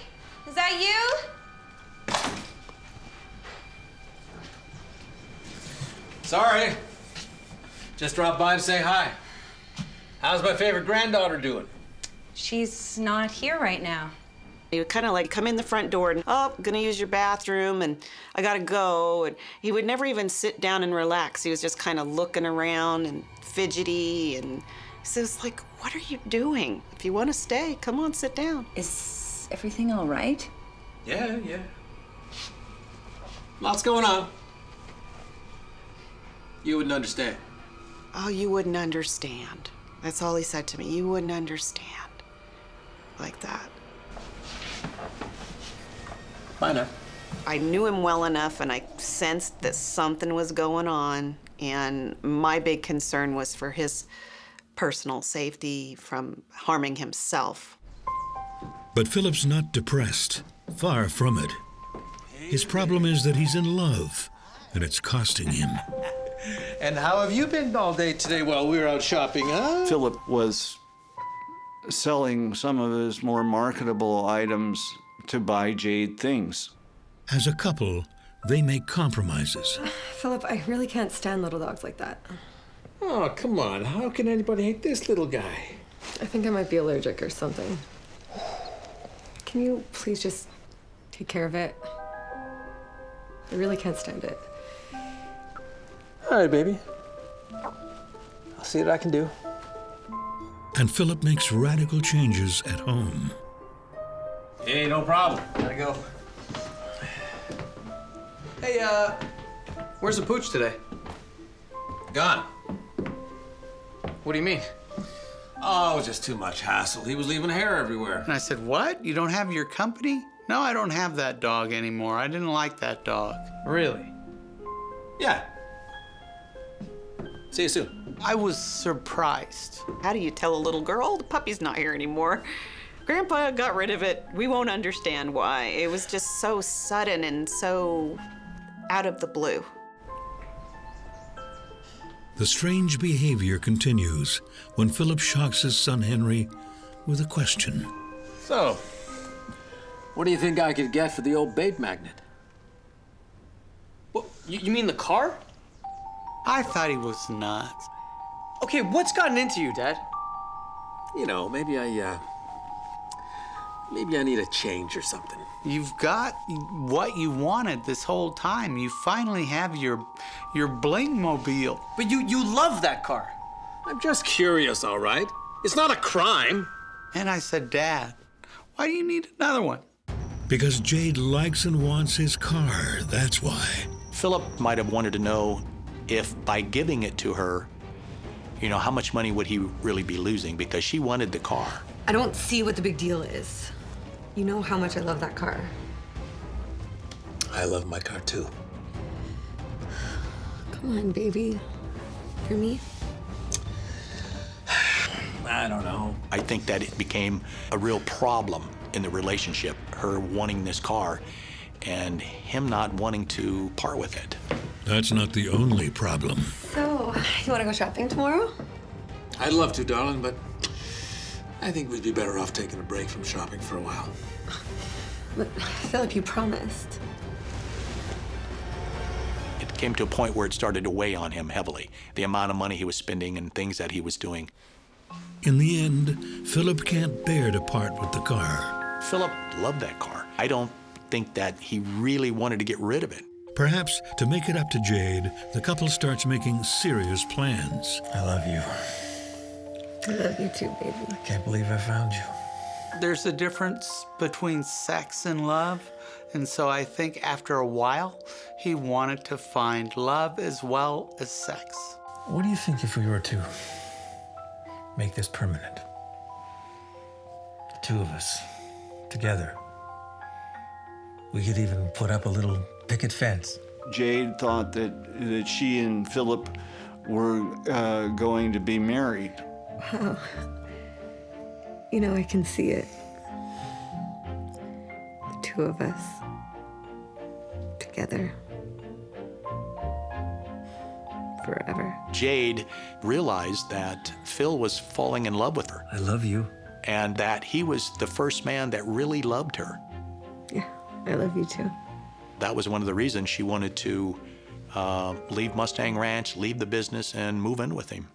So on March 5th, 1991, Jade asks her friend Dana to drive her 2 hours from Reno to the outskirts of Sacramento to start her real life. You're really doing it. You're really going. Yep. That's it. I actually met the perfect guy. He's great. Jade had told everybody she was leaving Mustang Ranch. And so Dana knew, driving her down there, that, you know, that could be the last time she would see her, because she said she wasn't coming back to the ranch. Taking the highway pass to Sacramento is not advised. Except a terrible storm has hit the Sierra Nevada mountains. Coincidentally, the same highway where Jade's car had spun out of control a week earlier. She had rolled her car up on Mount Rose Highway. Just don't think it's safe. All right, we'll give it another day. And I said to her, I'll give you a ride, but I want to wait till the next morning and see if the snow clears. The next day, the storm shows no signs of letting up. They decide to drive anyway. It was snowing up on the pass. I had to go like 5 miles an hour for 2 hours up there. It was awful. She was quiet on the drive up, all the way up to the snow. She was kind of getting a little, I don't know, antsy, edgy, I don't know what you want to call it, but excited maybe. They finally arrive. Thanks so much for the ride. Hopefully see you soon. I gave her a hug and I said, I hope everything's okay. She gave him a hug and he gave her a hug. They were smiling and he was real excited to see her from the looks of it. Well, I missed you. I missed you too. The excitement is just a prelude to what's going to happen next. It was just the most traumatic thing you could ever imagine. Oh, I was horrified. I was scared to death. It was just one of the most brutal murders that I'd ever seen. Unbeknownst to family and friends, Philip Inhofer's girlfriend moves in with him. One day later, he's found dead in his home. The first responders arrive shortly after his son Henry calls 911.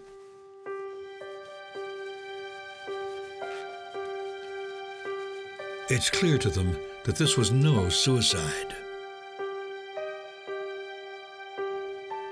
Just like a wave of heat that came from my head and flowed all the way out my toes. This is just unreal. And it's like these flashes of light on the side of your eyes, and it was just odd. How is this possible? And I was so concerned for my husband as he's in shock. You know, it was just the most traumatic thing you could ever imagine. What did they do to him? Who did this? I couldn't stop thinking about how did we arrive here? What could we have done differently to help him, to save him? Along with the horror comes grief. You know, my daughter's just lost her grandfather. That was the part that just broke my heart. That it was just every imaginable horrible thing. It's just god-awful. How am I gonna tell her? How do you explain this to a 6-year-old? At that moment, I was sad because we were just starting to work things out. That's what really had saddened me.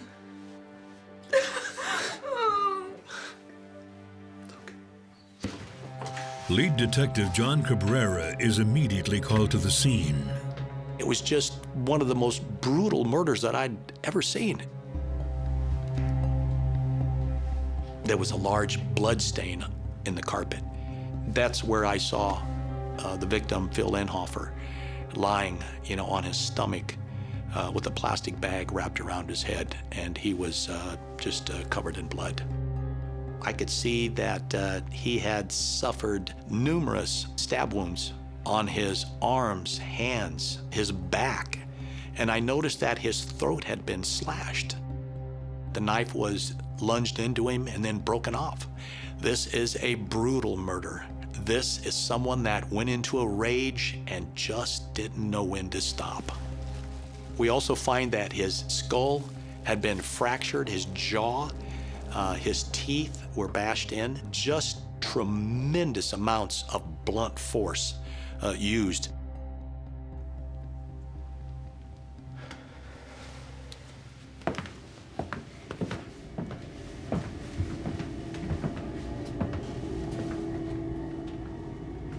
The first thing I saw when I looked in the bathroom was the shredded shower curtain.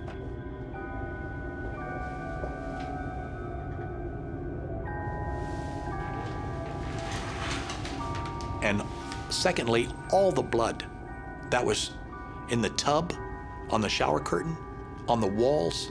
There was blood everywhere. This was just a vicious, brutal attack. I think one of the most important things that I found in the home that night while doing the crime scene is a piece of paper on the bedstand. This piece of paper, it had the name of Jade Cabadine. Jade's name was on 2 pieces of paper in the house. One of the pieces of paper was on an envelope, and the address matched the paper on the bedstand. So in my mind, I knew this is someone whose name has appeared in this home twice, so there has to be some significance behind it. Do you know if he was seeing anyone? He was dating a few girls, but nothing serious. I asked him a lot of questions about what was going on, and he really didn't have a whole lot of information other than, some of the other girlfriends that Phil had along the way. No one seems to know anything about Jade. I think his father just wanted to keep that information somewhat to himself. No idea. Because knowing that she came from an escort service, that I think Phil just didn't want to upset his sons, his daughter-in-law. His Mercedes is gone. It wasn't in the driveway. It's not in the garage. He loved that car. Cabrera immediately has an APB sent out for the car. He checks the Sacramento address, but there's no sign of the mysterious Jade. Finally, a lead. After getting hold of Philip's phone records, Detective Cabrera spots a call from a man named Michael Parker in a town called Soda Springs, California. The phone number and the city just seemed a little odd, so I followed up on it. Yeah, hi.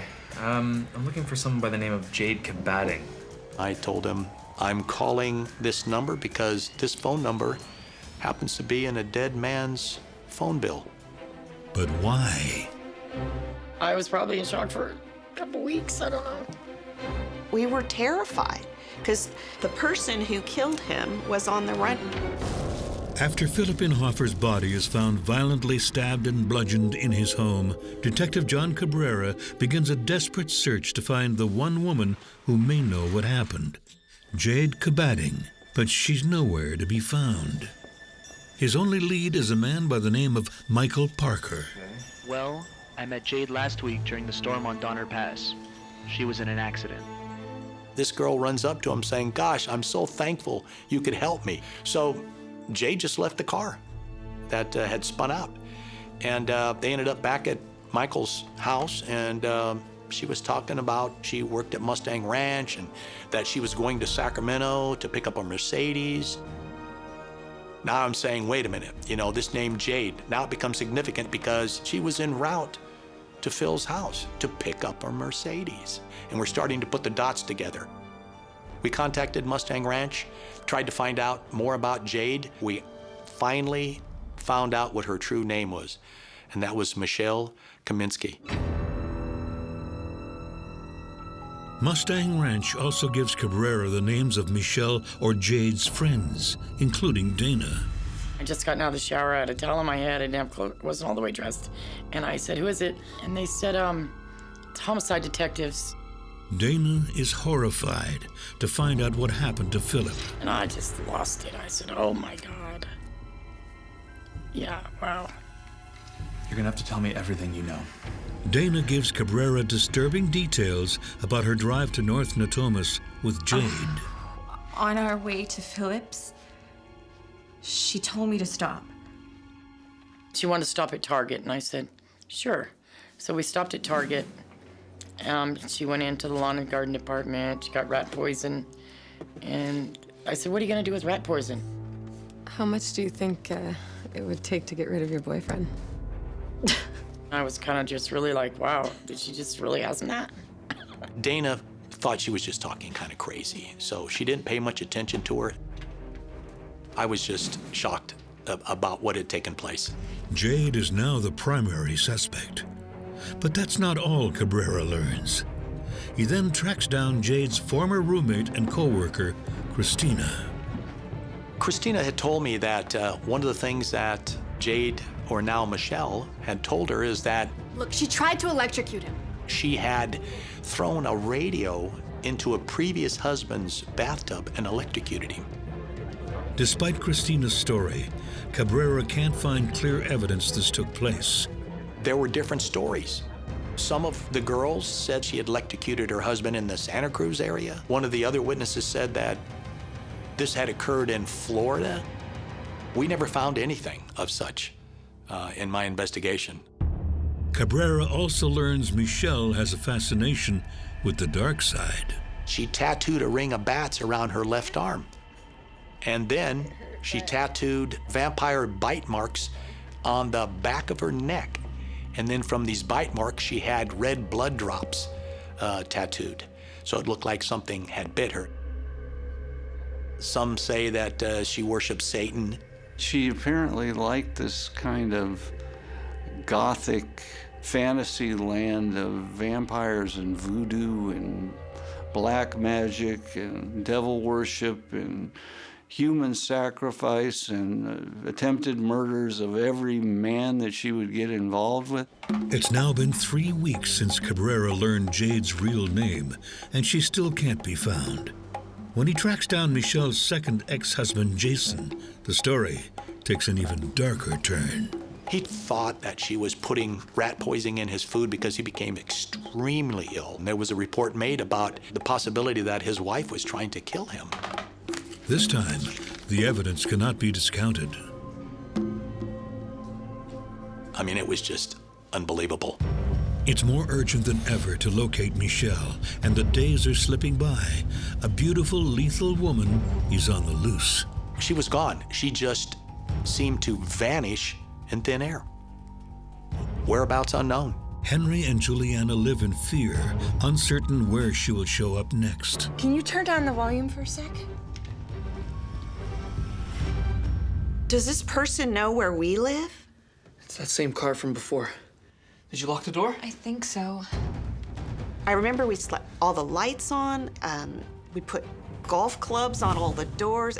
We were terrified. It was just utter chaos. Utter chaos. The FBI is called in. To put a nationwide bulletin out, for her, and enlisted the assistance of the FBI and other law enforcement agencies to help us in make an attempt to locate her. Cabrera also reaches out to the media. Michelle is nicknamed Batgirl, and the story catches fire. Once she appeared on these national television shows, the story about her and our search for her, we started getting phone calls from all over the United States. We're getting phone calls for people that said, yeah, she'd been by here. Finally, there's a breakthrough. 2 weeks after the nationwide bulletin, a police officer from Biloxi, Mississippi, is on routine patrol when he notices 2 women pulled off to the side of the road. Hi. Can I help you? Some cop happens to be driving by and he wonders what they're doing there. And, Yeah, sure, you can look around. and they've got this, it's like a Ryder truck with a big box on the back. The officer takes a closer look at the truck and discovers a freshly painted silver Mercedes parked in it. So he gets up in the vehicle, no plates. However, all vehicles have a VIN number. He runs the VIN number, and it automatically comes back to a hit that the vehicle belonged to a murder victim in Sacramento, California.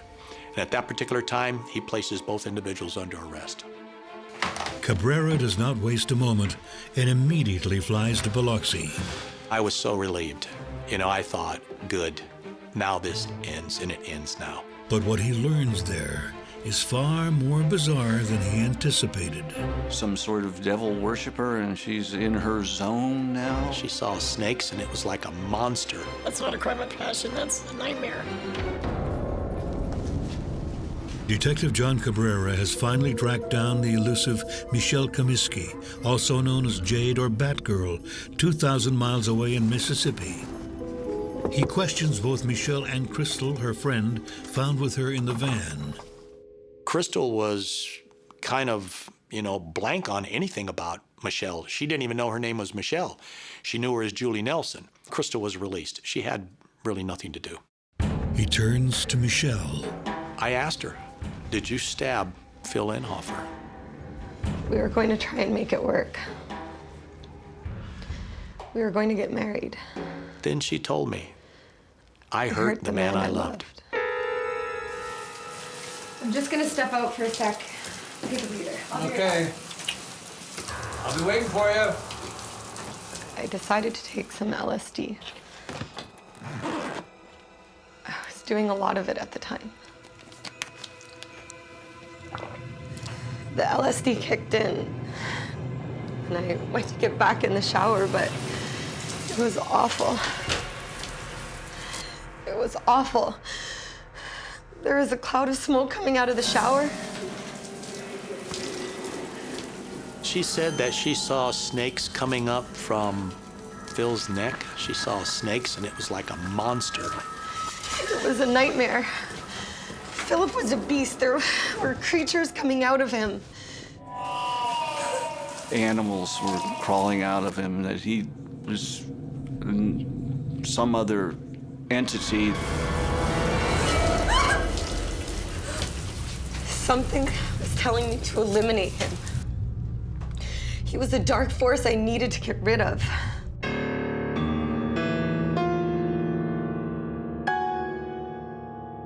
Satan told her he would protect her.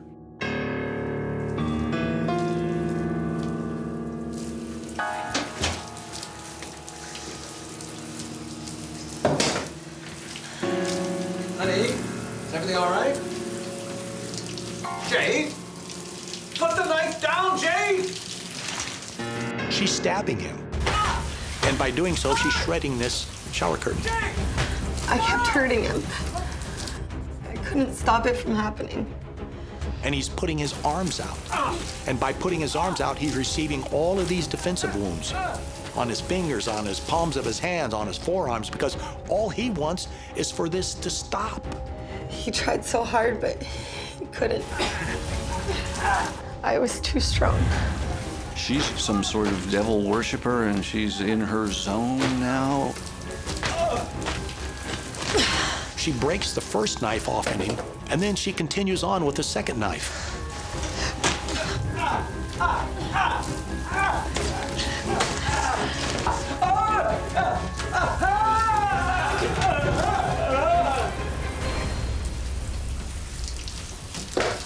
And if that wasn't enough, I had to make sure it was over. she used her aluminum baseball bat on Phil's head. You know, kind of a coup de grace, making sure if he wasn't dead, he would be dead after she was done with him.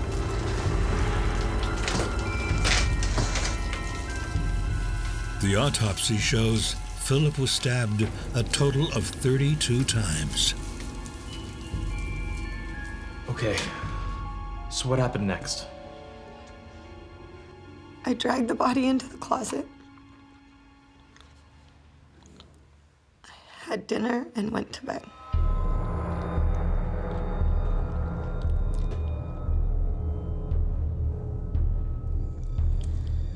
Satan was the only one there for me. He was guiding me through everything. The LSD details, however, are difficult to verify. You know, I'll never know if she took LSD. The only thing I can say is that all of her roommates, co-workers, said that she'd taken over 200-300 hits of LSD. She loved to be on LSD. The day after the murder, Michelle leaves North Natomas. And I asked her, what did you do with all the rags? What did you do with whatever you used? And she said, well, Satan told me to take them so I could sacrifice them. According to Michelle, Satan also told her to steal the car. You know, she talked about his license plate. His license plate ends with 666. That was to her a sign, apparently, that Satan was alive and well. She had to have the car painted silver to purify it for Satan. Michelle is charged with homicide. On May 14th, 1991, she makes her first appearance in court amid a media circus. The satanic Batgirl looks more like a Laura Ashley doll. They dressed her up like a Catholic schoolgirl. I wanted to jump across the aisle and rip her head off, to be real honest with you. The defense argues that she endured a difficult childhood and that the jury should show some leniency. She had sustained some physical abuse, emotional abuse. So she was portrayed as a girl that had had a miserable upbringing. The prosecution maintains that it was a cold and calculated crime. Michelle would go to any lengths to get what she wanted, including murder. She killed my father because she wanted his car. That's the only reason why she killed him. She had convinced my father that she was serious. You know, I can see it. And my father was gullible enough I love you. To believe her and maybe let her in. Yeah, I love you too.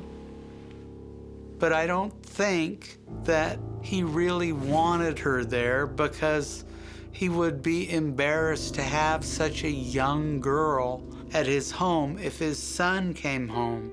On April 1st, 1994, Michelle Comiskey is sentenced to 26 years to life. She blew up a bunch of lives that day. She didn't just kill him, she altered the destiny of several people forever. I think the most heartbreaking thing for me when he died was the grief I felt for the loss that my daughter had, because that was her grandpa. She loved him. I wanted to know my dad as an adult and see if we could have a loving father-son relationship. I never had that. I wish that he could have just lived long and died a natural death. You know, been able to see all his great-grandchildren that he has today. Would you like some tea? Yes, please. He was a good man. He would help you out if you needed help. And most of all, he cared about people.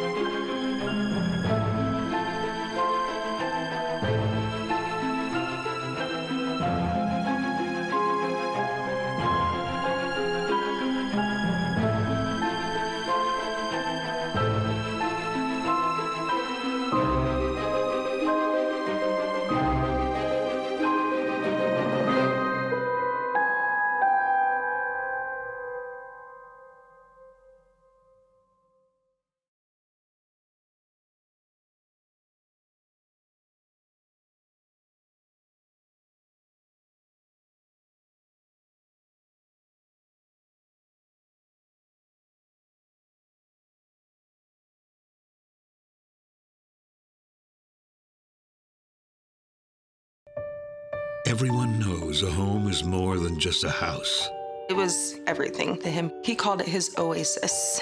It can be the stage for a fresh start. He wanted to be a good person, so he was trying everything he could to make that happen.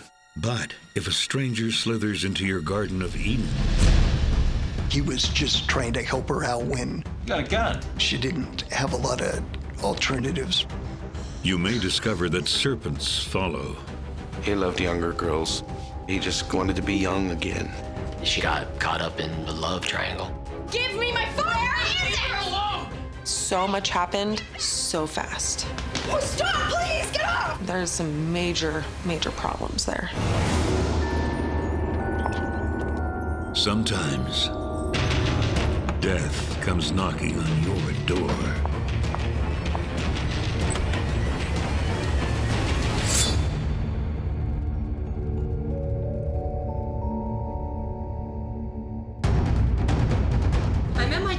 And he's gone, and everything's different, and everyone's lying. Calm down. Is someone injured? No, I mean, I don't know.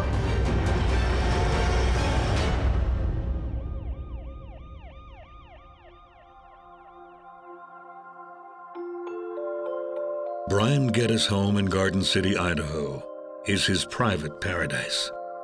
It was just a very beautiful little place down there on the river. The furniture inside was very nice. There were paintings and things on the walls, and that it looked like somebody that wanted it to look nice. That's not unusual in this community, known for its immaculate houses and lush gardens. Garden City is right outside of the capital of Idaho, Boise. It is a safe city. Garden City is composed of some high-end residential homes along the river. It's a good place to live. And it's here that Brian Geddes makes a home where he can relax, play with his grandchildren, and spend quality time with his daughter, Megan. She was the only daughter he had, and it was a very good relationship. We would talk all the time. I mean, we would see each other too, a couple days a week at least, and on the phone and text messages, mainly on the phone though. I called him on his birthday, which was October 17th. He was celebrating his 50th. Hi, you've reached Brian's voicemail. Sorry I can't take your call right now. Please leave a message. Happy birthday, Dad. Listen, I'm taking you for dinner tonight, so give me a call back and just tell me when and where. All right, bye. No answer, didn't think anything of it. And so I just kind of let it go. You know, it was just, well, whatever, he'll call me back. But as the hours pass with no word from Brian, Megan grows anxious. And then it was the next day, you know, I tried calling him again, nothing, you know, and that happened for a couple days. Her concern isn't unfounded. Brian has a history of living on the edge. Anything that had to do with boat or jet skis or motorcycles with an engine, he loved. But for Brian, his greatest risk was opening up his own business, dealing used cars. He was actually working for someone else and things didn't work out and thought, I can do this and on my own, and he did, and it just blew up. I remember him telling me, I will never work for somebody else. He started out on a $600 unemployment check, started just buying and selling cars. He was good at what he did, and he bought and sold and traded and worked his way into business. Small car dealers don't really do very well for that long. It's usually just a couple years, but he just skyrocketed. Soon, his used car lot is a multi-million-dollar company. But as Brian's business flourishes, his marriage falls to pieces. Yes, hi. When him and my mom were together, he was working all the time. Things got destructive, and maybe they didn't mean to do it to each other, but it happened. I am doing everything I can to get home ASAP. Stop harassing me. After a flurry of blowouts, his wife has had enough. She soon files for divorce, and Brian moves out. He stayed in the motorhome on the side of the car lot. He just couldn't let go. It was really, really hard for him. You girls like to go fast? Middle-aged and lonely, Brian throws himself into the life of a much younger man. I got fast cars, I got complete with heavy partying and lots of women. He was single, so he was going on multiple dates. He loved younger girls. He just wanted to be young again, and so he was trying to hang out with younger people. My Betty's here. I'll be right back. Brian develops new problems to compound the old. He was getting drunk and acting crazy, and it got him in trouble. He had done drugs. I'd known that. A year and a half after the divorce, Brian is crashing in the fast lane. Things went to hell. Making matters worse, Brian's work literally goes up in flames. There was a fire and the business went under due to that. He was very heartbroken. When his son Mitch is arrested soon after, seriously, Dad? He hits rock bottom. My brother had stolen a check to write my mom a check, and so my dad had pressed charges. It was like this big ordeal that ended up getting them a no-contact order. Having lost both his business and his family, Brian realizes it's time for a change. He'd look for advice on what to do, and I told him you could change yourself and find yourself again and get your life back. And he was really trying to do that. He actually had started investing in properties and started renting them out. For 6 months, Brian seems to be back on solid ground. That's why it's so surprising to his daughter that he doesn't respond for days after his 50th birthday. I got a text message back from his phone saying that he was in Jackpot, Nevada. It was just, why would you be in Jackpot? Why would you be gambling? You don't do that. You never do that.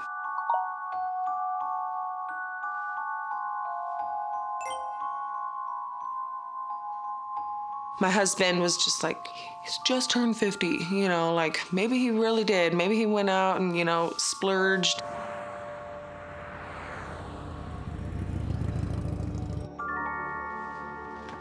As the days continue to pass without a phone call, Megan's worry turns to suspicion. Hi, you've reached Brian's voicemail. Again. Sorry I can't take your call right now. Please leave a message. Dad, call me. We need to talk. Bye.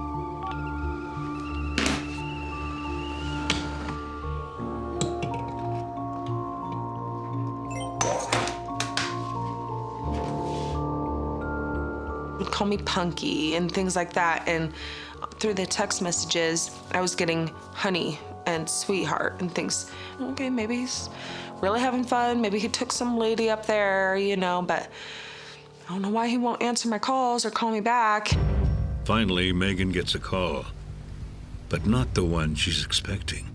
My brother called me on November 2nd telling me that there are some teenagers in our dad's house. I met my brother down the street first, and then we drove down together. As soon as they set foot inside, Megan and Mitch know something's wrong.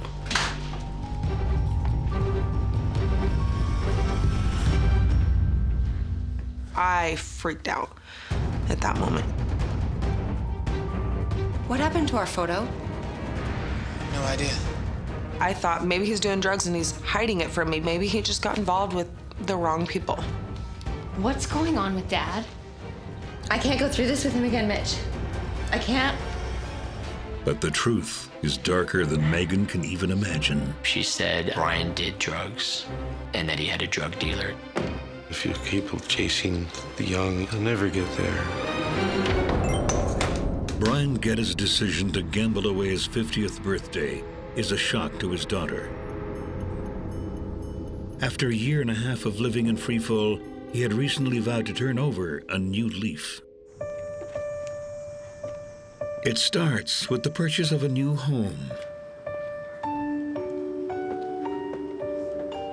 The minute Brian steps into his bungalow on the Boise riverbank, it's love at first sight. He called it his Oasis, so he loved that house, and that house was everything. This home for Brian was a new beginning after everything he went through. This was a great thing for him to get started. Hey, how you doing? Good, you? Good. I didn't know you were going to be here. I thought I'd come and help out.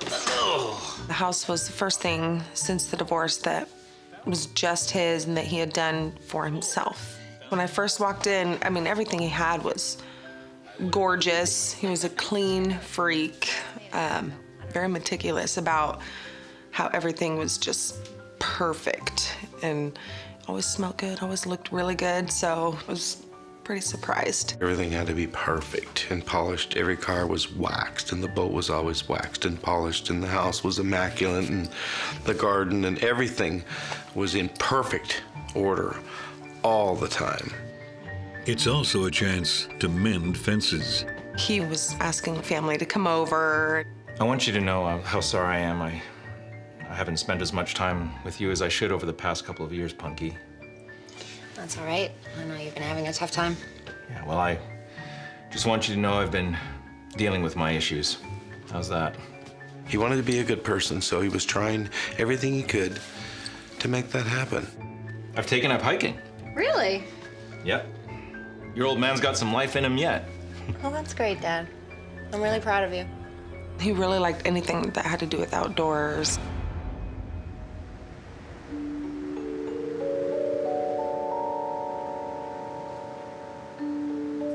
It's on one of those hikes that Brian comes across a beautiful 21-year-old. Jordan Shaver. Hi. Sorry, I didn't mean to interrupt. Are you okay? I'm so sorry. I didn't realize anybody could see me. Brian and Jordan met on what's known as the Boise Greenbelt. It's a 20-mile trail that extends along the Boise River.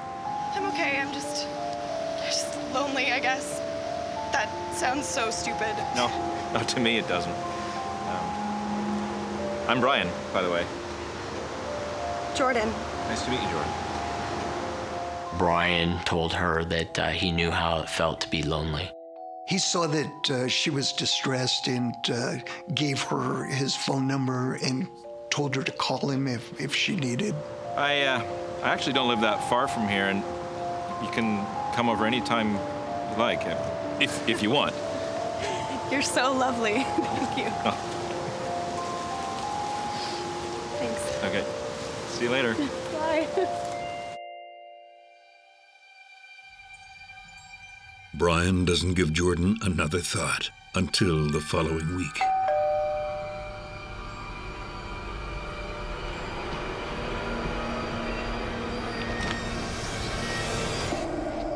Oh my God, Jordan? What happened? I didn't know where else to go. Jordan got into a domestic altercation with her boyfriend. It's okay, it's okay. Brian was there trying to comfort her and just giving her some support. Let's go inside out here. No, it's okay. I don't want to be any trouble. It's no trouble. Here, let's get you inside. End of story, all right? Brian called the police to his residence to help Jordan. He was a good person. To keep her safe, Brian invites Jordan to spend the night.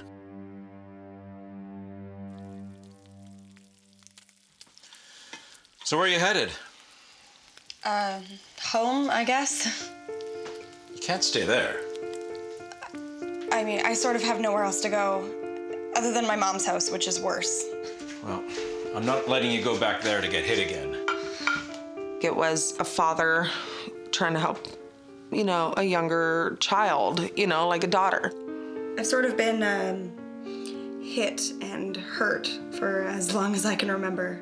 She had a pretty rough childhood, and she was trying to overcome some of that.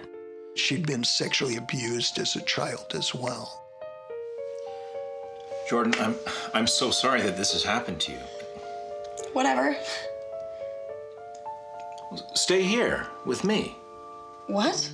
Yeah, you'll be safe, and I'll help you get back on track. Oh, no. That's way too much. I can stay with friends, but maybe if I could just leave some of my stuff here, just while I get sorted out. Whatever. You're my hero. He was just trying to help her out when basically she didn't have a lot of alternatives. It's a perfect pairing. Jordan has the safety she longs for, and Brian has the companionship he craves.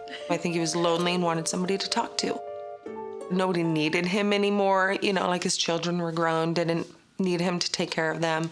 He didn't have a wife anymore. It was kind of something to do, somebody to help, but at the same time, I think he was lonely and wanted somebody to talk to, and I think any, late 40s, old man sees a pretty girl, he's going to want to talk to her. He took pride in pulling her under his wings and giving her advice. What? Brian and Jordan fall into a comfortable routine.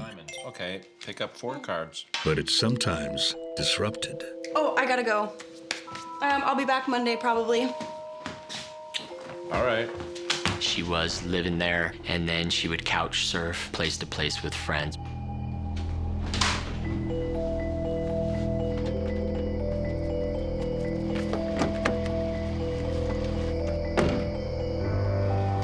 Desperate to keep up with his youthful companion, Brian falls back into his old ways, and Jordan soon discovers what they are. She said Brian did drugs and that he had a drug dealer. Brian's thirst for youth comes at a cost. Was trying really hard to wash it with God, and on the other side, he was playing with the devil. And the pair soon learns that the devil's best trick is making you believe he's not real. There's some major problems there. She got caught up in, I believe, a love triangle. I hollered at him, said, "What are you doing?" I didn't know where else to go. After fleeing an abusive relationship, Jordan Shaver has turned to Brian Geddes for help. But she soon realizes he's got demons of his own. Good thing Jordan loves the high life just as much as he does. Hey, Hey. you found it. I did. It's not long before they have even more in common. Whoa, try that. Strong. A little bit. Her relationship with Brian was just a friendship in the beginning. Did get to the point where it would just be kissing, holding hands, and type of flirting behavior amongst Brian and her. Young, good-looking girl. And I guess he thinks he was gonna get some. But that's not what Jordan thinks, even as she settles in more deeply. I just got the most amazing house down by the river, and it has a pool and a hot tub. Jordan wanted her friends to perceive her as a well-to-do person, doing well in life, living in a nice area. Yeah, I own it.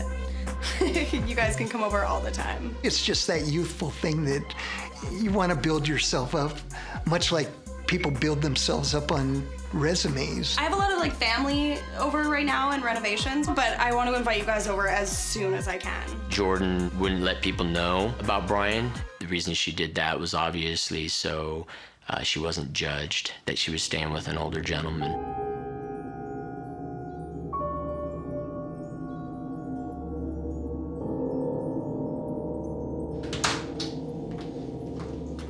Jordan may not talk about Brian, but she certainly talks to him about almost everything. Whoa, you got a gun. Yeah. I've been getting all these weird calls. Like what if it's my ex-boyfriend, you know? What if he found me again? If it makes you feel better, then I think you should have it. I think Brian was a safe place for her and was a place for her to vent her frustrations and her fears. I love how much you support me. Well, I just want you to know that I'm never going to let anyone hurt you again. Brian was an outgoing person that very easy to get along with, liked to listen, liked to help people. He also likes Jordan, but her heart is not 100% with him.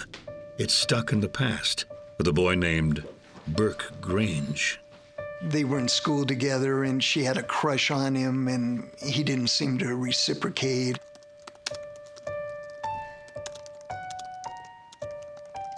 She really wanted to impress him, you know, because he came from something more wealthy and she came from nothing.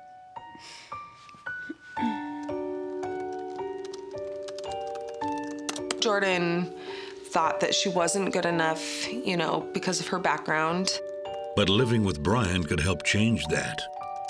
She felt that by having Brian's money, his cars, his motorcycle, his home, that somehow that would elevate her status and make her appear that she was worthy for his love. Jordan's self-esteem was very, very, very low. And I believe Jordan wanted people to like her for what she had more than for what she was. Jordan has big plans. One she hopes Burke will be a part of. They text each other all the time. As Jordan's attachment to Burke grows, she works hard to keep both him and Brian in the dark. Cheers.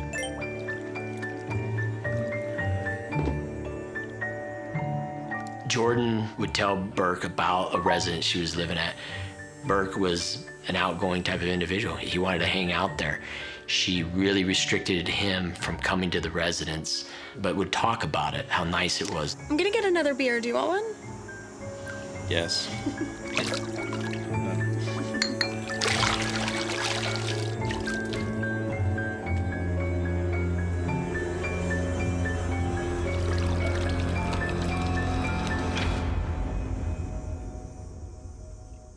She got caught up in, I believe, a love triangle. Is Brian around? I have a problem with my water. As Brian's 50th birthday approaches, Jordan becomes a permanent fixture in the house. She helps with his tenants while he's away. No, I'm sorry. He just left town to celebrate his birthday. But he left me the number for his repair guys. I can call someone for you if you want. She introduced herself and told her that she was house sitting for Brian. I don't think we've actually met. I'm Jordan, by the way. Are you his daughter? No, I'm just taking care of his properties while he's away. With Brian out of the house, Jordan gets to work redecorating. She starts by getting rid of Brian's old bedding. Jordan talks about putting them in trash bags. Then the shopping begins. She buys bathroom mats, the toilet mat, the toilet cover. The final touches, new pillows and candles. With all traces of Brian tucked away, Jordan's finally ready to invite Burke over to her home. But Burke is less interested in the decor than the possibilities. Within a couple of days, he's made himself the man of the house. She praised him as being the love of her life, the person she wanted to be with. A few days later, Burke and Jordan host a Halloween bash for their closest friends. They drank, handed out candy that night, and smoked marijuana.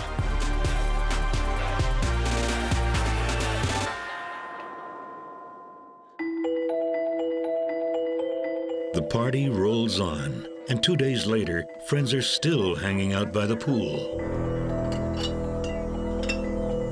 She was using the home as kind of party central, as a location for her and her friends to have parties at.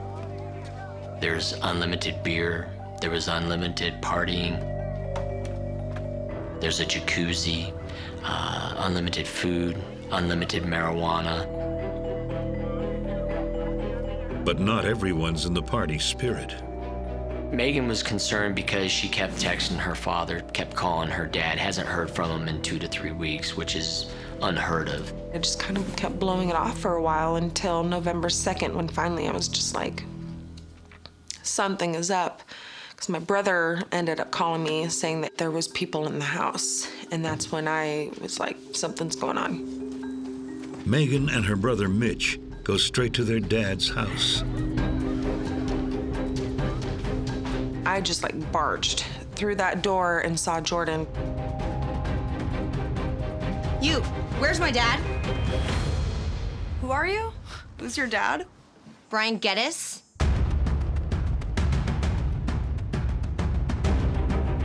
She like completely changed. And that's when we were just like, what the heck? Where is he? And she could not tell us anything. She was so scared at that moment. I noticed too that she had his phone, and that's where we kind of started arguing. Why do you have my dad's phone? It's mine. Like hell it is. Hey! Hey, give me my phone! So much happened so fast. What the hell is going on in here? What is all this? I started just ripping off the blankets and everything off the bed, asking, Where's my dad's stuff? Give me my phone! Where is it? Leave her alone! Hey! Get back a here! lot of yelling and fighting and screaming. Where's my dad? Oh, stop, please, get off! Where's my dad? Calm down! I am house sitting for Brian while he's away in Jackpot. I swear! Jordan is out of options. You got 10 seconds, get him on the phone! I can't! I don't know the number! Pretty much told her, if you can't get my dad on the phone right now, I'm gonna call the cops. Then I'm calling the police. Mitch, give me my cell! Hey! Jordan ended up bolting and basically ran off. I'm at my dad's house and he's gone and everything's different and everyone's lying. With Jordan gone, Megan's left bruised, frantic, and full of questions. Why does my dad's house look like this? Where's my dad at? Where is he? And the answers are far stranger than she could ever imagine. And I remember being like, Who is this? oh my gosh, my dad's calling me. It just wasn't adding up at that time. I was very confused. I was lost. After finding her father's home in shambles and her dad missing, a fight between Megan Go and Jordan Shaver at his home leaves her panicked. I'm at my dad's house and he's gone and everything's different and Desperate and bewildered, Megan calls 911. I don't know. We received a call from Brian's daughter. She was just kind of concerned, just trying to find her father. Megan's brother Mitch shares that concern, but knows he has to get off the property for his own protection. They're on their way. Keep me posted. As soon as I had to call the police, though, my brother left. At the time, I think him and my dad had a no contact order, I believe. So he was also scared to even be there. When police arrive, Megan insists they search the house for Brian. We got here and this girl was in the backyard having a party like she owned the place. She wanted a welfare check on him in his home. Welfare checks are pretty common. A lot of time people can't reach a family member, so they ask us to go by the house. So this is a pretty routine call. There's the usual party aftermath, but nothing noteworthy. We found some marijuana. Even with no evidence of foul play, police take Megan's story seriously. Things weren't adding up, and we just didn't know what was going on yet, but we thought that there was something wrong. As a welfare check only allows them to do a walkthrough, they request a warrant to fully search the house. As Megan waits for news, she receives a surprising phone call. And I remember being like, oh my gosh, my dad's calling me. Who is this? And I said, well, this is your dad. You need to tell those people to leave and tell the cops to leave. Jordan's fine. She can be here, but they need to leave because I have drugs in the house. It was some young guy. It was not my dad. Okay, Dad. First off, when's your birthday? And he said, like 9/16/62. And I was like, you're a month and a day off there, And then I said, well, when's mine? And then that's when they hung up because they couldn't answer. The police order a trace on Brian's cell, last seen in Jordan's hands. We decided to ping Brian's cell phone. And what that does is try to get a location of that cell phone. Investigators traced the phone and Jordan to a local parking lot. They ended up finding her like less than 2 miles away in a Walmart parking lot. Hey, look, I don't have anything to do with this, all right? I just offered to help her out. She's with the man who just called Megan. I need to talk to Detective Madden. Right before police came to the Bryant residence, Jordan went out on the greenbelt. Hey, are you okay? She was hiding in the bushes. A male came walking by, asked her if everything was all right. Jordan then asked to be driven to the Walmart. The gentleman complied. Look, she just told me it was a prank call, right? I didn't do anything. Both Jordan and her friend are taken down to the station. As the pair is being processed, Detective Mark Madden is struck by the name Jordan Shaver. I had a good professional relationship with Jordan. I knew Jordan Schaefer. A lot of the patrol officers knew who Jordan Schaefer was due to past investigations where she was a victim to sexual assaults. But Jordan is more than just the victim Brian took her for. 5 weeks earlier, she was caught shoplifting and she failed to appear at her court date. Jordan did have an active warrant for her arrest. Meet with Jordan in an interview room. She immediately recognizes me before I can get a word out. She's talking about how she's doing better in life. She's trying to do better things, and that she was trying to get money for her warrant so she could get bonded out. It's awesome. I have a good job and a boyfriend, and it's great. We'll talk about that later. Right now, there's more urgent matters at hand. We need to talk about Brian Geddes. Yeah, whatever you want. I'll stay here all night. Let's hope it doesn't come to that. My goal in the beginning was to just get the backstory. Why didn't you call Brian when Megan asked you to? He would have been mad at me. Brian trusted me with almost everything, and I didn't want to disappoint him.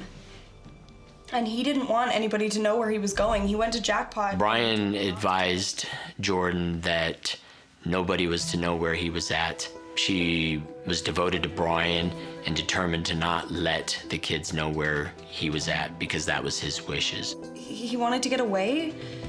He's 50. Like, doesn't he have the right to do that? Maybe he went because he didn't want his family to know that he went there to gamble and drink and party. He is an adult. He feels that he wants to go away to Jackpot or out of the country. Yeah, he has every right to do so, and to not let people know, he has that choice as well. We need to talk to him, Jordan, just to confirm he's all right. Do you promise that you won't tell him that I gave you the number? I promise. Jordan would tell me it was a pay-to-go phone that Brian was using. She didn't have the phone number memorized yet. But maybe if I could dial it? I provided Jordan a piece of paper that had the keypad of a phone. She said she could memorize the phone number by just movement of her hand. Give it a try.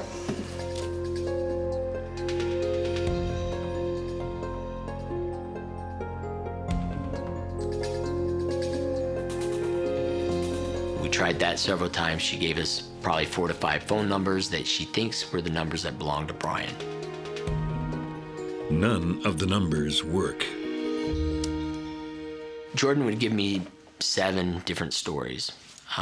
I would open those stories, I'd look into those stories, and they'd come to dead ends. As officers contact hospitals in Jackpot, Jordan makes an odd request. Can I hold your hand? It would help me remember more. And I provide my hand. After hours of interviews, Jordan says she wants to tell Madden the truth about Brian's disappearance. I kept knowing that there was something, there was more to the story. I'd ask her, well, what do you think happened to him? Something bad. Like with a drug dealer? Jordan explains to Madden that Brian didn't only leave town to celebrate his birthday. Wait, Jordan. I've got to leave town for a couple of days. What are you talking about? I had a little bit of a run-in with a sketchy character, a dealer, and it's just not good. And I think it's safer if I just lay low for a little. She said Brian then asked her to stay at her residence and babysit the house while he was gone out of town. Brian asked her to do this because he didn't want the drug dealer coming into his house and stealing things. I mean, there's money under the mat. Get whatever you need, and I'll call you as soon as I can. Okay, I'll take care of everything while you're gone. Be safe. All right. Thanks. Bye. Bye. But Jordan says things took a violent turn. What happened to Brian, Jordan? I don't know. But I think,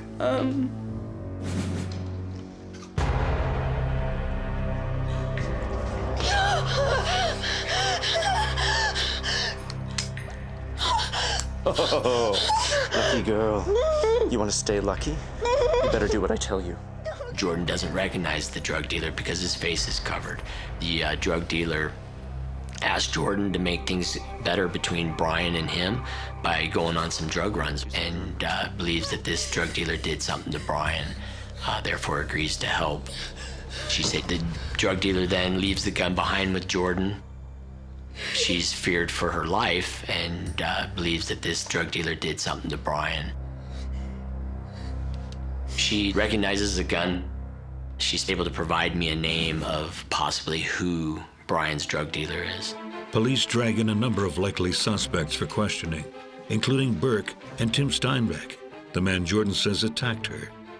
Over 50 people are questioned, and a handful are read their rights. And then the investigation takes another sharp turn. He was wearing Brian's jacket. I was just, hyperventilating, screaming. Brian Geddes is missing, and his housemate Jordan Shaver tells police a man held her at gunpoint. Tim Steinbeck, who she says was Brian's dealer. Police bring Tim in for questioning. You have firearms? So why would I get a tip that your 9mm handgun was in Brian Geddes' house? I didn't do anything to the guy, if that's what you're thinking. Well, I heard you had a gun. Okay, I lied. I'm sorry. I had a 9mm, but it was stolen from my house party a couple of weeks ago.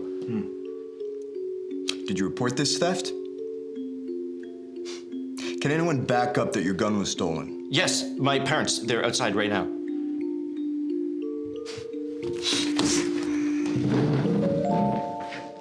After confirming that the gun was stolen 2 weeks before, police realize that nothing, Jordan says, is what it seems. So why is she lying? Maybe she was trying to protect somebody, this and that. I don't know.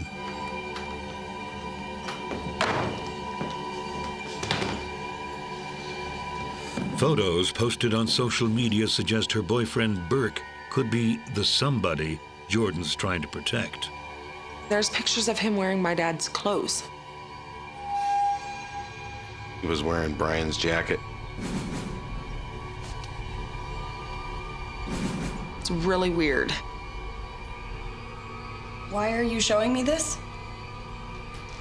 Well, do you know him? Of course I know him. It's Burke. But what does he have to do with Brian's disappearance? You tell me. That's enough to bring Burke in. Hoping one of the lovers crack. Let's go over this again. Police walk him past Jordan's interview room. Yeah. Just the sight of him is enough to make her break down. The door opened while I was talking to Jordan. Burke appeared, and Jordan began to cry, telling Burke that she loved him and that she was scared. It's all right.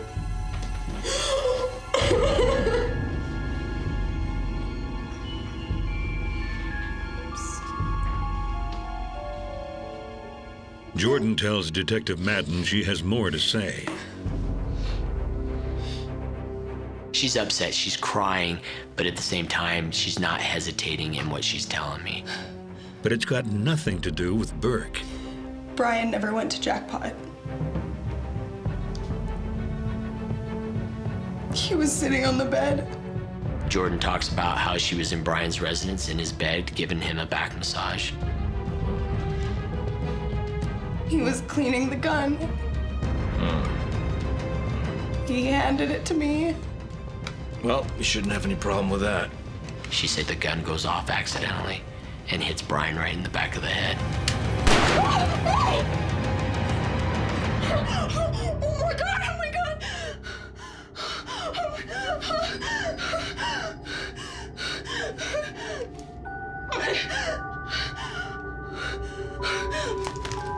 She left the residence, taking the gun, going out to the river, and puts the gun to her head and contemplates committing suicide.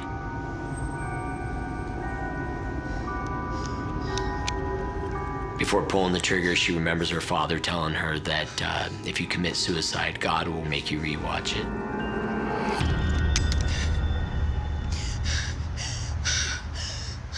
She said she couldn't do that. She puts the gun down. Jordan's confession is enough to clear Burke and her alleged attacker, Tim, but she still has more to say about what she did with Brian's body.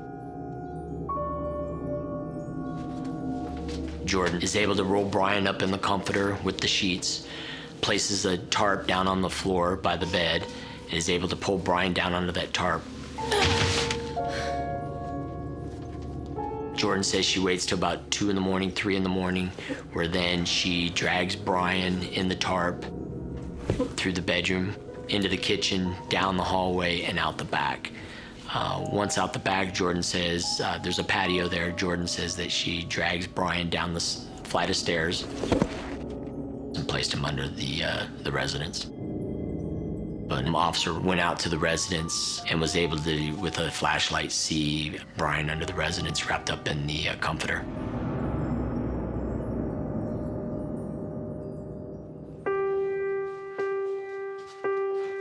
Megan finally gets answers, but not the ones she'd hoped for. Around like 3-something in the morning, the detectives came to tell me that they had found him deceased. You know, my mind at the time was going, well, what's going on? You know, can you tell me? And still, at that time, was not thinking they were gonna tell me that. I just remember... Who did this? Who did this? Dad! Screaming, you know, and like falling, and then that was it.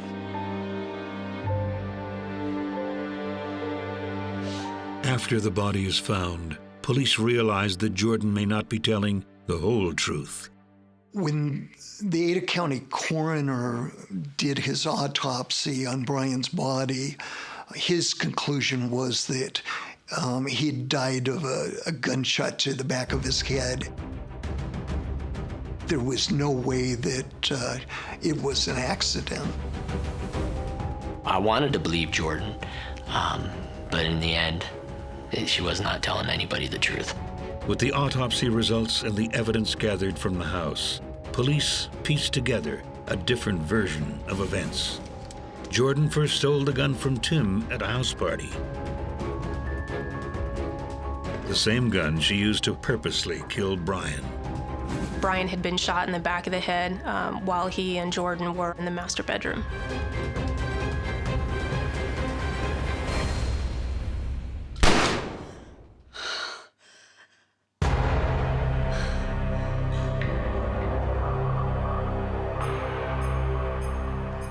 Later, Jordan hides the body and puts the bloody sheets and pillows in the trash. And then within hours, she's calling her friends, telling them to come over and party with her. And party they did. Burke did have an intimate relationship with Jordan in the same bed that Brian was killed in. Burke didn't have a clue of what was going on. He was very surprised and very disgusted. As Megan suspected, Jordan was using Brian's phone to maintain her lies. Using his phone, texting his family, she was pretty much pretending to be him. Jordan also cons Brian's tenants. I just wanted to drop off November's rent, as I'll be out of town myself. I'll make sure he gets it right away. Thank you, dear. Brian had several rentals. Jordan started collecting the rent payments from his tenants. With Jordan herself admitting that she shot Brian, she's arrested and placed behind bars. Jordan was charged with first-degree murder, which in Idaho could carry a death penalty sentence. Has zero conscience. No, nothing inside telling her, no, I shouldn't do this.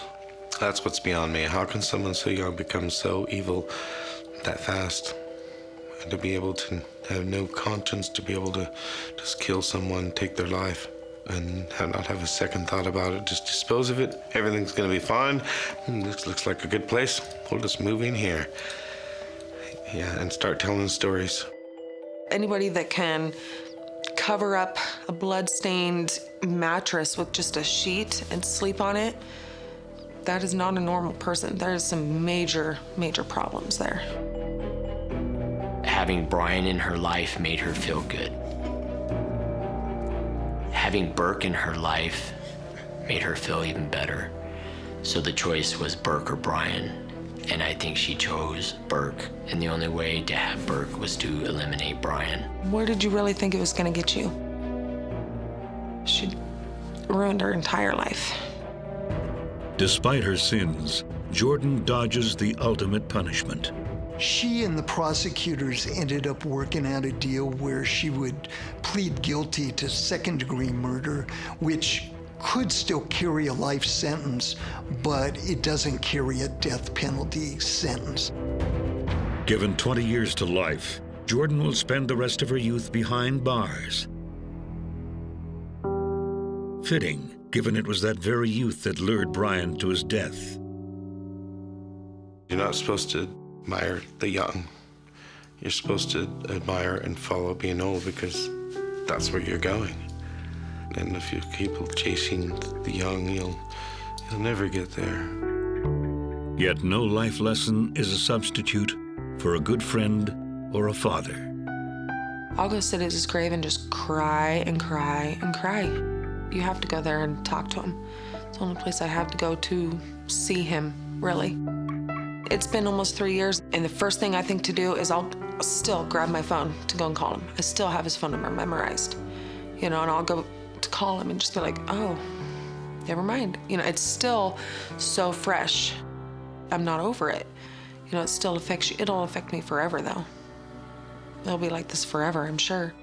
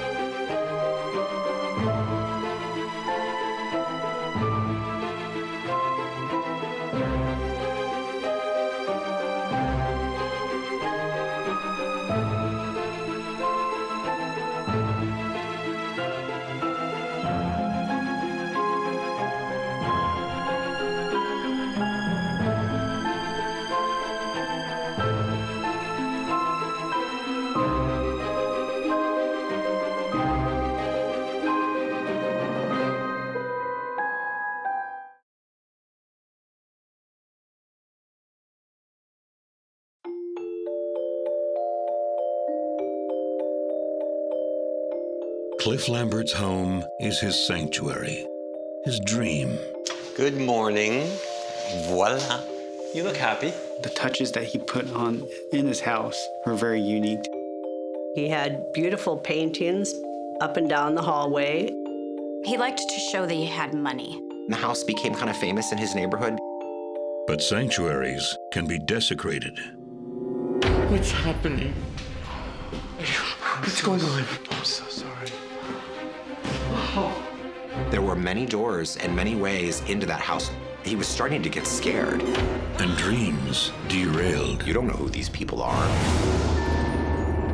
When death comes knocking, no one is safe.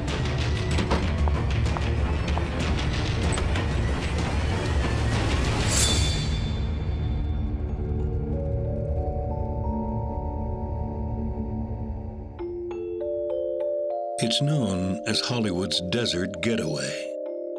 Palm Springs is pretty diverse. It has a big vacation population, a big destination population. Hollywood created Palm Springs, in the 50s as a place where movie stars and people of the like can come and play. They all bought homes in this neighborhood. So the homes are all very big and they're all very lavish. An ideal setting for longtime resident Clifford Lambert. He had a lot of movie stars for friends. He had pictures everywhere of movie stars. And I would ask him, do you really know these people? And he's like, Eddie, all these people have stayed in my house. He had stories for everything. It was really fun. The house became kind of famous in his neighborhood because it was the only house built of its stature. Here, people watch out for each other. Clifford Lambert's neighbors did keep an eye out on his house. One day, his neighbor across the street notices that Cliff's gate is ajar. And he's concerned because things just don't seem right with that door like that. So he calls the police.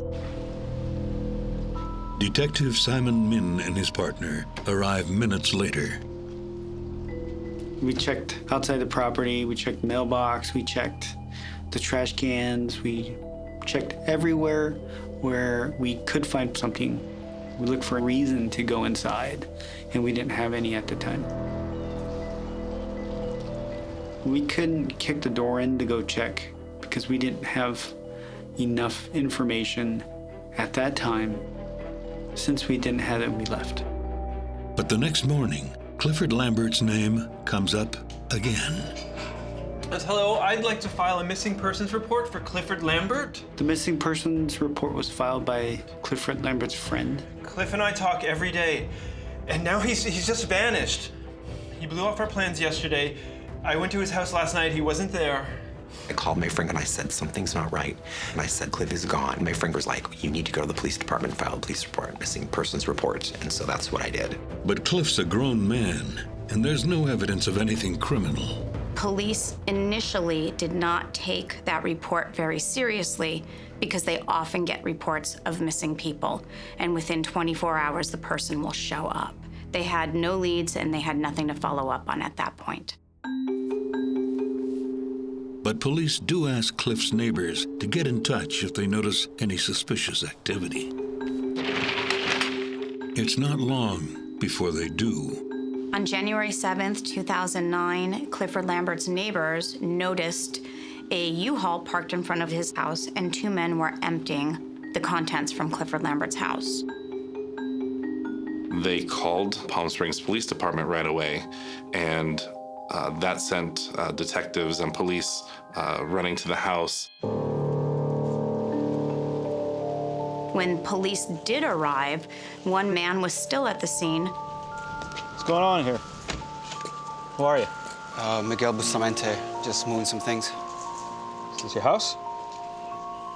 He told me Have some ID? That he was responding to an ad on Craigslist asking for assistance to move a house out of the area, and he was provided with a key and $1,000 and a U-Haul. Just doing my job, man, And sure enough, when police enter the home, it's clear this is no smash and grab. We entered and we cleared the house, but we were unable to find Clifford. They found most of Clifford Lambert's belongings stacked up in the dining room and the laundry room, readily accessible for exit through the garage. When calls to Cliff's cell phone go unanswered, police check out Bustamante's residence, a nearby motel. The contents of the room tell a different story than Miguel does. We found bottles of wine, shoes, driver's license, birth certificate. Almost every inch of that hotel room contained Clifford Lambert's belongings, his life. That's more than enough for police to arrest Miguel Bustamante. He was charged with burglary, possession of stolen property, and the property that belongs to Clifford Lambert.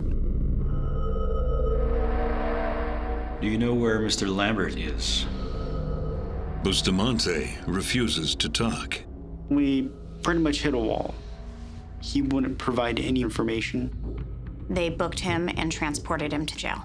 They put him into a tank where the other inmates immediately questioned him.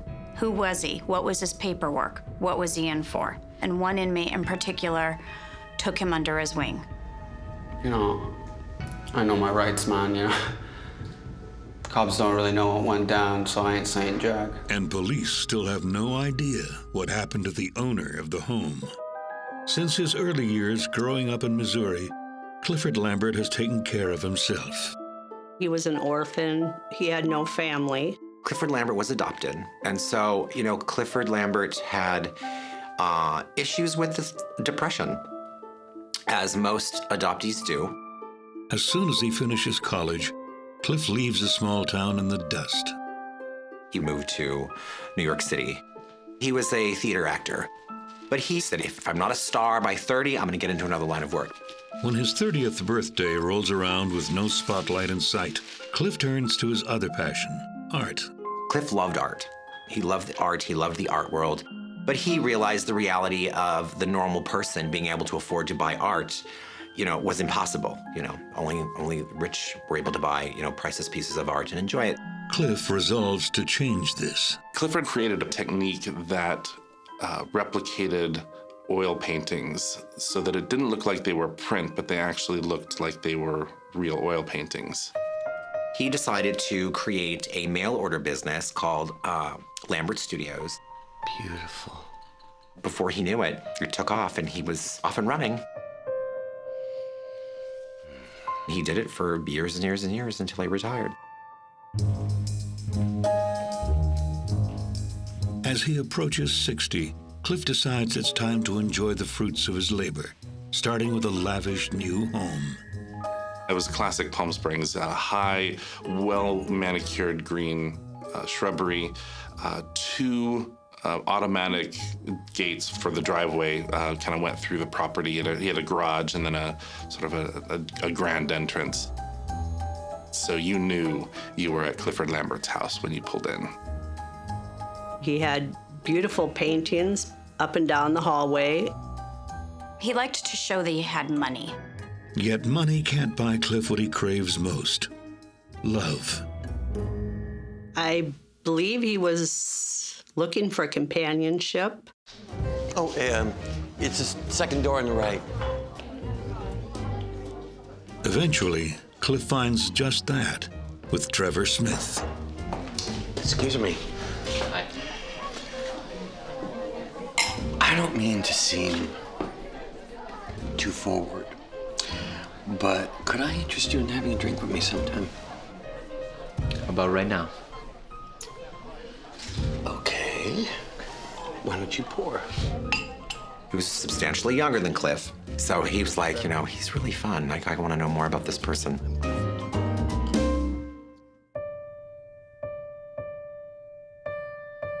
Within months, the romance deepens. They were married at the top of some building in Canada. It was a very private ceremony. It was nothing big and splashy. I'm the luckiest man in the world. Thank you. They were going to live out their lives together and be happy. For the next decade, the Lamberts' marriage is a dream. They had a great life together. But there is one thing Trevor loves more than Cliff. he was an alcoholic, full out.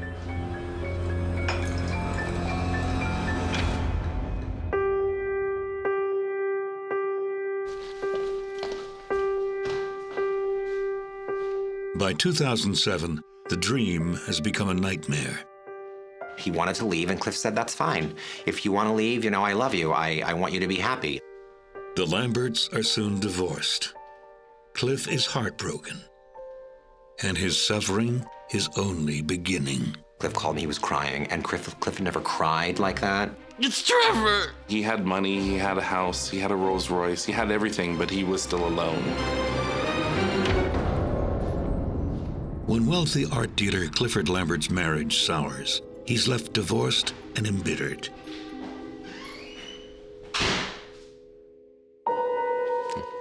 Even surrounded by the best life can offer, Cliff is lost. Cliff fell into a deep depression. He was very lonely.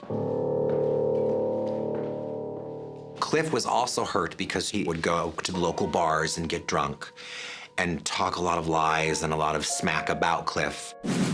I'm like, you know, why did you let that happen? And he's like, well, because I loved him.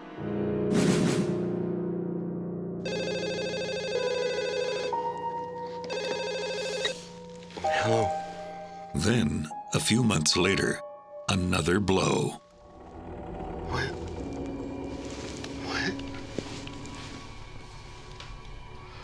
What? Cliff called me, he was crying, and Cliff never cried like that. And I was like, Cliffy, what's wrong? Eddie! It's Trevor! He drowned! The toxicology reports came back and said that there was drugs involved. Cliff was crying because he still loved this guy. And so it was very sad. Clifford Lambert became very depressed. He was going through a hard time. That hard time does eventually fade. Good morning, Clifford. Good morning. Voila. Oh, somebody's happy this morning. Thank you. I think I'm ready. Ready? Ready for what? It's time to move on. Clifford, that's great. Well, let's find you the right man this time. Eddie offers to help Cliff navigate romance in a new era. Everybody is online now. I was doing it. A lot of people do it. Everybody does it. Everybody. You're gonna post a message, okay? There's really nothing more to it. That's perfect. It's great. Clifford Lambert had posted ads online to have young, attractive men come spend a weekend with him, and if he in fact enjoyed their company, he would ask them to come back. Cliff would fly people down from San Francisco or wherever and let him stay in his house in the spare bedroom. And, you know, Cliff was like, Eddie, I'm not flying these boys in to have sex with them. He's like, I want to get to know them. I'm 75 years old. We don't do that. No, thank you. Cliff was being naive because you don't do that. You don't know who these people are. One day, Cliff was chatting online when he met Daniel Garcia. And after talking for a while, he invited Daniel to come to his house for the weekend. At the time when he met Daniel Garcia, Clifford Lambert was really looking to fill that empty void of being alone. Hey. Cliff, hi. Hi. And when his date arrives, he's even better than Cliff imagined. Daniel Garcia was probably the most charismatic, I'm glad you could make it. fun, entertaining person.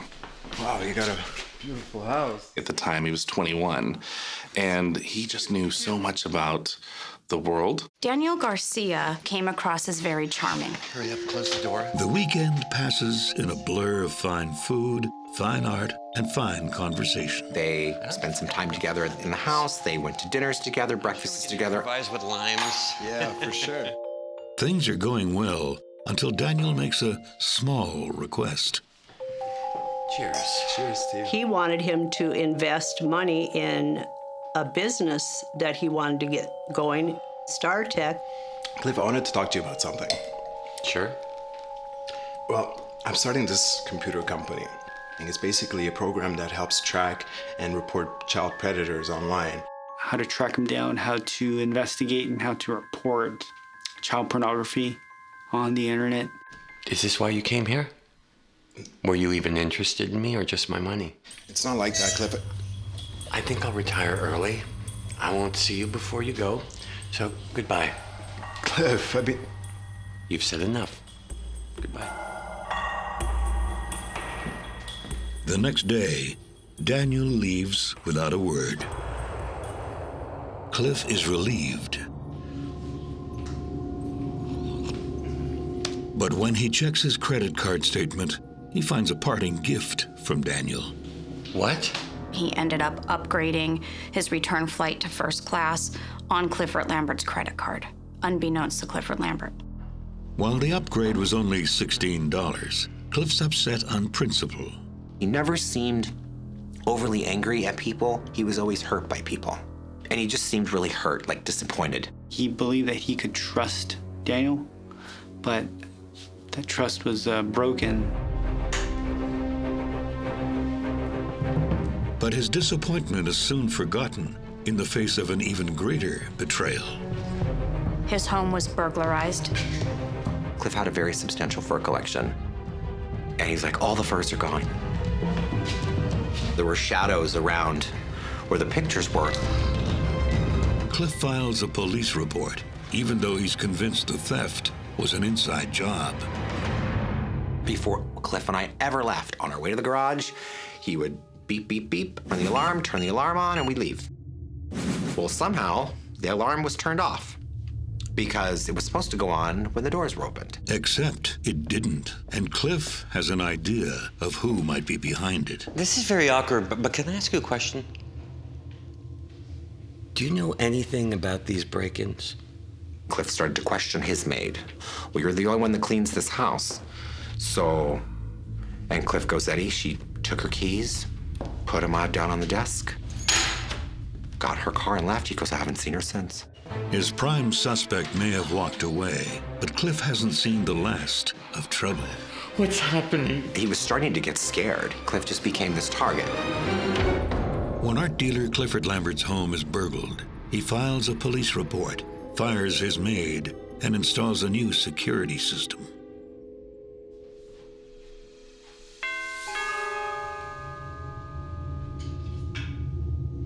It's not exactly a good time for a visitor. The second time Daniel Garcia visited Clifford Lambert, he arrived on his door with flowers.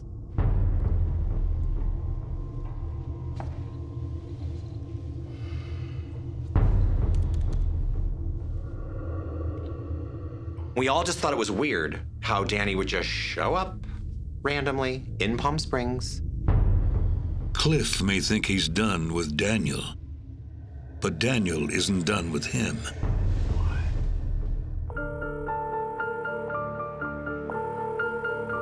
Hello?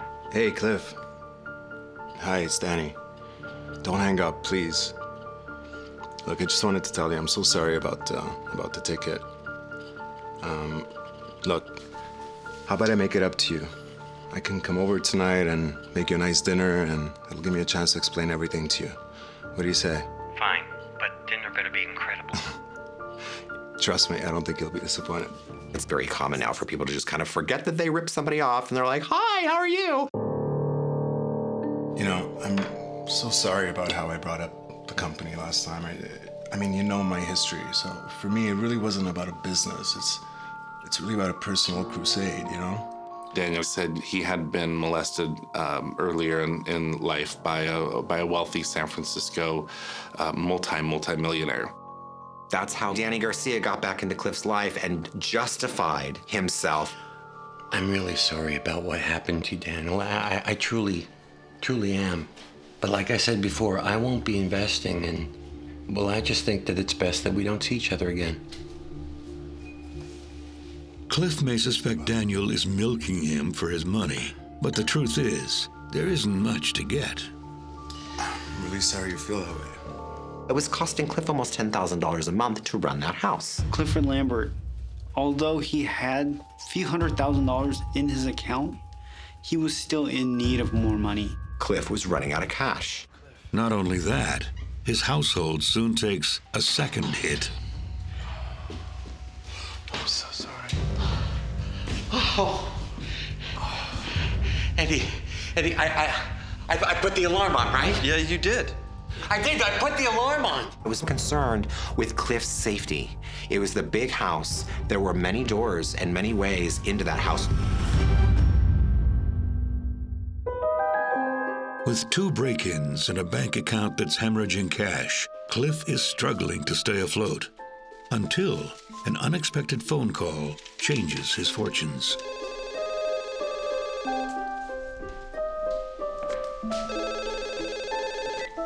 Hello? Hello, am I speaking to Clifford Lambert? Yes? My name is Samuel Warren. And I'm calling you in regards to an inheritance. The one that was contested. Mm-hmm. Samuel Oren was a lawyer from New York City. Well, it turns out you may be in line to inherit after all. You don't say. Cliff had been left a large inheritance from a friend years before, but it was contested, leaving Cliff with nothing. Thank you. Until now. Thank you very much. Samuel Oren claimed that the will was being reopened and that Clifford Lambert was actually an heir to the will. Cliff and the lawyer meet the next night. Clifford Lambert. Yes. I'm Samuel. Hello. And Cliff likes what he sees. Clifford Lambert found Samuel Oren to be very charming. He was very taken with him. Can I get a scotch neat? I don't know yet. Thank you so much for meeting me today. Well, thank you for seeing me. It's a pleasure. Cliff is on cloud 9 until he gets home.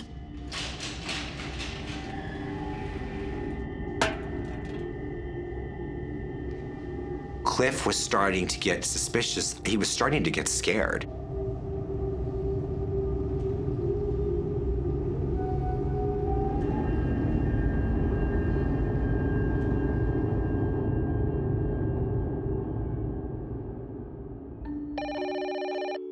Hello?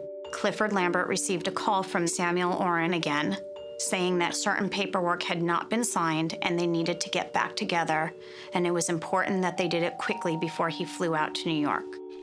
When Samuel Oren arrives, Cliff is hoping the meeting will evolve beyond business.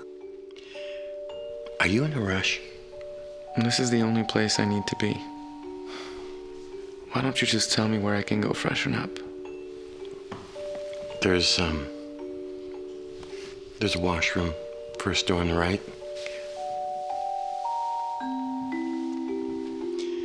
Only place he has to be.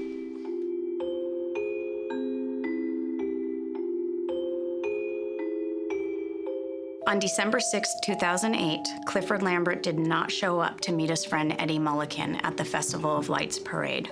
We were standing where we were supposed to be standing, and my friend says, "Where is Cliff?" And I said, "What do you mean, where is Cliff?" Cliff! On his way home, Eddie stops by to check on Cliff. I was the only one that had a key, so people always had to call me and ask me what was going on with Cliff if they couldn't find him. There were cocktails that were sort of watered down, looked like people were drinking. I said, if he's got a date, I'm not gonna go tearing in there. But when he can't get Cliff on the phone the next morning, Eddie's concern grows. Between Clifford Lambert being reported missing on December 7th and until the last week of December 2008, things were pretty quiet. Then, at the height of the holiday season, police get a worrisome phone call. A real estate agent in Northern California said that a man had come to him to sell Clifford Lambert's home. Because the distance was so far to Palm Springs, the real estate agent became suspicious, looked up Clifford Lambert's name on the internet, and realized he was a missing person. Suspecting some kind of fraud, police turned to Cliff's attorney. She filed an emergency protective order to prevent Mr. Cliff Lambert's assets from being sold off. But she soon discovers that Cliff's bank account is nearly empty. 160. So a total of about 160,000 was taken within a matter of 2 to 3 days. Detective Min hatches a plan to flush out whoever is behind Cliff's disappearance. Would you mind playing along with the sale so we could see what really is going on here? We had to allow the sale to go through in order to identify the key players. As the police dig deeper, they learn that Cliff's power of attorney has been signed over to a fellow art dealer, Russell Manning. Russell Manning was an art dealer. He was a very legitimate, successful art dealer in San Francisco. Russell Manning now had the ability to sell Clifford Lambert's house and to empty his bank accounts. Except the paperwork was signed after Cliff disappeared. There's a possibility that there's some suspicious activity involved.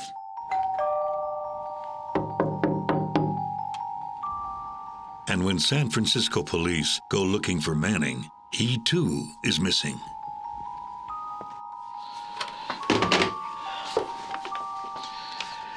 We need to track down the notary who oversaw the signing of this document. Okay, we need the original. We called the notary. We asked him to come down to San Francisco Police Department where he can meet with detectives at the station. Many states don't require a thumbprint for power of attorney, but California does. The question is it Clifford's thumbprint? And if not, then whose is it? He would tell people that he was the Prince of Nepal. Yes? He had this look of surprise. What's going on, you know? It was very difficult to tell what was real and what wasn't. Hello, I'd like to file a missing persons report for Clifford Lambert. Palm Springs socialite Clifford Lambert has been missing for over a month, and suspiciously, his power of attorney has been granted to an art dealer named Russell Manning. The Palm Springs PD traced the original document to scrutinize the mandatory fingerprint.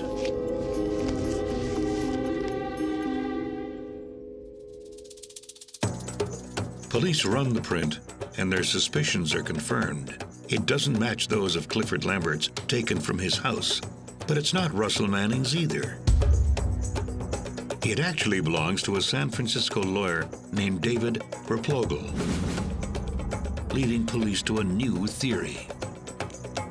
David Replogle posed as Clifford Lambert before a notary, and he signed power of attorney to Russell Manning. The question is, why? Police issue arrest warrants for both Manning and Replogle, but have no leads on either man's location. And as police seek them out, another player springs Detective Min's real estate trap. One Kushal Narula, now in possession of the deed to Cliff's house, signed over to him by Russell Manning. I Googled him, and his name was all over. While Nepal native Kushal Narula is unknown to Palm Springs police, he's got a long history as a con man in California. Kushal Narula was a storyteller. He would tell people that he was the Prince of Nepal and that his family had been exiled from Nepal. And with that story, Narula blazed a path of cons for years. As Detective Min reads Narula's records, he sees a court date set for March.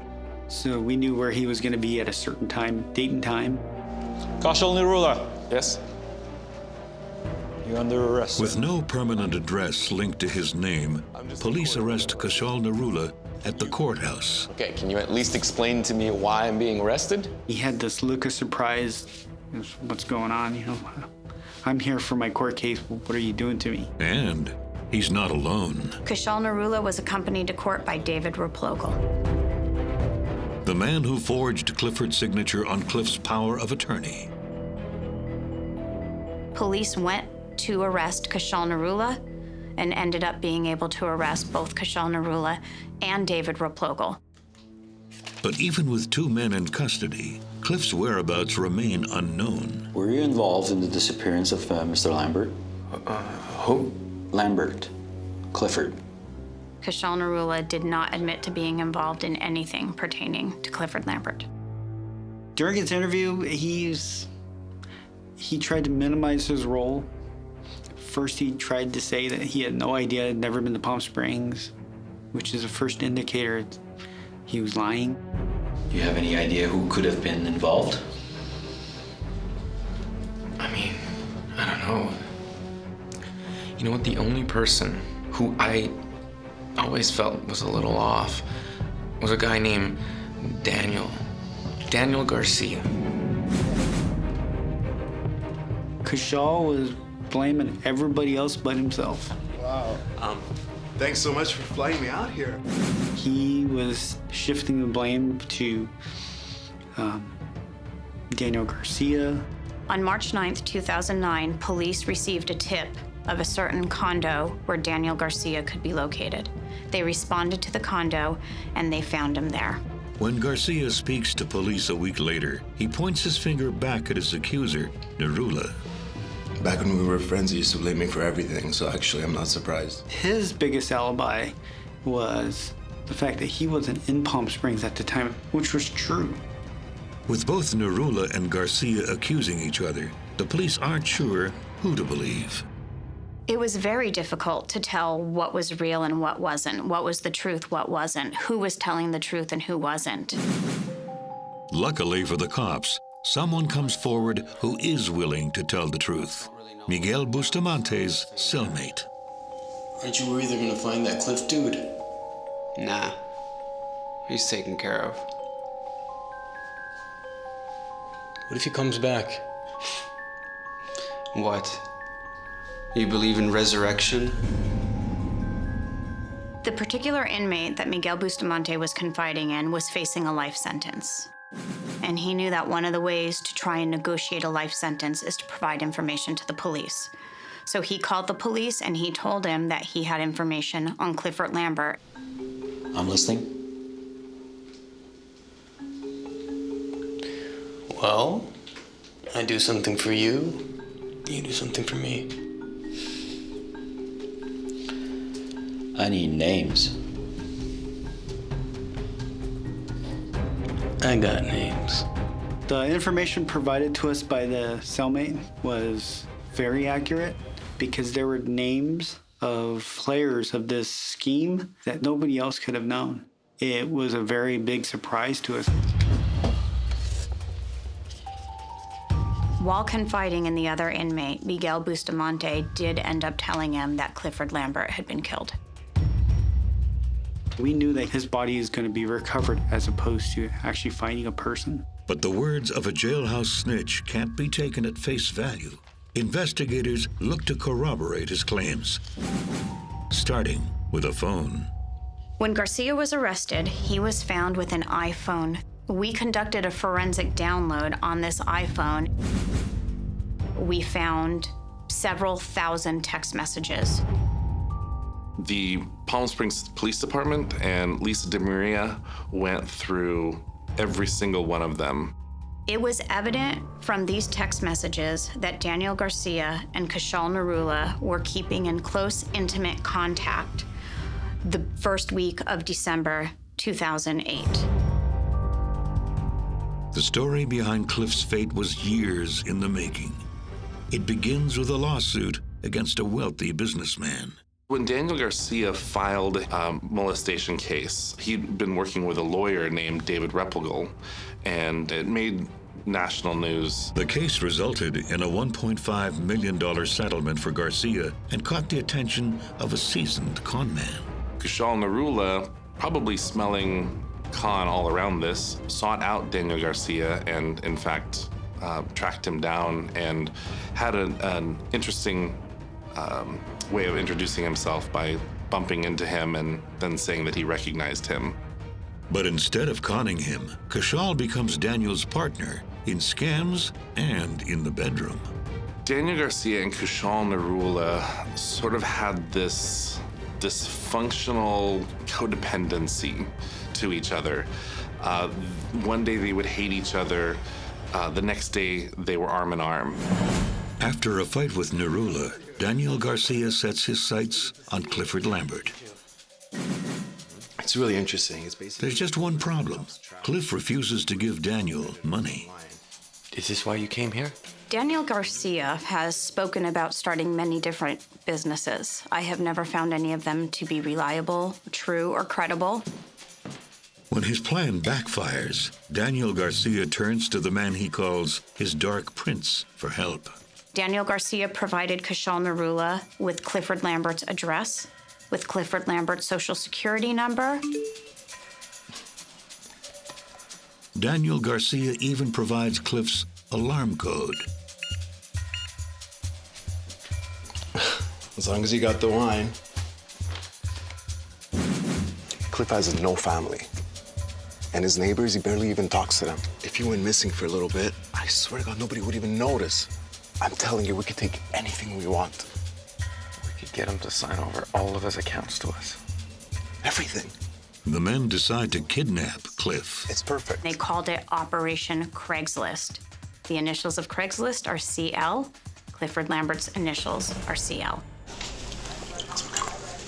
Just tell him when. Then they bring in some muscle. He raped me.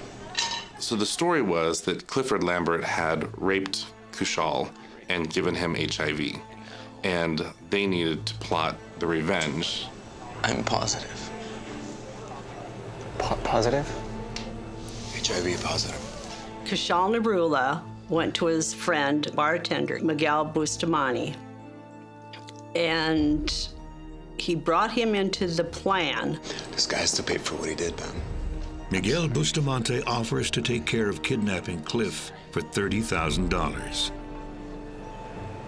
I'll take care of this. Miguel Bustamante had a roommate, Craig McCarthy, and he asked him if he would go along, and Craig's like, sure. I'll see you tonight. The plan initially hinges on Daniel getting back into Cliff's good graces. We're in.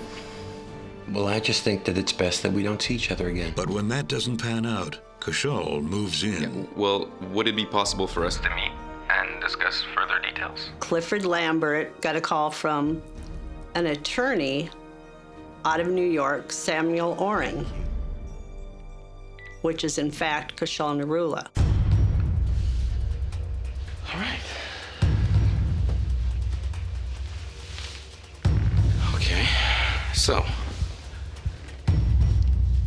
as soon as I walk into the restaurant with him, make sure we're settled in, and then you text the boys to let them know that they can go into the house, and we should be fine. Would you excuse me for a second? The next night, the men put their plan into action. But Cliff is a tougher mark than they first imagined, and the plan takes a much darker turn.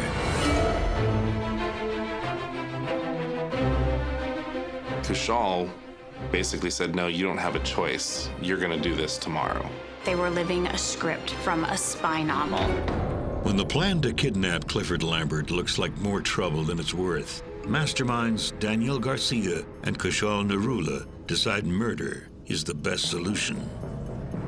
It became very clear that by the time the plan was unfolding, the plan was to murder Clifford Lambert, because there was no way to take over his entire life without getting rid of him. Once things are in motion, Daniel Garcia leaves town. His idea was, if I'm not there, I can't be implicated.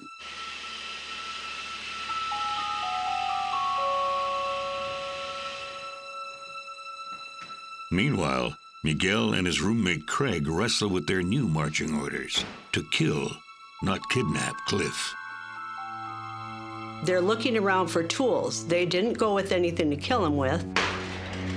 Craig McCarthy and Miguel Bustamante were supposed to have jumped out from their hiding spots and killed Clifford Lambert. When one didn't jump out, neither did the other.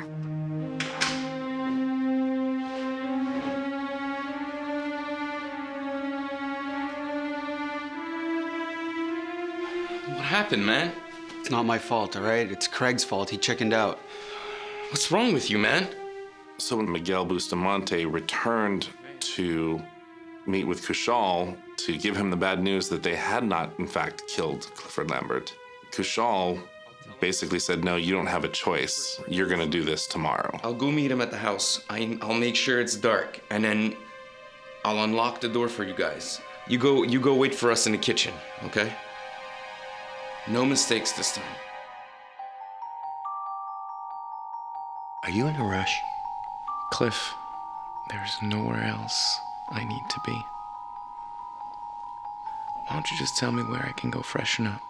While Kushal Narula, posing as Samuel Oren, was at Clifford Lambert's house that evening, he did excuse himself, saying he needed to use the restroom.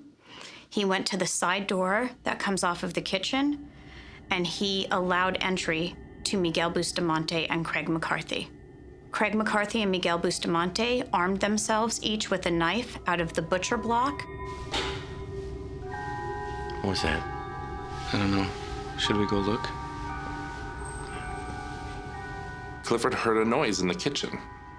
Unsure of why he would hear this noise, he went into the kitchen, only to find that there were two men lying in wait for him there.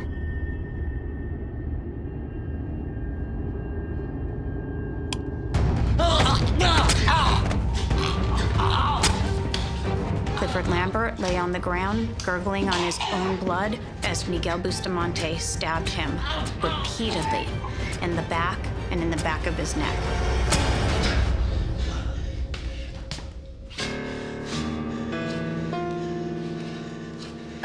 Good job. Make sure to take his wallet and the ring. They rolled Clifford Lambert's body in bedding that they had taken from other bedrooms, and they put him in the trunk of his Mercedes.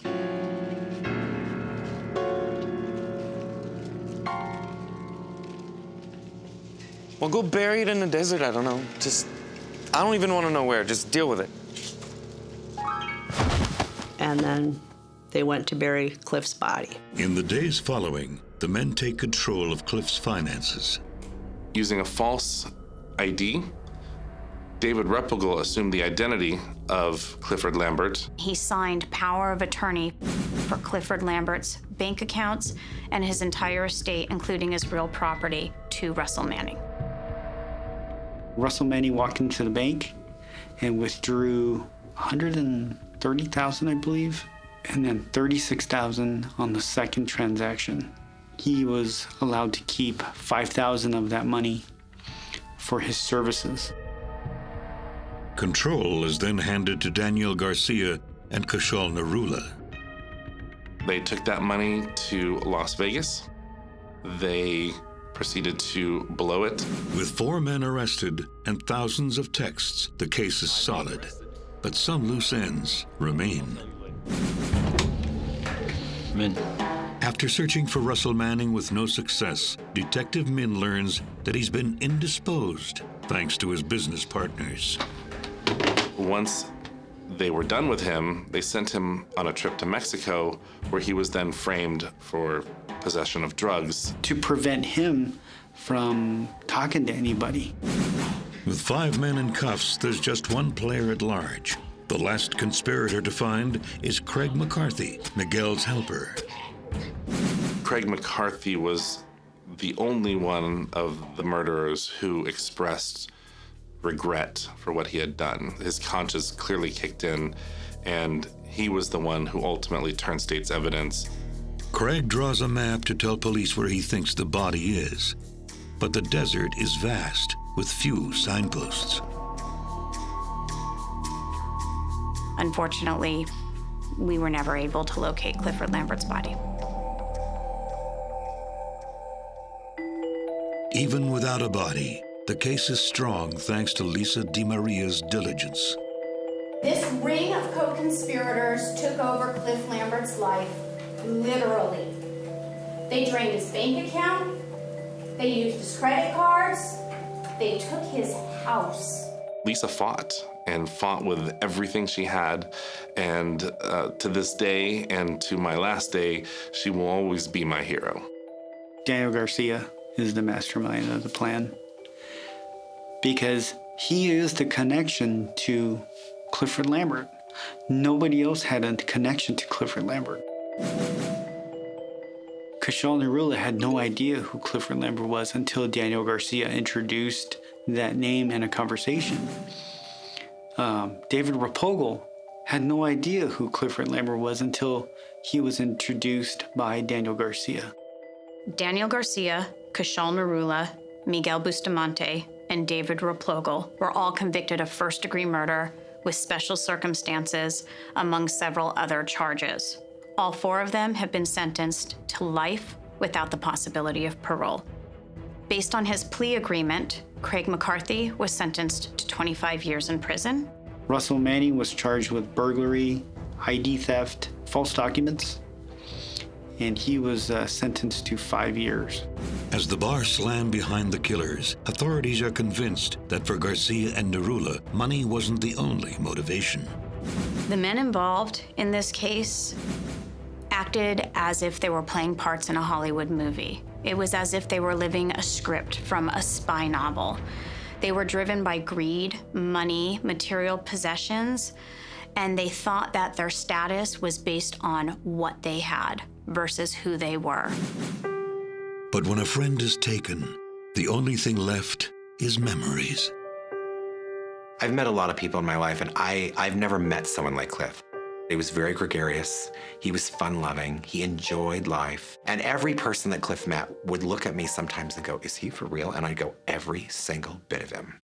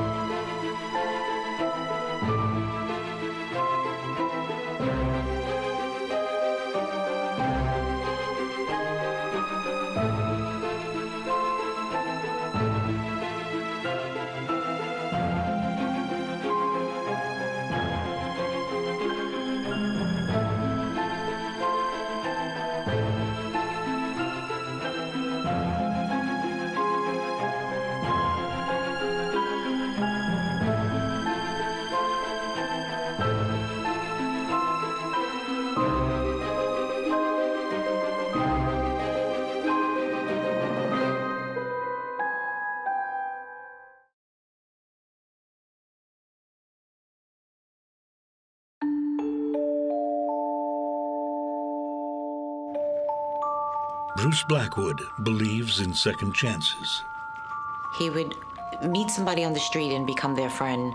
He was just a great person that way. On the second and the third floor. That's where we need your expertise, huh, Luis? Expertise? I like that. He was a handyman, so he decided to give him a break. But sometimes, when you give a break to a stranger, he felt that he should have gotten more money out of him. The stranger breaks you instead. Take it easy. Oh, take it easy when you stick to your job. He did not deserve that. It was just a horror. It's a horrible situation. Sir, There had been somebody found dead and bloody. It's not about committing the perfect crime. It's how well you clean it up. When death comes knocking, no one is safe.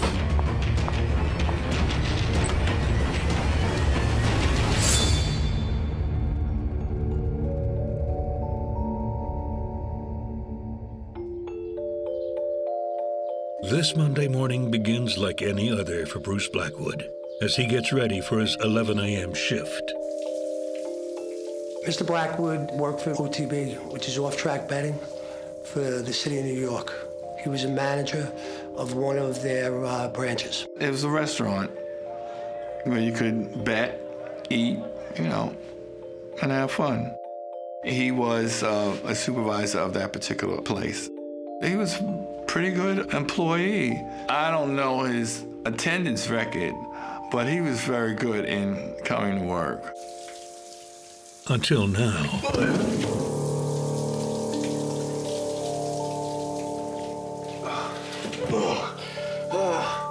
Bruce Blackwood calls OTB and informs them that he had fallen coming out of the bathtub. Hello? Hi, it's Bruce. I fell in the shower and I hit my head. I gotta go get it checked. Okay? I'll let you guys know, okay? Bye. He had to go to the hospital. It was a strange phone call.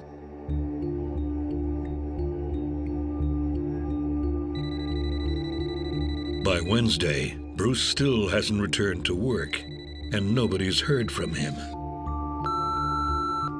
It's Diane again. Call me back? Mr. Blackwood had been missing now for 3 days, and his family and close friends were very concerned. One of them in particular was named Diane Smith. After failing to find him at his home in Queens, his close friend Diane Smith goes to check on him at the Brooklyn brownstone he's been renovating. But he's not there either.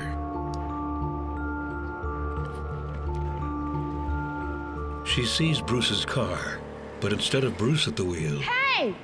there are two strangers inside. Officer! Officer, that car belongs to my friend Bruce, and I don't think those people inside are friends of his. She tells him that the gentleman who owns that car, Mr. Blackwood, is missing, and that the guy that's driving it may have stolen his car. Cálmate. Calm down. It's okay. It's not a stolen car. We have the keys. He had given him the keys to the car and told him to move it from one side of the street to the other. Good afternoon, officer. What seems to be the problem? What's your name in connection to this vehicle? That woman over there says this car isn't yours. Yeah, this is Bruce Blackwood's car. I am Luis Perez, his building manager, and I live on the 3rd floor of the brownstone right there. This is Ira Malone. She lives on the 2nd floor. When was the last time you saw Mr. Blackwood? I haven't seen him in a couple of days, but I was just making sure that his car was parked okay. So that he didn't get a ticket for alternate side of the street parking. He works with Mr. Blackwood, ma'am. The story satisfies the police, but not Diane Smith. She knew something was wrong because Bruce wouldn't let anybody drive his car. He didn't loan his car to anyone. Diane calls Bruce's brother Ed to share her concerns. And they asked me, had you heard from my brother? Had you heard from Bruce? And I said, no. Look, I'm really worried. He's not here. We have to do something. So then, we took it to the next step where I filed a missing persons report. He was a personable guy who had a lot of friends. We realized that he had not spoken to anybody in over 3 days. That was very, very unusual. We at that time really believed that foul play was involved in his disappearance. An investigation is launched, and the first step, getting to know Bruce Blackwood. Yeah, Detective Pellin here. 2 years earlier, Bruce has retired from a 30-year career as a flight attendant. He was very cultured and had visited a lot of places. Bruce loved clothes. He loved music. He loved decorating. He wasn't rich, but I would say that as a single person with no children, that he was upper middle class. To keep it that way, instead of embracing retirement, he takes a new job at off-track betting. And he adds a sideline business to make even more money. He was an entrepreneur in real estate. He bought property, he invested money in his property, and he became a landlord. He had the building in Brooklyn. He owned a couple of co-ops. He was really excited about having these properties. He'd always say to me, "Oh, I'm not going to eat cat food when I get old." He was still young enough to work, so why not? His latest project is a co-op in the Bronx. The neighborhood was changing. Those were very grand apartments, but they were old, and a lot of them needed updating. Bruce gets the project started, but it's soon understaffed and over budget. Until fate intervenes. Is this one yours? Yeah, we were behind as always. Hey, it doesn't have to be like that. Luis Perez, I'm a handyman. You don't say. Work around here? Sort of. I'm looking after my mother. She lives in the area.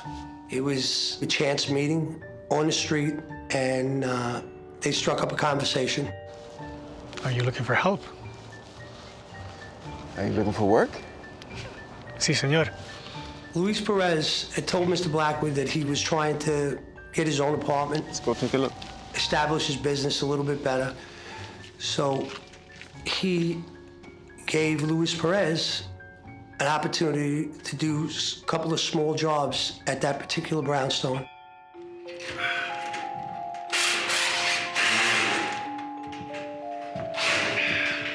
This is looking great. I told you. Luis Perez was a pretty smart individual. He definitely did good work. His skills in the construction industry were pretty good. We're good? Oh, yeah. Bruce is impressed, both with the quality of the handyman's work and with the cost. My brother was tight with his money. He's a penny pincher. You know, he's a penny pincher. Mr. Blackwood had said that Perez was a hardworking guy. He, at that point, developed some kind of trust with Luis Perez. Looks pretty good out here. But on the inside, needs lots of work. On the first floor, we have a couple of old ladies. We're not gonna bug them, but On the second and third floor? That's where we need your expertise, huh, Luis? Expertise. I like that. Vamos. I believe they got along because each one was benefiting each other. Perez was gonna moved in to be the custodian in the building and do all the repairs to apartments. I believe that Bruce was gonna pay him just a little bit of money, but he was gonna live there in the building rent-free. He felt that Luis Perez could handle the projects that needed to be done. They needed to renovate the bathroom, the kitchen, and other parts of that particular apartment.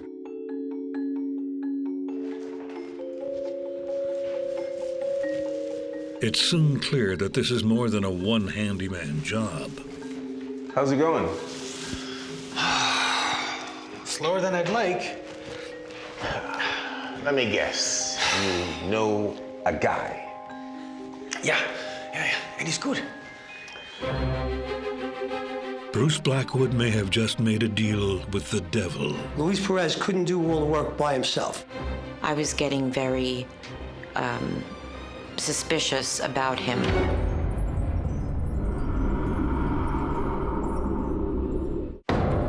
Brooklyn landlord Bruce Blackwood has been missing for days, and the police are investigating all of his relationships. Is this one yours? Yeah. Including one with his contractor, Luis Perez. It doesn't have to be like that. Luis Perez, I'm a handyman. Let me guess. You know a guy. Yeah. And he's good. Just as long as it doesn't cost me extra money. Oh, no. You pay me, I pay him. Is that the deal? Yeah. All right then, deal. Okay.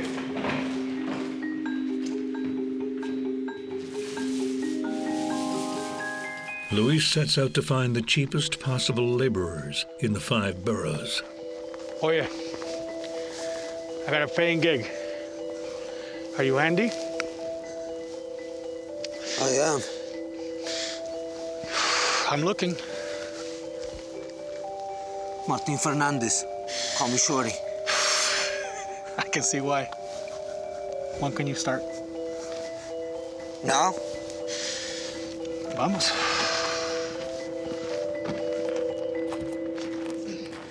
Martin Fernandez was a hard-working guy. He might have been bringing the sheetrock in, ripping down the walls. Shorty has had some hard times. But he would show up for work and was able to do what Perez expected him to do.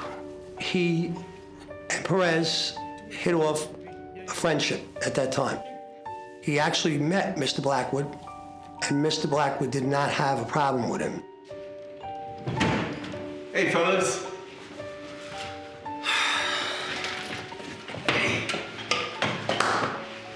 Do you have our money for the week? Not yet, but it's coming. It'll be here soon, okay, guys? Good job, boys.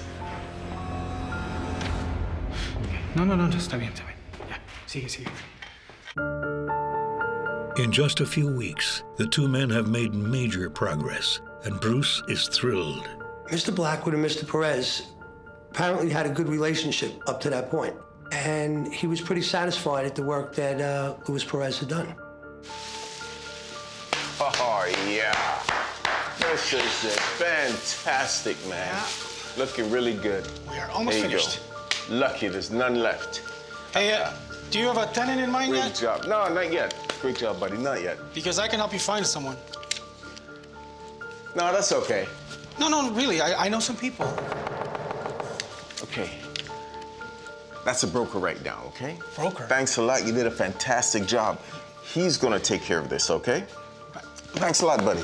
But I know people too. But it can't be just any tenant. You must be Mr. Megan. Come on in.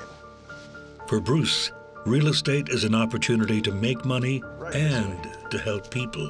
Mr. Blackwood was trying to rent apartments to the city where they would place homeless people or homeless families that needed shelter. Pretty much welfare housing, where the city would subsidize the rent for those individuals who were in need of a place to live. Looks good, huh?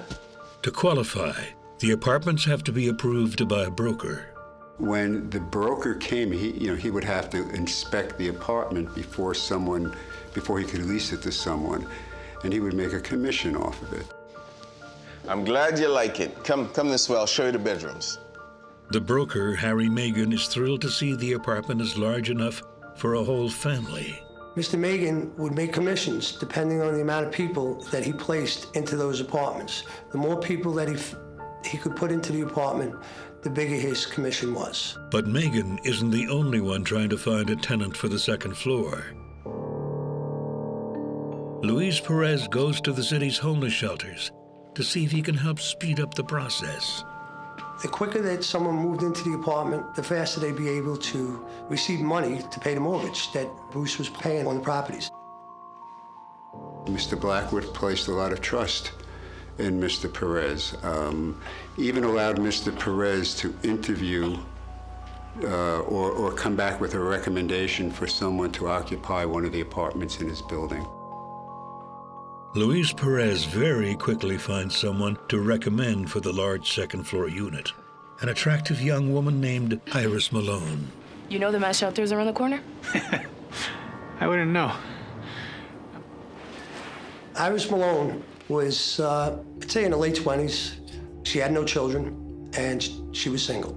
And apparently, Luis Perez and Iris Malone hit it off pretty good. I'm actually here looking for someone to take over a subsidized brownstone. Do you know anyone?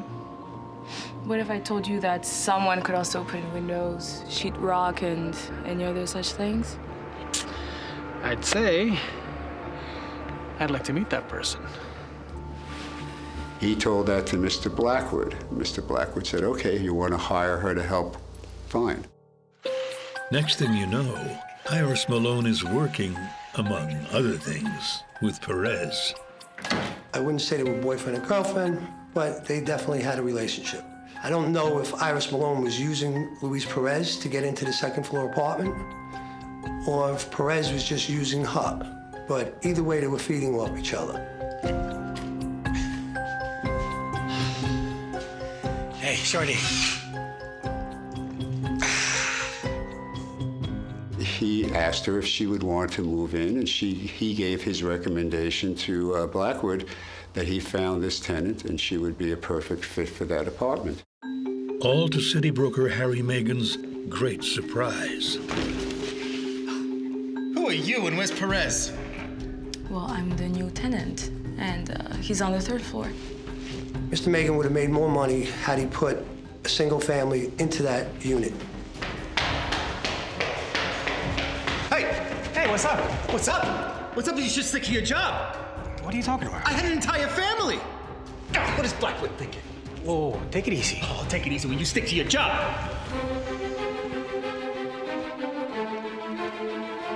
Blackwood. Yeah, it's Megan here. Yeah, what are you letting Perez make all these decisions for, huh? Mr. Megan has to accept the deal, but he's angry. And soon he won't be the only one. That guy's a jerk, man. Things began to change in Mr. Perez's attitude at that point. She was scheming on him. As simple as that. Greed.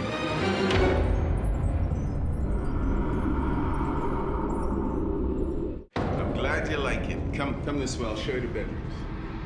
Real estate broker Harry Megan is incensed that Bruce Blackwood's handyman, Luis Perez, rented out an apartment to his girlfriend, Iris Malone, and cheated him out of a larger commission. Blackwood.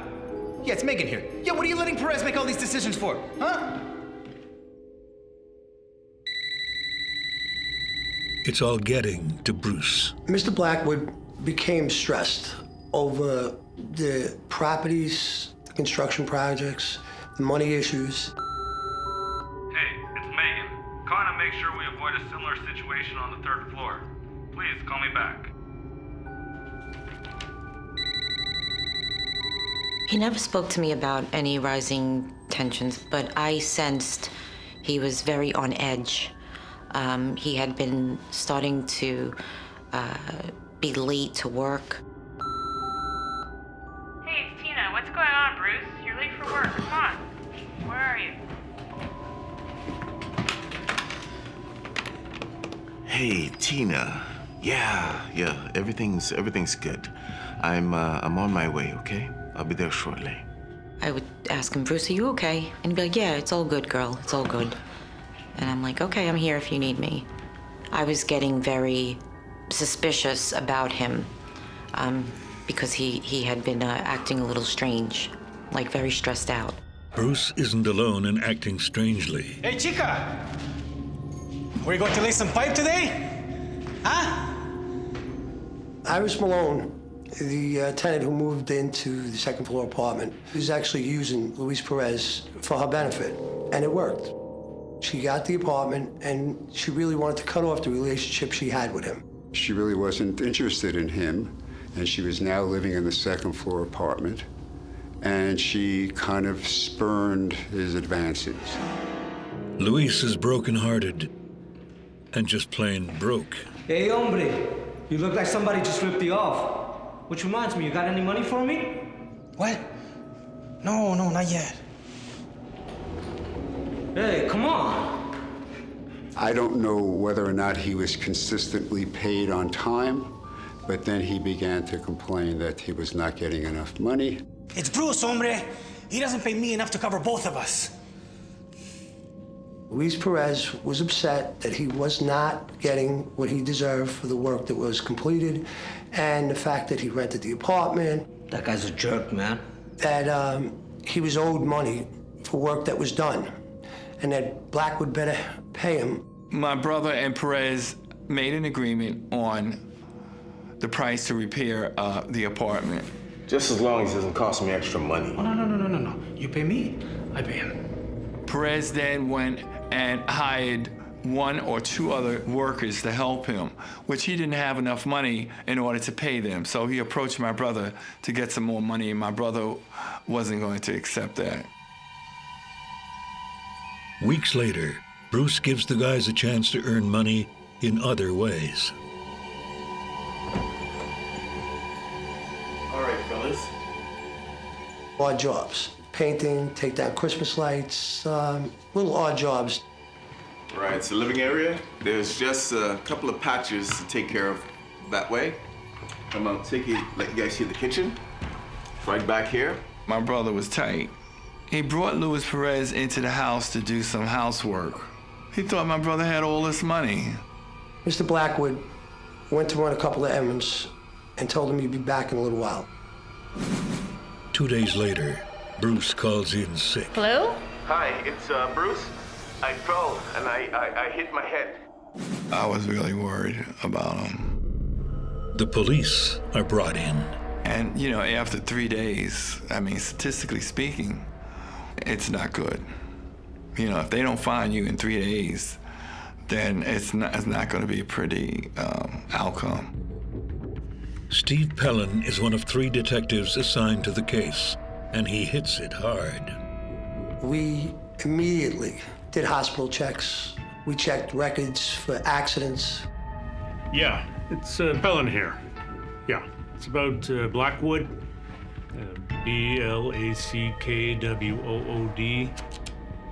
Yeah, anything you can find. Yeah, I appreciate that. Okay, cheers. We went above and beyond trying to track where Bruce Blackwood was at that particular time. They can't find Bruce, but they do know where his car was last seen. We went up to the 3rd floor apartment where Perez was staying. So when was the last time you saw Mr. Blackwood? Oh, that's easy. That's the time he asked me to move the car. And that was the last time that Luis Perez said he saw or heard from Mr. Blackwood. You, mind if we have a little look around? Of course.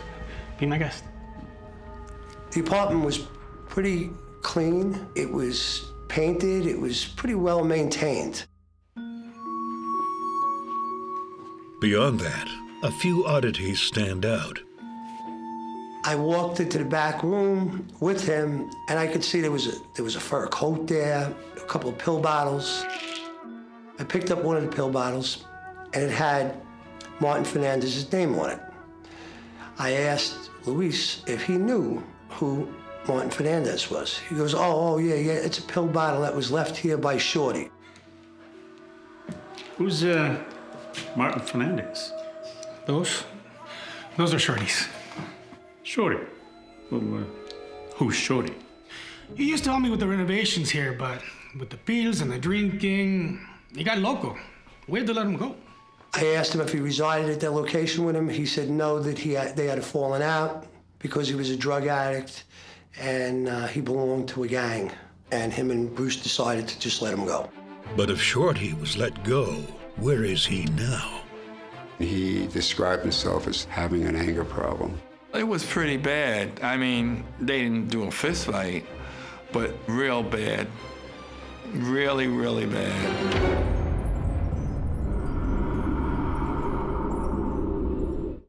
Brooklyn landlord Bruce Blackwood has been missing for days. It's Bruce. I fell in the shower and I hit my head. As police investigate, they learn about Martin Shorty Fernandez, a handyman that Bruce may have just fired.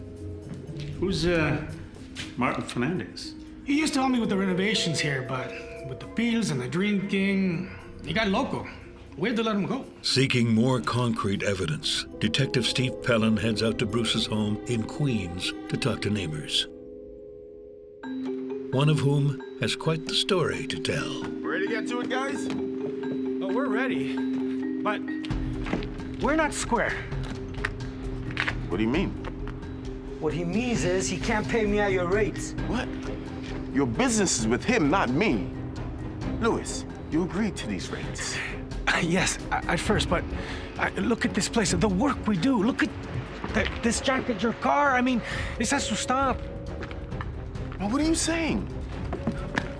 What he's saying is you're cheap, man. Hey, okay, guys, we'll take care of this when I get back, okay? Oh, no, we won't. One of the neighbors heard them arguing, and it got heated. It was pretty bad. I mean, they didn't do a fist fight, but real bad. Really, really bad. Since the fight was over money, the detectives follow the trail to Bruce's longtime credit union. 13 forged checks. That's a lot of money taken from his account. $7,700. They're shocked by what they learn from the manager. She informed us that she knew Bruce Blackwood for years and that he had just been there a couple of days before. Bruce Blackwood checked his bank balance just about every day. Mr. Blackwood was a very smart man, and he was very conscious about his monies. So when he sees mystery withdrawals totaling almost $8,000, he goes straight to see the manager. The checks are written out to two familiar names. We know that the checks were made out to Luis Perez and Martin Fernandez. There's even security footage showing the men cashing the fraudulent checks. We got detailed video photos of Luis Perez cashing 12 of the checks and Martin Fernandez cashing the other check. Luis Perez was wearing a fur coat. There was also the same fur coat that I observed in his apartment. While this points to Luis Perez and Martin Fernandez, it doesn't tell the police anything about Bruce, who's now been missing for several weeks. I prayed myself to sleep, and I just was praying to him, just come to me and tell me you're okay. The police track Fernandez to a homeless shelter, and he makes a shocking admission. The guy was nickel and diming us. So it seemed like a good idea at the time. But it was all Perez. It wasn't me. Yeah, guys, we'll take care of this when I get back, okay? Oh, no, we won't. Hey! You're not going anywhere until you pay us, cabrón! Hey, listen. I have nothing on me here, okay? I have a meeting to go to. When I get back, we'll resolve this. Yeah, we'll resolve this today. Hey, ya, déjalo. Nos va a pagar después. Okay. When I get back, guys, okay? We'll take care of it, okay?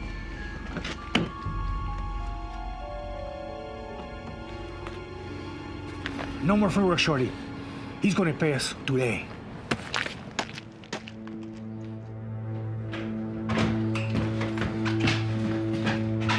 What Perez did was he went through my brother's personal stuff and found checkbooks. Mr. Perez realized he wasn't getting either what he was promised or what he thinks he deserved. And he found checks and he began to write checks to himself. I believe he was, jealous of Bruce's success. Perez admits to the forgery, but claims to know nothing about Blackwood's whereabouts. You got nothing.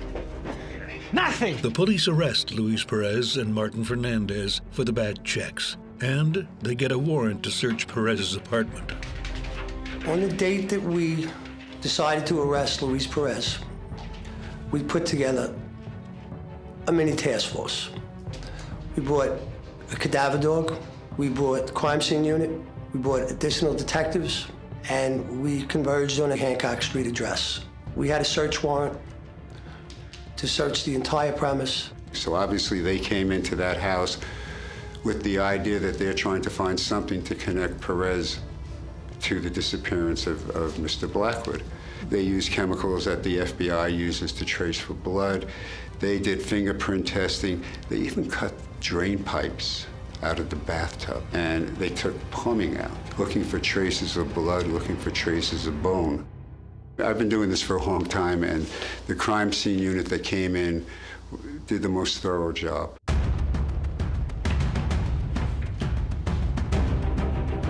It's not long before investigators make a disturbing discovery.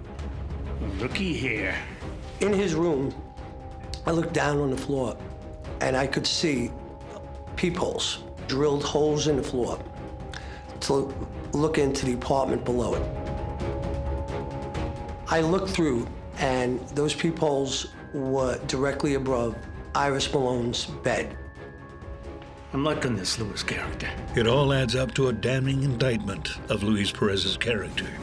But it doesn't bring them any closer to finding Bruce. We at that time really believed that foul play was involved in his disappearance. But we just never found any DNA or any part of Mr. Blackwood. So the investigation continues. I had dumped and subpoenaed the records for Luis Perez's cell phone.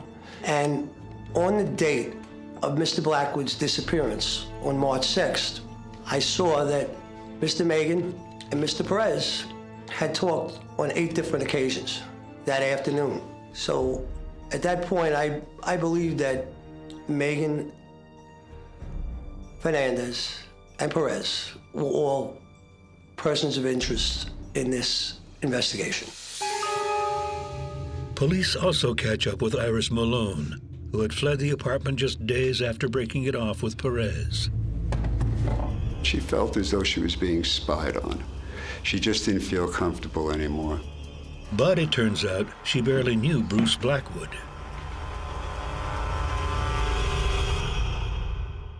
The same is true for broker Harry Megan. Mr. Megan never dealt with Bruce. He dealt directly with Perez. Megan offers up a simple explanation for the phone calls. Mr. Megan had requested on numerous occasions to see that third-floor apartment. Luis Perez would not let him in to see it. As the search for Bruce Blackwood stalls, police charge Luis Perez and Martin Fernandez with check fraud. We charged both Fernandez and Perez with grand larceny. Both of them took pleas. Luis Perez was sentenced to 2 to 4 years for the grand larceny. Martin Fernandez was sentenced to 1 to 3 years for his part in the grand larceny. Jail is a familiar setting for Luis Perez. As Detective Steve Pellin discovers, the handyman is not a first-time or a small-time criminal. Luis Perez was a very violent person. He had done over 10 years in jail in Massachusetts. He was convicted of kidnapping his daughter.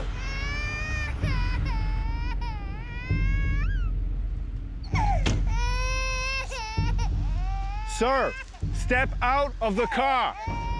Get out of the car. Okay, I have my baby with me though. Sir, I'm gonna need to take you in for questioning. Fine, I will go.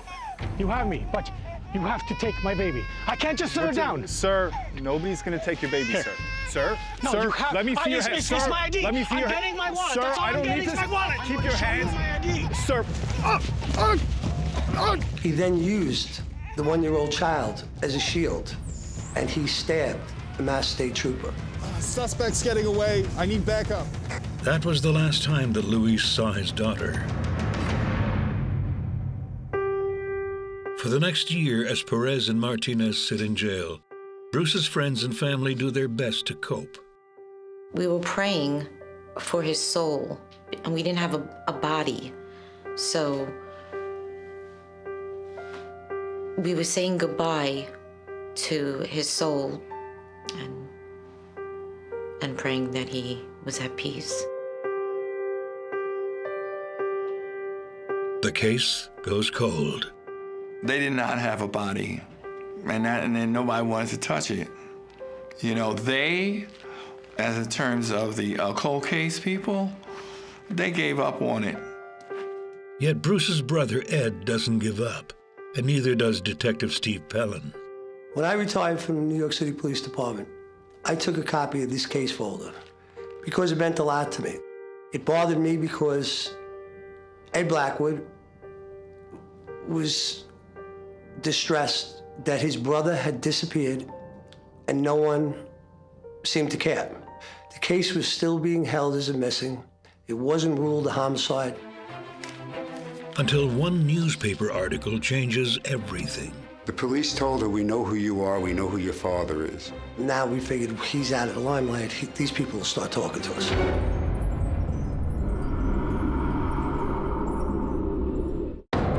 Bruce Blackwood has been missing for 5 years. Police are never able to find him or his body. until a newspaper article helped spark new interest in a very cold case. An estranged daughter of Bruce Blackwood's former handyman happens to read it. Not the little girl that Luis Perez kidnapped, but another daughter he'd abandoned years before. After the article was featured in the paper, Ingrid Perez read the article, takes it upon herself to go to the police department. Luis Perez has served his time for the grand larceny and is again a free man.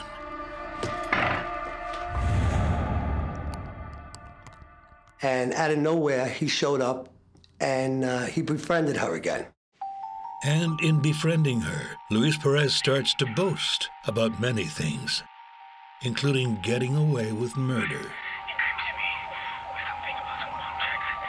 Ingrid Perez took it upon herself to actually tape record her father confessing to this murder.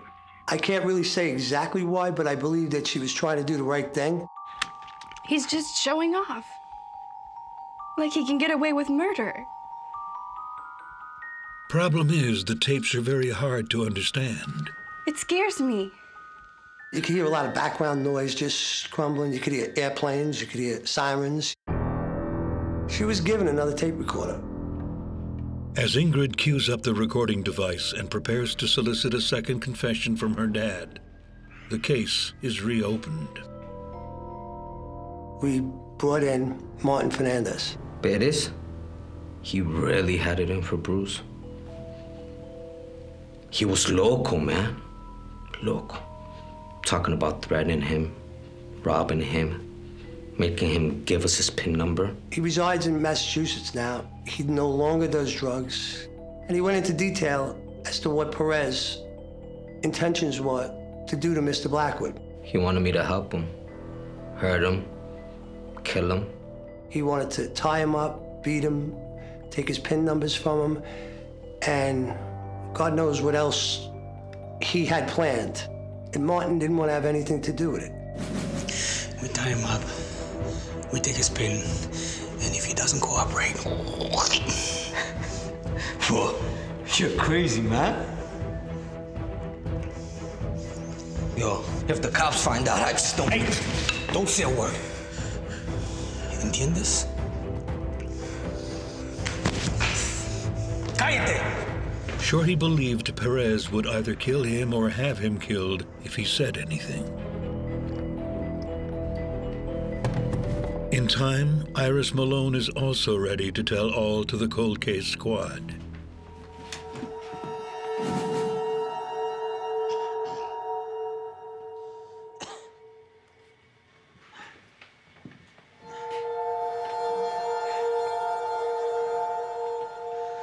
Iris Malone opened up and kind of gave us more information that she was holding back on because she said she was petrified of Perez.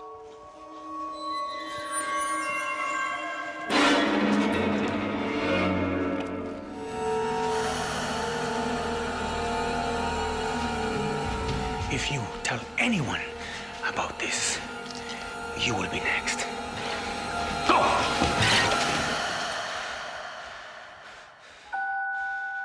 She saw Luis Perez was taking part in electrical saw.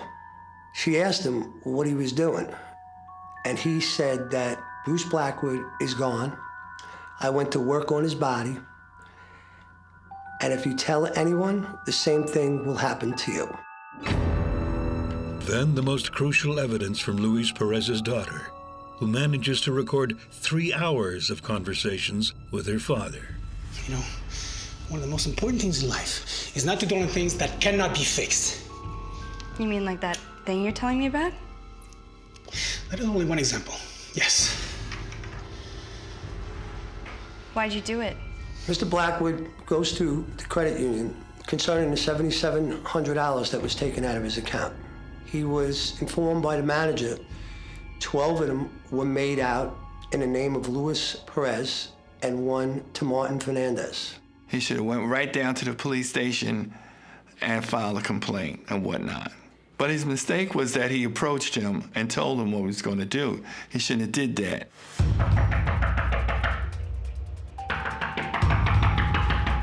Yeah. This was you. He was coming after me With accusations of bum checks, he was gonna call the police and send me to jail. I was not going back to jail, okay? You're going to jail. No, I'm not. Hey, okay. Hey, take it easy. Get your phone. You're calling in sick today. Do it now! Okay. Hi, it's Bruce. The last phone call he made was made from his cellular phone, not his house phone. He did not fall in the bathtub. He was probably being beaten at that point by Luis Perez. His voice on that sick call was disturbing. He was scared. The only outlet he saw was to kill Bruce Blackwood. So we struggled, I knocked him down, I put my hands around his neck and I squeezed. I squeezed and squeezed and then, oh, snap.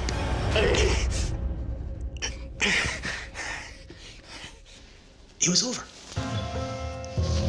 And what did you do with the body?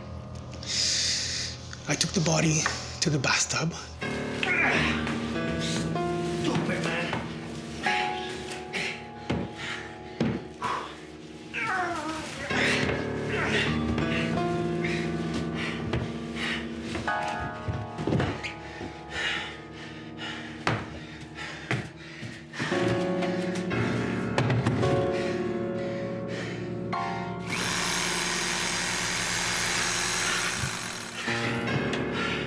The limbs, I put them in bags. Apparently he was able to put the remains into garbage bags, mixed it in with construction debris, had his worker take it downstairs, and Department of Sanitation removed it. But then I cleaned up with bleach. He spent hours meticulously cleaning up this crime scene. It's this last part that Perez seems most proud of. Perez had said to his daughter, it's not about committing the perfect crime. It's how well you clean it up. The evidence is presented to a grand jury who believes there is enough to charge Luis Perez with second-degree murder. 8 years after Bruce Blackwood's disappearance, Perez is arrested again. They said, you're under arrest for the Blackwood case. I already did my time. And he said, I did my time already for that. He said, not for the murder.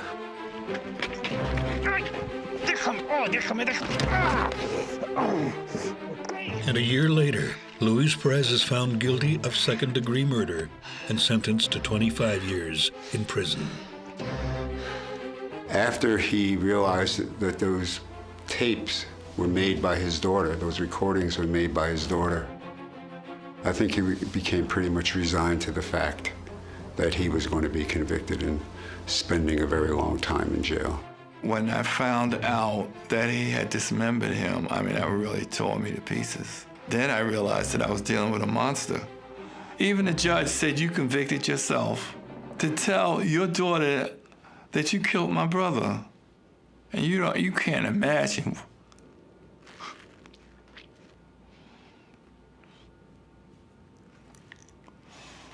what went through my mind. I mean, if I had a damn pipe, I'd have busted his head open. It breaks my heart to think about how much he would love to have lived and how much he wanted to live and enjoyed life, and to have to die this way is just so horrible. And I believe wherever my brother's at, he realizes now that the crime was vindicated, and I'm sure that he's rested. He's at ease.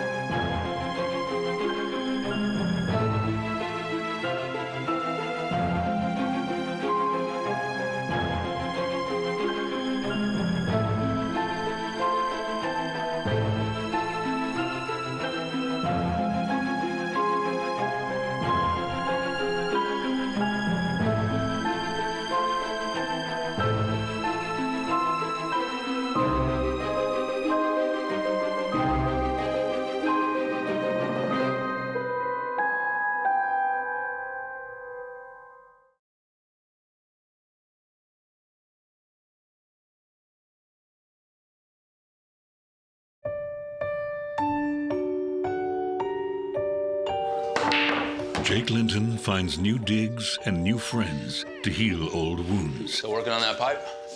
I think he was doing some couch surfing, and then, what do you know, his dear friend from the bar says, I got an extra room.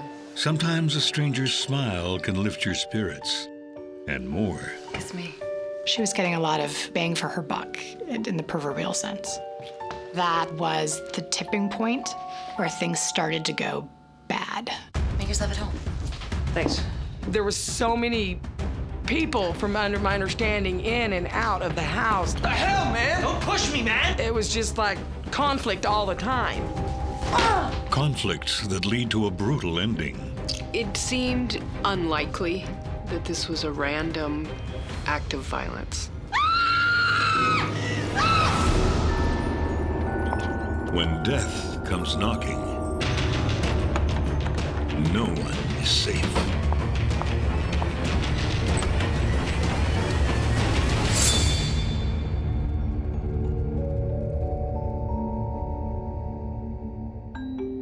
Shoreline, Washington is generally a peaceful place. It's a suburb of Seattle, right outside of Seattle in the North End. It was determined to be one of the best neighborhoods to live in the Seattle area. So not a lot of crime, not a lot of homelessness, not a lot of noise in the middle of the night. Until sirens break the silence of a serene Sunday evening. 911, what are you reporting? Oh my God, there's someone just broke in my house, and it's the guy that's downstairs. Can you please come? He's bleeding out or he's dead. It's a woman who's frantic on the telephone reporting that someone was in her home, had assaulted her roommate. I don't know, there's blood everywhere. Please help me. And ran out the door. Please just send someone, please. And so fire and medics and police and everyone starts responding. My roommate is in the basement. There they find 36-year-old homeowner Jenny Martinez. She was emotional. She was crying, verging on hysterical, very, very emotional. I don't know what happened. She said she had no idea what happened. She was asleep. She didn't see anyone in the home. She saw a door open and didn't see the person. She instructed him to go to the basement. They saw the victim lying on the couch, covered in blood. Wrapped in a blanket on the sofa, he was bleeding profusely from his head. Apparently not breathing, blunt force trauma to the head, blood everywhere. Jenny's roommate is rushed to a Seattle hospital on the brink of death. He was not breathing. There was obvious huge issues with his head. Swelling had already started. As the man's life hangs in the balance, the hunt for his attacker begins. At that point in time, they still didn't know the identity of the assailant. Police begin their investigation, determined to find out who could commit such a brutal act. 3 people lived in that house, including Stephen Pollock, Jenny Martinez, and Jacob Linton. Which begs the question, was it really an intruder, or was this an inside job? Back in the spring of 2008, 29-year-old Jacob Linton wasn't even living in the Shoreline house. Yeah, baby. He's just getting settled in Seattle with his fiancée, Melinda Harris. After a lifetime of bouncing back and forth between Texas, where his father lives, It's good to be back, and the Pacific Northwest, where his mother lives, Want to join me for a run? Jake is ready to grow up and settle down. I don't know, I kind of missed you. I had something else in mind, you know? Really? Yeah, really. Melinda and Jake were together for 7 years, and they had a lot of ups and downs, so they decided to move to Seattle. They started going to gyms, working out, they were running, they were just healthy. What time is it? Oh, shoot, I'm late for work. That's my brother. Jake works in construction with 2 of his brothers. I'll call you later, babe. And despite a tough economy, is doing okay. My brother was a framer. I worshipped him. If I needed help, he would always come and help me, or if he needed help, I could go help him. He was a lovable, outgoing person. I hope you brought something grubby. I raided your closet. This is the nicest shirt I could find. Everybody liked him. He was just a good-to-go person. Jake is good-looking and charismatic. Jake was very particular about his appearance. Everything was ironed. I've seen him iron a hoodie. He liked his jewelry. He's a very nice looking man, young man, very conceited. His charm makes it easy for him to make new friends. Boo! What's going on, man? Guess we'll be working together. I'm Jake.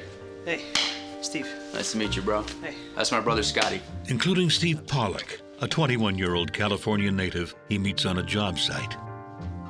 He was doing the same thing my brother was doing. He was framing houses and stuff, framing sheetrock, a little bit of everything.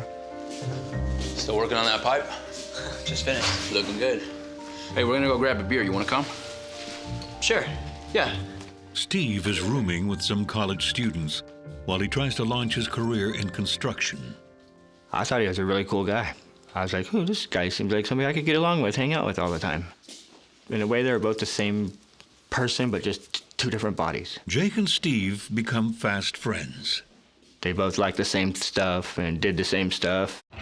Including drinking at the local bar without Jake's longtime girlfriend, Melinda. Come on, man. They talked constantly, always talking crap to each other, and like all guys do. Just joking around, messing around, horsing around, I guess you'd put it. I'm gonna kick your butt. Oh, no, you're not. I'm gonna kick your butt. And they just keep going for hours. See what you got, little buddy. My understanding was that Stephen looked up to Jacob quite a bit. What's going on, Mel? Wanted nothing more than to spend time with Jacob and revered him on some level. It's my girlfriend. She's really pissed. They joked around, they laughed, they played. Yeah, I'll see you soon. Already whooping your butt, little man. Jake was a leader, not a follower. Okay, well, we'll see. I'll just get us some more drinks. No, I got you, man. He always was smiling and joking and making other people laugh and just good-hearted. They were best friends. I know that Jacob had taken him under his wing. And at the local bar, their circle of friends grows ever larger. I know they were pretty much considered regulars. It's kind of like a Cheers type bar, and they were the Norm and Cliff of that bar. Yo, what's up? That's where they meet Jenny Martinez. You feeling, little lady? Great, how are you? She would hang out there, and they met there. Jenny is an attractive 30-something. Fancy a game of pool, guys? Three's the crowd, Jenny. With an equally cute younger sister. I meant doubles. My sister Amber. What's up, Amber? I'm Jake. Steve. She's on my team. Maybe we should mix it up. Why don't I be with Amber? I'll break. All right. Amber meets Stephen through Jenny. And they ultimately began dating. Meanwhile, Steve and Jake have grown so close that Jake's mom, Julie, often invites him over. She really said that, though? I can't make that stuff up, man. Nice young man. Nice young-looking man. Hey, Jake, where's Melinda? I don't know much. She should be here by now. We all like to play cards. We played poker a lot. And he would sit down and play. I considered him kind of like a brother in a way. That's probably her. Could you get it? Everybody seemed to get along with him fine. Everyone, that is, except for Melinda. Oh, I didn't know Steve would be here. Hey, Melinda. And that's when things start to get complicated. Melinda had said that she actually hated Stephen Pollock. Do whatever you want. I'm going home. She kept him under control until Stephen came along, and I don't know what happened. Come on, man. 30-year-old Jake Linton's fallen in with a new crowd. Already whooping your butt, little man. Steve Pollock and Jenny Martinez. But his fiancée, Melinda, doesn't like it. Oh, I didn't know Steve would be here. Hey, Melinda. You could see that she was getting more agitated. She just like gave him like a dirty look, like, ugh, why? Oh, 1 second. Hey, guys. Jake would always want to go do something and she wouldn't. You guys want to stick around for a nightcap? When Jake became friends with Stephen, there was a lot more partying going on. Melinda felt very left out, I think. Was used to having Jake to herself, and for some reason, Jake took to Stephen more. Night is young. Come on, baby, just one drink. You know what? Do whatever you want. I'm going home. I could see it quite a few times that she was irritated. Still love you, baby. Like, oh, come on, Jake, let's just go do our thing. And he'd be like, no, I'm gonna go do this with Steven, and I'll come back and we'll do something. And then it'd be like 4 or 5 hours later, and she would get really mad, PO'd.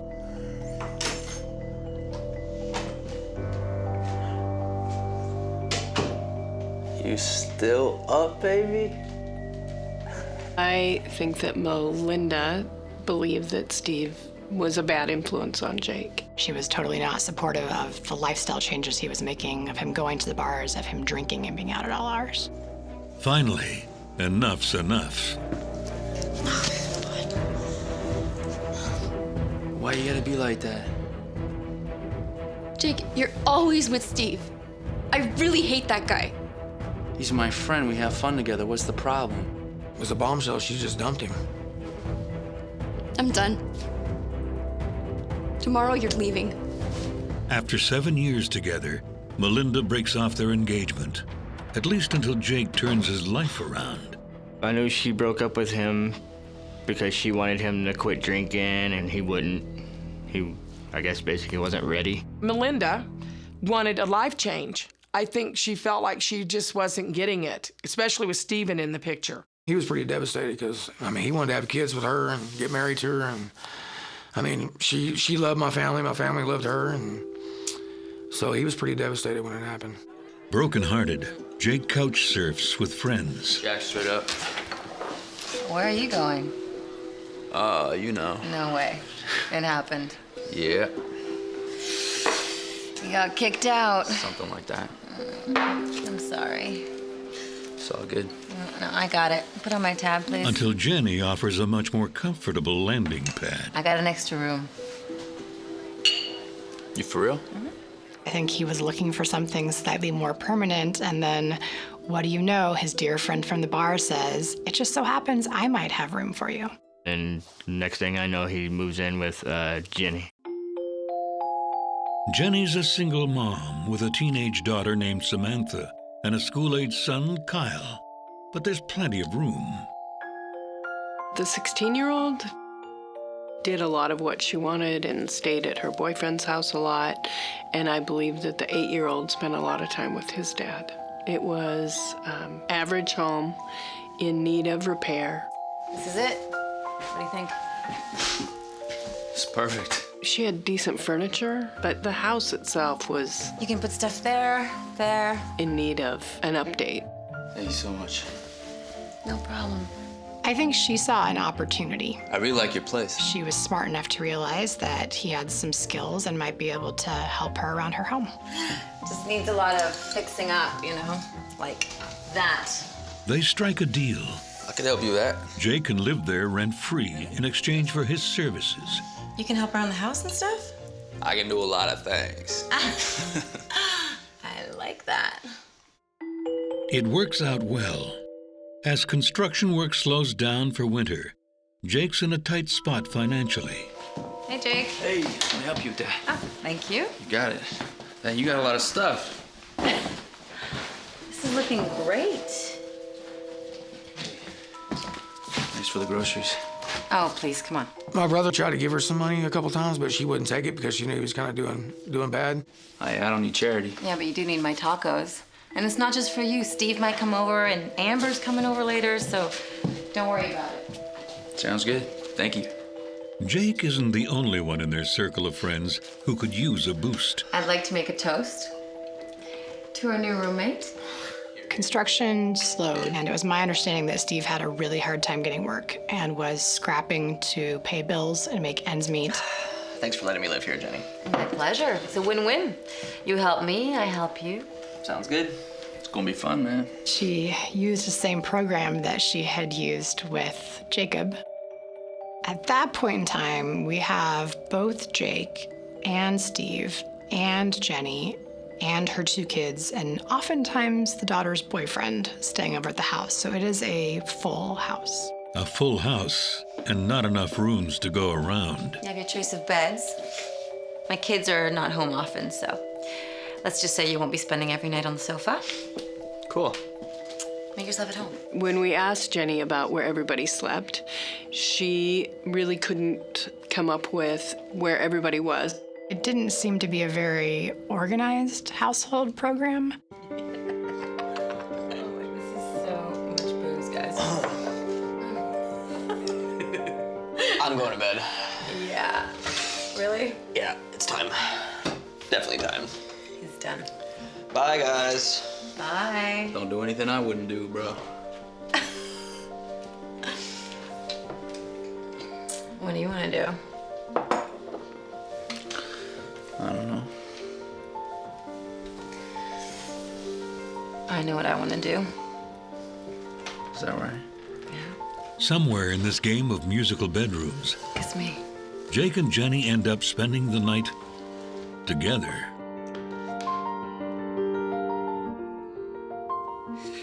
In the morning, they declare it a mistake. She claimed it was a, one-time thing and they were drunk. Ooh. This is awkward. Awkward? What do you mean awkward? You know what I mean. I'm playing. She would say that they had a one-time sexual relationship, that it was an accident. What a night, though. That was good, right? Yeah, that was, yeah. You know I'm trying to fix things with David, right? Oh, yeah, I got you. I get it. Okay. You got David, I got Melinda. Right, okay. I do think that Jenny wants to get back together with her ex-husband. Friends. It was my understanding that Jenny and Jake maintained a friendship after they had their one-night event. But the dynamic in the house has changed. Hey, guys. What's up, man? How's it going? Good, bro. How are you? Sleep well? Yeah? Oh, hey, guys, I forgot to tell you, but David's coming to drop off Kyle in a few minutes. Do you mind just waiting in the basement for a little bit for me? For real? Yeah, I mean, it's not gonna look good if you guys are here, so won't be for too long, okay? Sure. Thanks. Jenny, for some reason, she hid the fact that my brother was living there, just so there wouldn't be any problems. The only thing I can think is maybe it's a jealousy issue. Jenny, she more than once said, oh, I don't want him to know that Jacob and Stephen are living here. I want to be back with him. I would imagine there was either spousal support or child support involved. They never went through the courts with their breakup, and he was probably just giving her a certain amount of cash each month. And if her spouse knew that she had roommates and potentially money coming into the house, he might give her less money. So what did you do? Tell her. Yeah, We did we the went- trampoline. Huh? We went horseback riding. I know, We huh? laser You tag. took him? Yeah. Wow. Hey, who's that? It's nothing. It might be Mom's roommate. You're funny. Hey, you have to go get ready, because we're going somewhere really cool right now. Hey? Let's go. David suspects Jenny is hiding something. Or someone. Who's your roommate? The TV's on downstairs. You know what? I think he misses a man around the house. That's what. I would imagine that the 8-year-old son would tell him who's always in the house. And this crowded house will soon turn lethal. She was getting a lot of bang for her buck in the proverbial sense. Hanging out with Jenny ultimately took him down this fatal road. Wake up, man. You gotta clean up. Come on. To our new roommate. Jenny Martinez offers Jake Linton and Steve Pollock a place to live rent-free. Cool. Make yourself at home. In exchange for some renovation help. Jenny was able to get both men to do far more in terms of the work that they were doing on the house than might have been equatable to the rent they would have paid. Take it back. I got it from here. All right. So she was getting a lot of bang for her buck in the proverbial sense. What's up, man? Hey, guys. Steve's been dating Jenny's sister, Amber, but that relationship ends abruptly. What's wrong, dude? Amber's pregnant. Congratulations, brother. I told you had it. It's not mine. Amber breaks up with Steve because Amber's boyfriend is released from prison. And Amber is pregnant now with her ex-boyfriend's baby. Oh, sad. Jake tries to make light of the situation. Man, I told you she had that bad boy fever, dog. It's not funny, Jake. Yo, you need to step up your game, choir boy. I said that's not funny, Jake. You guys are jerk, man. Yo, I'm just playing, Steve. Jake was the joker. I was playing, dog. Jake was the fun guy. Jake was everybody's friend and buddy, and he had more fun making Steve be the brunt of the joke than really having that compassionate guy talk about, hey, buddy, things are gonna get better. For Jake, things do get better. His ex-girlfriend Melinda, the source of his heartache, is back in the picture. There's the most beautiful lady in the world. I was totally shocked when I looked up and seen Jake, and then the next thing I know, I seen Melinda. Oh, so glad to see you. We were hugging, and I thought, oh my gosh, they're working. Maybe they're gonna get back together. My mama. My ladies.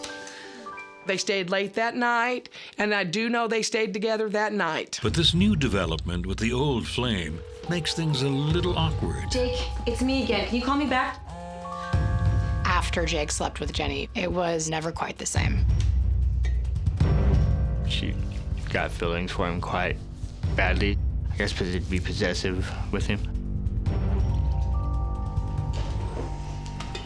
You guys have a good night's sleep? Yeah, Mom. You? She would have to know when, where he was, what time he'd be done, when he'd have to be home, and just basically kind of little stuff like that. Hey, where are you? I'm busy. What do you want, Jenny? Can you tell me when you're coming back at least? Stop asking me that all the time. I'll get there when I get there. He didn't like it whatsoever. He straight up was like, it doesn't matter when I'm gonna be done. I'll be home when I be home. Jake would come to the house to see us, and he would constantly tell me, Mom, if Jenny calls, I am not here. You haven't seen me, you don't know where I'm at, I am not here. I don't even really know how she got my phone number personally, because Jake had a cell phone. I would assume that she was probably wanting to get serious with my brother. If Jenny sees Melinda as the competition, she's mistaken. After spending the night with him, Melinda rejects Jake for good. I don't know what to do, Mom. I'm so messed up. At a certain point, she was just done with him. I know. I love you too. Bye. He would call me, crying, very depressed, because he missed her so much. Jenny! Steve? You guys home? Jake turns to Jenny and Steve for comfort, but all of a sudden, they don't have time for him. You guys all right? Yeah. They started spending more time together. She started talking to him more, paying more attention to him. It was almost like Jenny was playing housewife for this guy who was kind of crumbling to pieces, playing like she was his girlfriend. Did y'all hear me upstairs? No, man. A little busy, you know what I mean? You want me to get you another one? No, I'm good. Just stick around. I don't think they were a couple, but she's doing a lot of things that you would do if you were dating someone. So Jake started getting excluded as she included Steve. This love triangle was like the elephant in the room. And as you can imagine, the dynamic between the three of them gets more strange as that occurs. I truly believe that she just played both of them. So I think that she would turn it on and off for wherever she needed the alliance to shift. The tension builds for weeks. One night, Jenny suggested everyone get together, kids included, and go bowling. Come on, let's go. The kids are waiting for us. I'm straight. I'm gonna stay here and clean up. And Jacob wanted nothing to do with it, didn't want to hang out with Steve, didn't want to do this weird pseudo-family thing she was suggesting. Come on, don't be ridiculous. I don't need charity like some people. Whatever, man. Suit yourself. I think Jacob was kind of sulking, wanting Jenny to really beg him to come along, and she didn't. At the same time, I think he wanted to shame Steven into, I can't believe you're gonna go and let her pay for everything. And so she went with Steve and the kids, and Jake didn't go. It proves to be a fateful decision for everyone.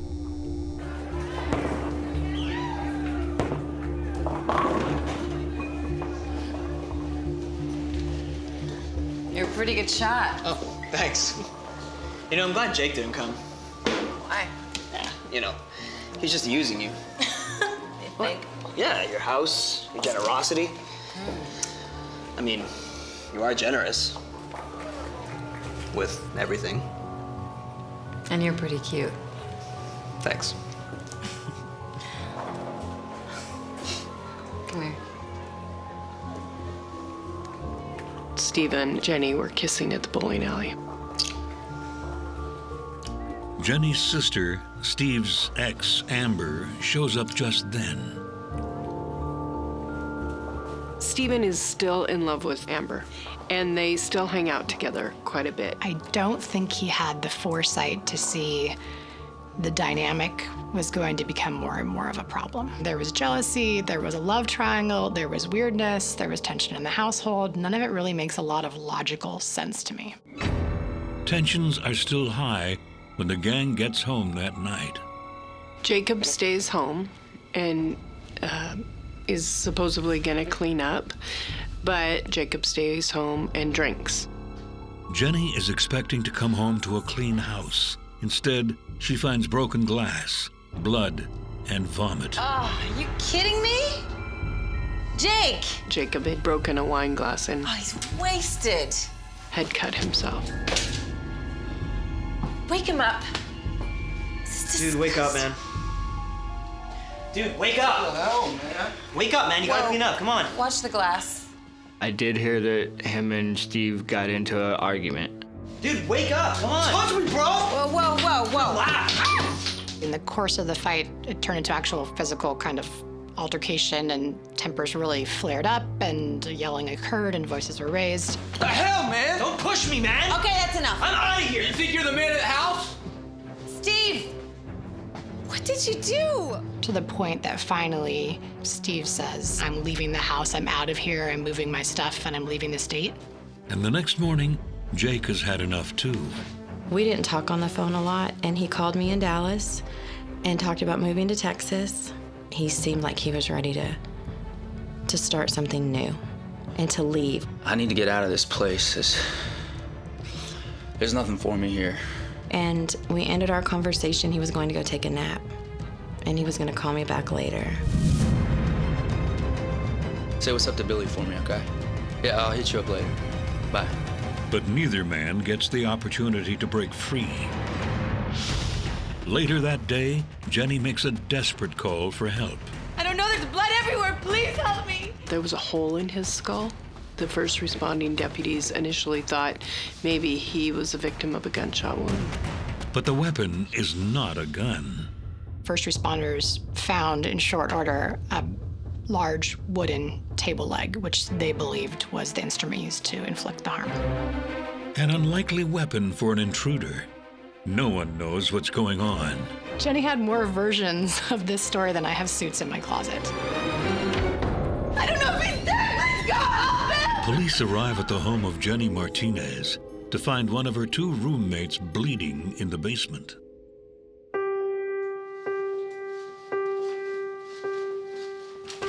His name is Jake.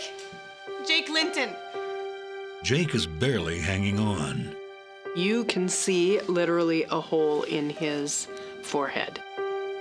He was put on life support, assisted breathing, the whole 9 yards, in a desperate attempt to save his life. Jake's family is called in. I got the phone call, and I had no idea what happened. When you go in and you see your child laying there, you don't really think about how it happened or who did it. I don't know if it's because the damage was so bad to him. His face was black and blue. They'd stitched him up. He was on so many monitors.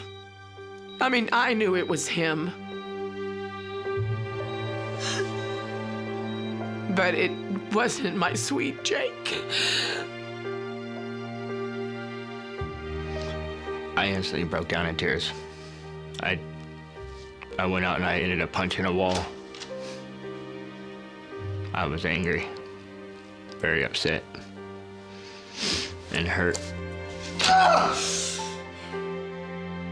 And then I was trying to be strong for my mom. aunt and my dad and everybody that was there.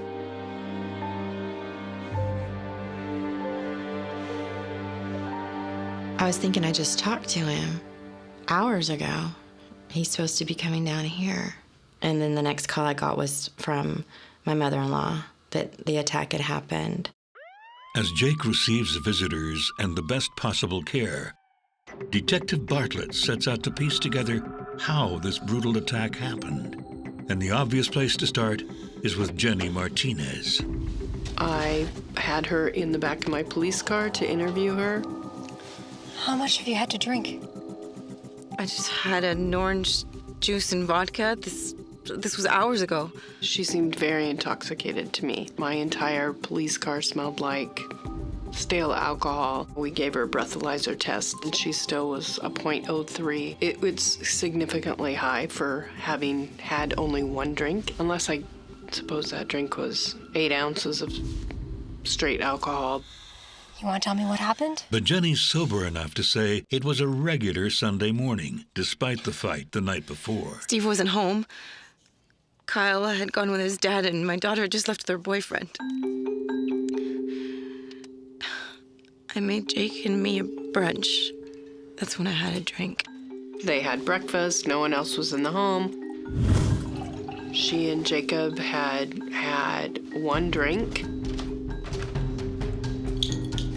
We were getting a little tired, so we decided to go downstairs and watch a movie.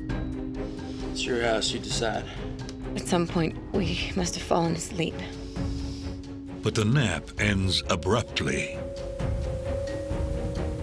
And then I heard a loud crashing sound.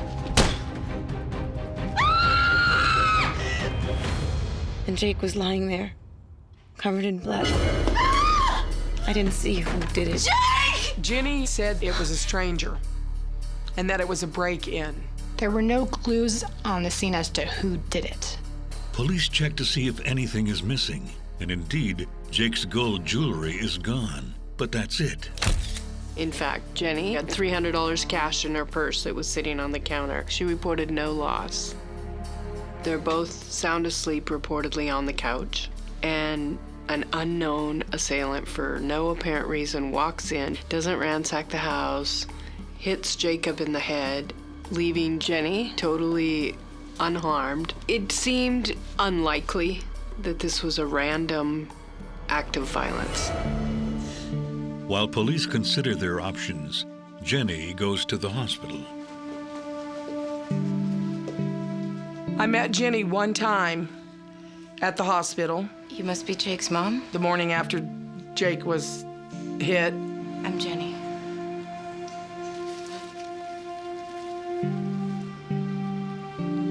How is he? Maybe brain dead. I don't know. Oh, he's probably lying there thinking about me right now. The first things out of her mouth when she walked in the hospital was that she knew that he was just in there, laying there, worried about her. You! Get the hell away from my son! I flat looked her in the face and I told Jenny that if Jake was thinking about anybody, it was his family and Melinda. And I never spoke to her again, and I would not let her see my son. I was praying to God every day that he would pull through. I was always in there holding his hand, talking to him. My brother, he was a strong person, and I was hoping and praying that he would pull out of it. But I think it was just too bad. I stayed in his room, sitting in a chair, holding his hand, talking to him, and I could see that he was going, but slowly.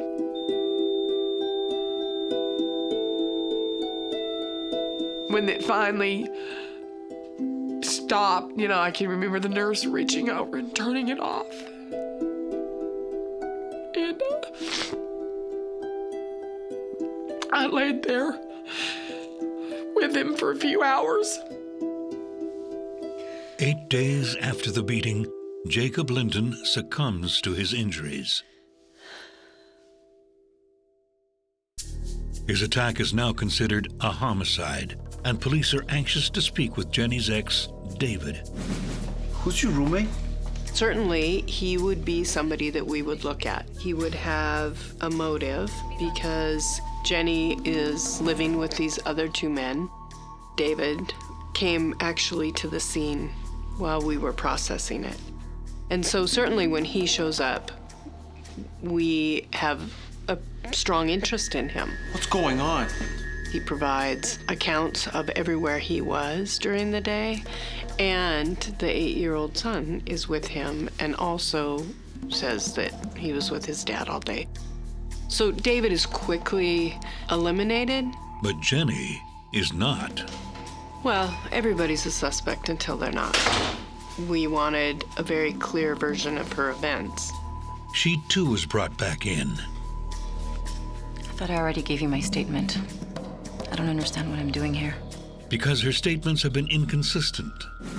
There's the story she told first responders. I don't know what happened. And Detective Bartlett. She woke up to a noise. I never saw anybody. I just heard somebody hit somebody with something. But that story doesn't match her 911 call. When you listen to the 911 call, she reports that there's a stranger. He came, she saw him hit Jacob and run out the door. And so it was at that point in time, detectives thought it might be in everyone's best interest to try to get to the bottom of it and do a polygraph. Is your name Jenny Martinez? Yes. Are you friends with Jake Linton? Yes. Did you see who hit him? No. No, I didn't. Police know Jenny's lying about something. The question is, what? Jenny had more versions of this story than I have suits in my closet. But police have a more urgent concern. Jenny and Jacob's other roommate, Steve, is nowhere to be found. They made efforts to try to reach him to be able to interview him, and he was at large. So in trying to get more information to be able to find Stephen, then we went and tried to get a hold of Amber, Jenny's sister. And so while we were in these long interviews, Amber actually received a telephone call. Aren't you gonna get that? It's nothing. And she didn't answer it.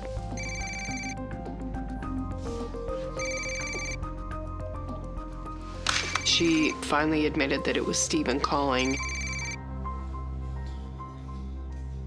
Call him back.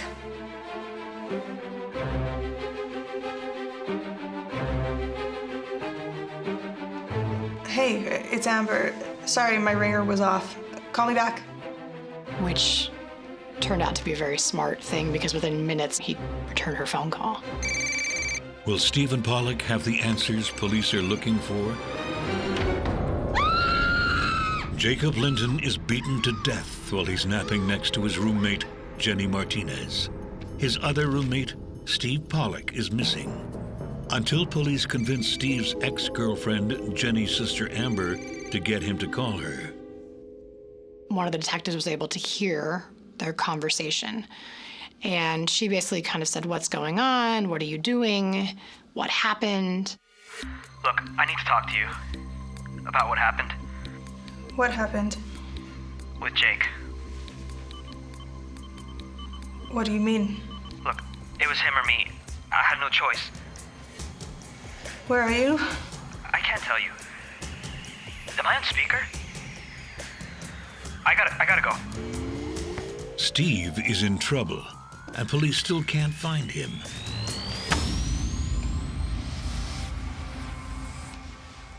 You lied. Then, faced with her polygraph results, Jenny admits to knowing it was Steve all along. What happened was that Steve came home to borrow Jake's keys because my daughter had taken his. As he was looking for the keys, I guess he saw Jake and me sleeping in his room.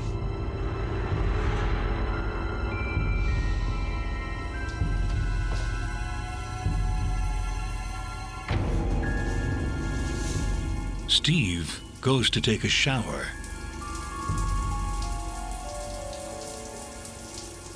A few moments later, Jake and me went downstairs to watch a movie.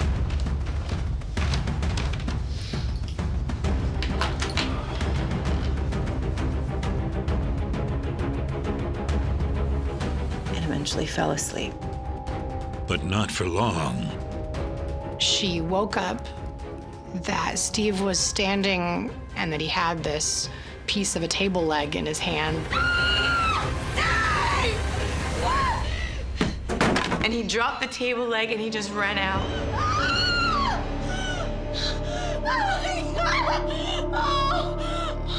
A warrant is issued for Stephen Pollock's arrest. I'm sorry, but these are basically my two best friends. I love Jake, but I wanted to protect Steve. I didn't want him to get in trouble. The very next day, he makes a surprising move. Hello? There's a warrant out for my arrest. He turns himself in. My name is Stephen Pollock. I'd like to speak to my lawyer. He's been hiding out in California. I think he realized that it was going to catch up with him and that it was a matter of time. But he doesn't confess to murder. He says he killed Jake in self-defense. Look, I went into the basement to grab my keys. What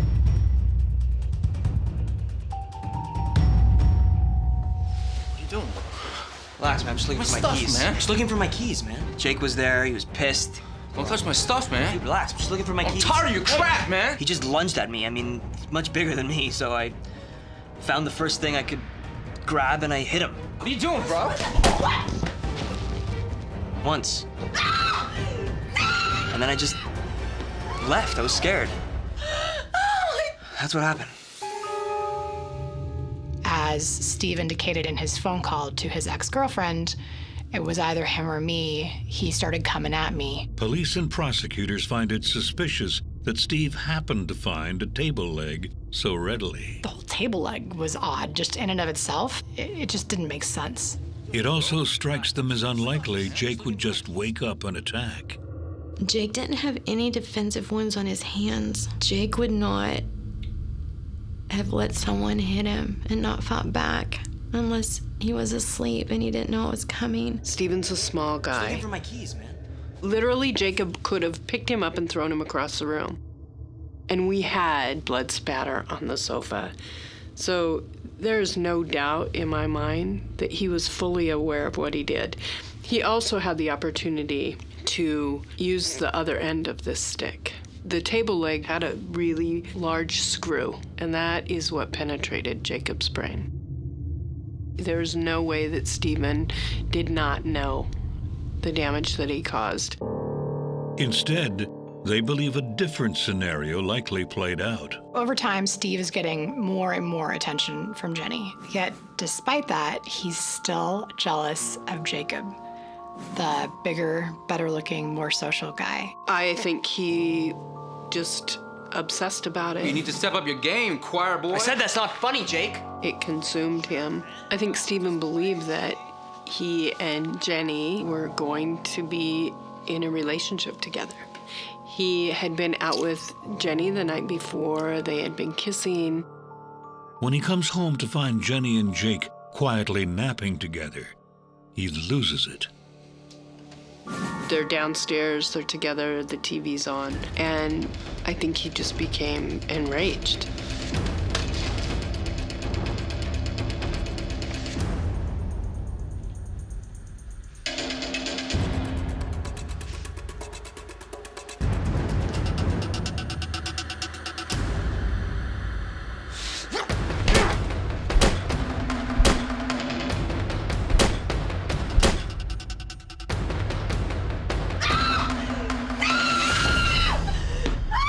The big difference in the defense's account versus the prosecution is whether Jake was asleep or whether he lunged at Steve.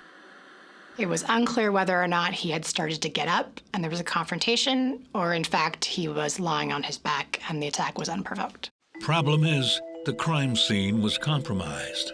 The focus was getting him out, getting him to Harborview, getting this person with blunt trauma to the brain saved, if at all possible. They have to do whatever that takes.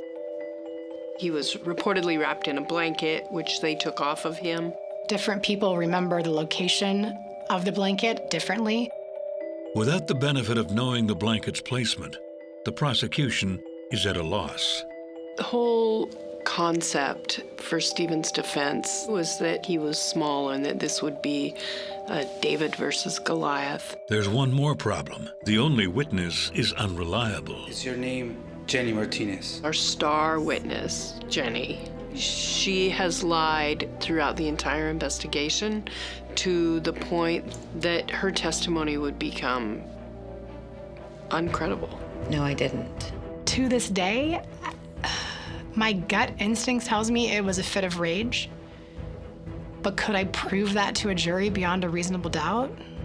No. I mean, that's why we had to resolve the case. Prosecutors reduced Stephen Pollock's charges from murder to manslaughter, and he pleads guilty. His sentence, 7 years. I do think that he should have got longer than 7 years. Definitely. You took somebody's life. I hope he regrets it for the rest of his life, which I'm sure he will. That regret is nothing compared to the loss of Jake himself. It hurt very, very bad. It still does to this day. I miss him to death. He was a lovable brother. I mean, he'd do anything for you. If he had it, he would give it to you. No matter if he didn't have it no more or not, he would give it to you. He's missed a lot. I mean, there's not a day that goes by I don't think about him. It's like a part of you goes. It's like a part of your heart's gone.